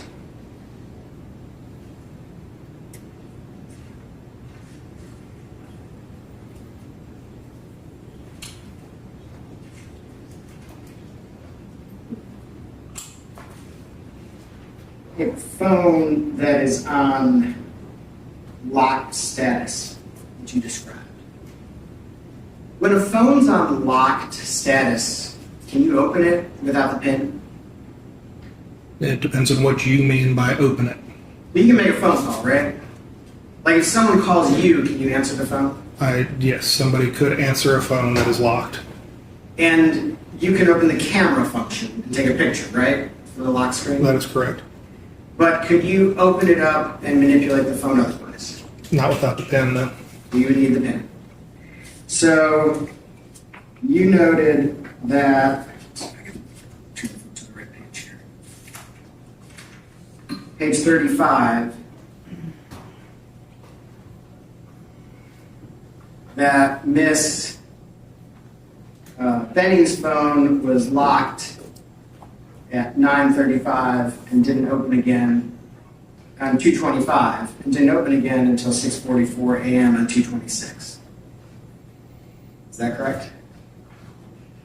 I know it's not the highlighted one, but it's Okay, that's what I wanted to make sure we were on the same page is all. Well, not literally, but figuratively. There's We're on the another same page, but instead of me flipping through a bunch of pages, I'm just going to use this one. Fair enough, fair enough.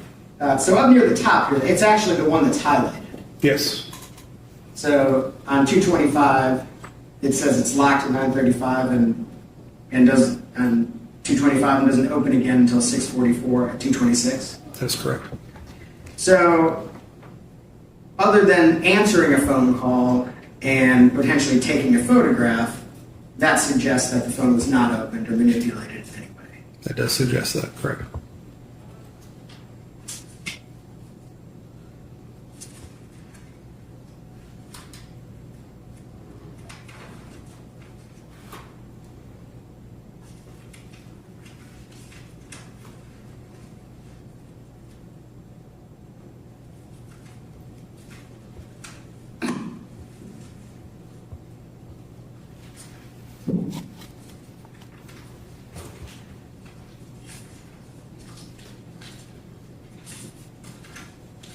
I want to ask you a few questions about the photographs that were taken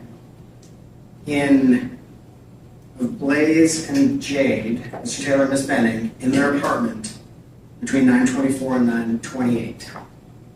Okay? So this is essentially the list of those photographs. Is that correct? That's correct. And that's just kind of a close-up of that metadata. Just to orient ourselves. Yes.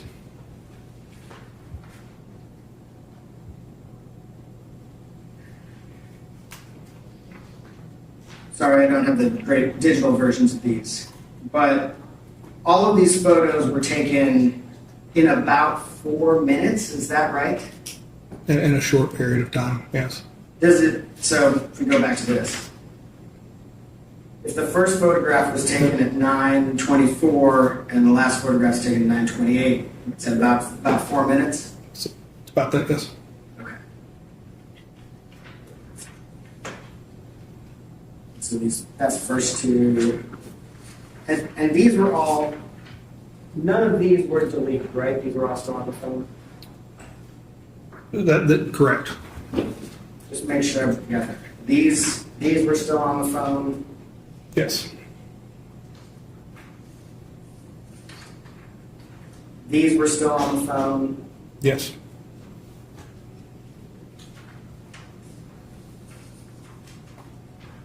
These are still on the phone. Yes.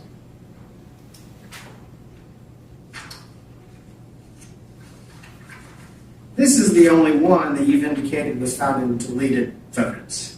Is that right? From that series. And the information here is that it's deleted about just under 30 seconds after it was taken. Is that right? Yes. Were you in your investigation able to find any information as to why it was deleted? No. Text messages, no notes, no nothing indicating why it was deleted. Suggesting that I would find a text within 30 seconds Yeah. that she texted somebody else that she took a picture, deleted a picture she just took? Yeah. No. So nothing on here is suggested why it was deleted, right? It was just deleted. That is correct. Things happen, right? People delete pictures. He doesn't know. He doesn't. I got it. Just making sure there wasn't some suggestion.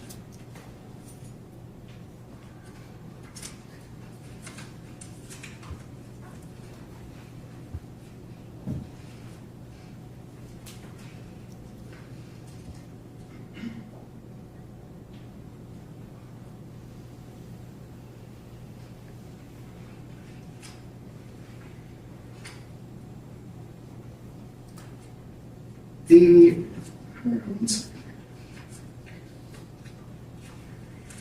want to ask you a couple questions about the blink.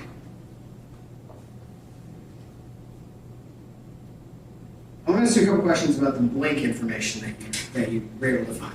Okay? The first thing while I'm sort of pulling these up is, this was a new concept to me before this case. I'm sure you are much more familiar with it, and I know you kind of explained it, but it was a little quick. A KTX file is a special kind of file is it just an Apple phone or any phone? Well, a KTX file specifically on an Apple phone, as far as I am aware. It could be in other devices. It is a file type. It could be in a number of different devices out there in the world. I can't speak to that, but I know that it's a unique file type that is identifiable with snapshots found within iPhones. And it's not a screenshot, right? That's a different thing. That is completely different, yes. Is it the kind of thing, and tell me if I'm explaining this wrong, where you like swipe up your phone and you see a bunch of windows hovering there? Those little windows are the KTX files? That is correct. Okay. So those are the temporary files, kind of what we're talking about. Yes. In order to create a KTX file, does someone have to be using the phone? I can't speak to that specifically. Do you know if a KTX file can be created when it is in locked status? I can't, like I said, I can't speak to that. Well, help me understand, from your knowledge, how is a KTX file created? It is created when a snapshot, when Apple decides a snapshot needs to be created of that application.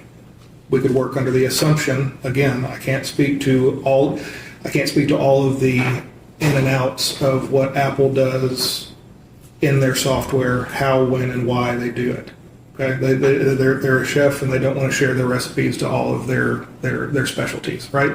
So they don't share all their information with us. So I can't speak to exactly when it was created or when it's removed, but I know that it is created and it identifies an application that is open in the background of your device. Based on your, and I appreciate that.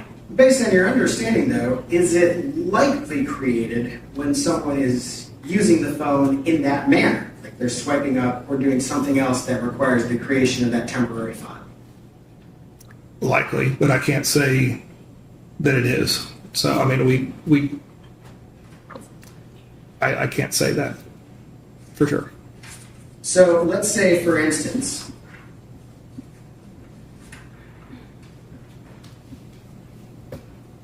on this 2/26/2023 at 9:37 p.m. KTX file, which appears to show the Blink application, right? Yes.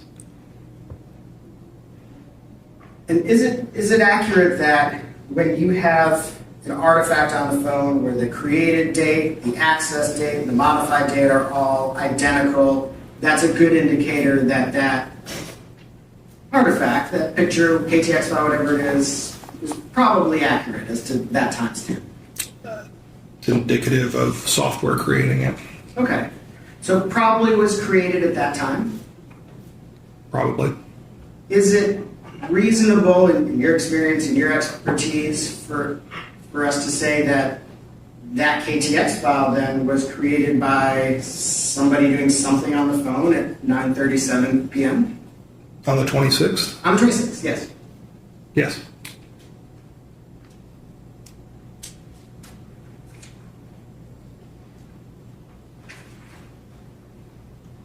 Now we have another KTX file. I did these probably backwards, but this is 9:27 and 39 seconds p.m. on 2/26. Yes. And the creation date, the access date, the modified date, they're all identical, right? That's correct. And this is another KTX file of kind of the call log, right? The recents in the telephone app, yes. So again, since that's a KTX file, that's like maybe from swiping up, looking at the phone, probably how that's created. Is that fair? Yes. So this is a good indicator of somebody accessing the phone somehow at that time. Yes. And just for reference, that's page 120. The one I looked at before is page 119.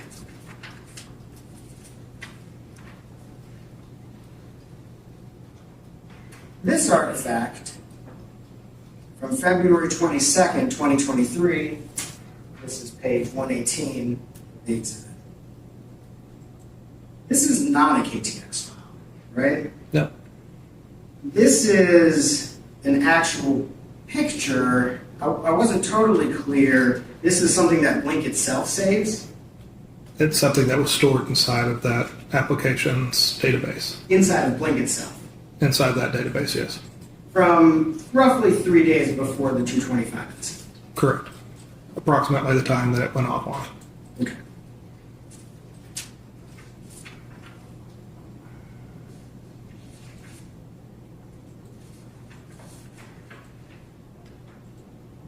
Next, page 116 is a listing of the Blink sort of activity. Is that a fair way to describe it? That's a good way to describe it, yes. Okay. So we have on 222 a number of entries where it says it's offline. Is that right? That's correct. And then for some reason, there's nothing between 222 and 226. That's correct. Do you have any idea why, or any indication based on the information you were able to obtain as to why there is no information between 222 and 226? Most likely notifications were turned off or something along those lines with the application. So these, number, MIDI is offline, those are likely notifications. That's so similar to the social media apps that I was referring to before. Many software companies require a subscription. This data is not stored on the device itself. It's stored on servers. I believe, I can't swear to it, but I believe Blink is in that category that you can't store information or data on the Blink cameras themselves. So you would actually have to be connected to the internet to reach out and find those things and or serve a search warrant to Blink's company and obtain any kind of information or data that they have stored on that account. So I believe this is the device reaching out and attempting to see if there was any motion or activity or anything like that, but when it tried, it showed that it was offline. So, do notifications on a phone, are you able to see those in any sort of specific way? Yes. Do you know Blink's notifications, did they come up like this? Did they look like this? I can't speak to that specifically. So that's kind of your best assessment, is that this is probably a notification? This is probably something the software noted. I can't say specifically that it was a notification that the device received a blurb that popped up on a window specific to Blink saying that your device is offline. I can't say that specifically based off of this screenshot. So you don't know why there's that gap in there. You don't know for sure that it's because notifications were turned off. That's why I said it could be that. Okay. It could be a number of different things. Do you have any idea why there is not an indication that the device is online again before we have a 226 indication that motion is detected? Again, no, I can't speak to that. But like we have on here, it's all of a sudden motion is detected, and we have several entries like that on Yes. 226. Correct. But no real explanation for that. No, not based on the data found in the phone.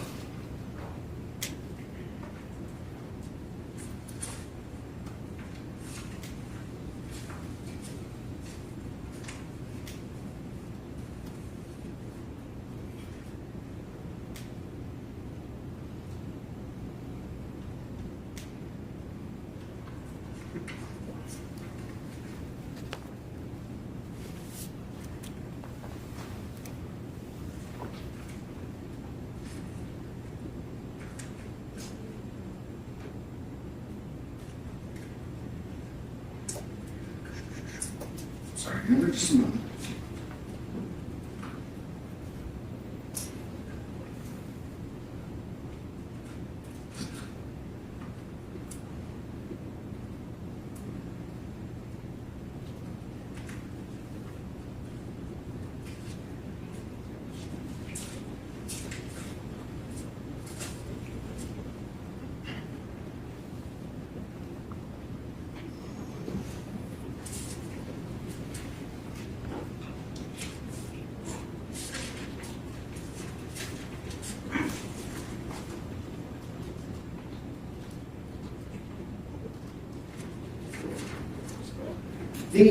The picture, and instead of me flipping my way through all these pages, the picture you indicated that you found of Miss Benning having a mocktail, Yes. was that something you just happened to stumble upon, or did you find that during a specific search?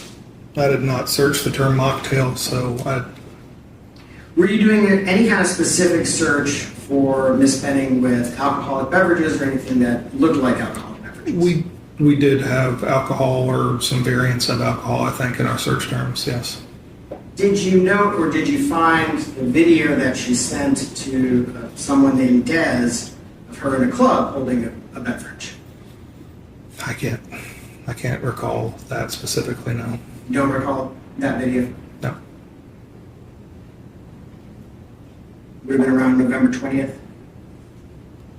I can't say if I don't recall it. Just want me to sort of orient. Okay.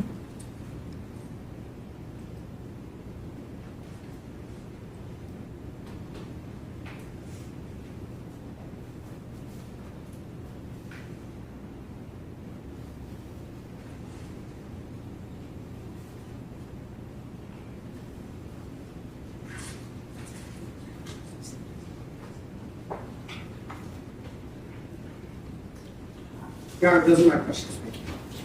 Any redirect? Yeah, you can give me that. No, Your Honor, but the state may need to recall Detective Miller. Oh, okay. All right. Thank you. Then take those. Yes, sir.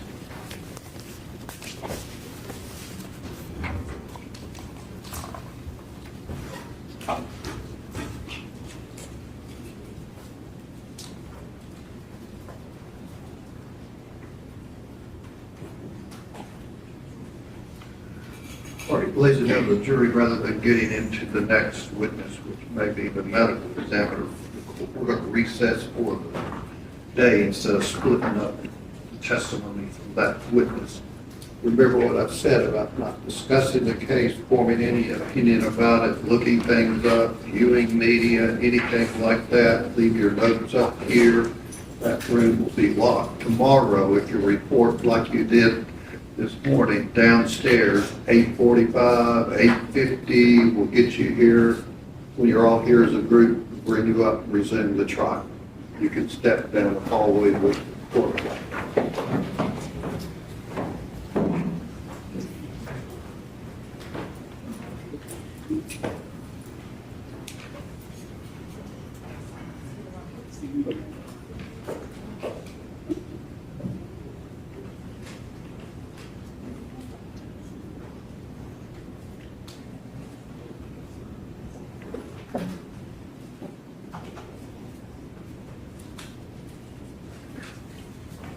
And how many other witnesses does the state have?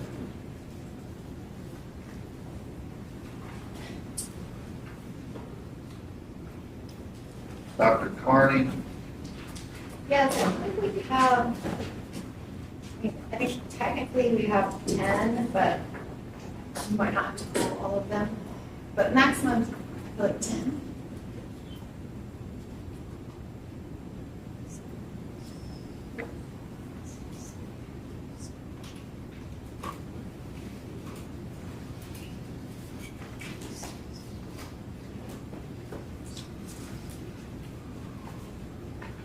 And is one of those witnesses going to be Apple Denny?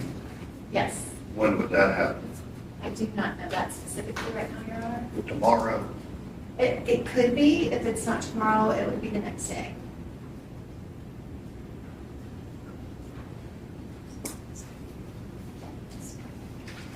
All right, we'll be in recess until 9 a.m.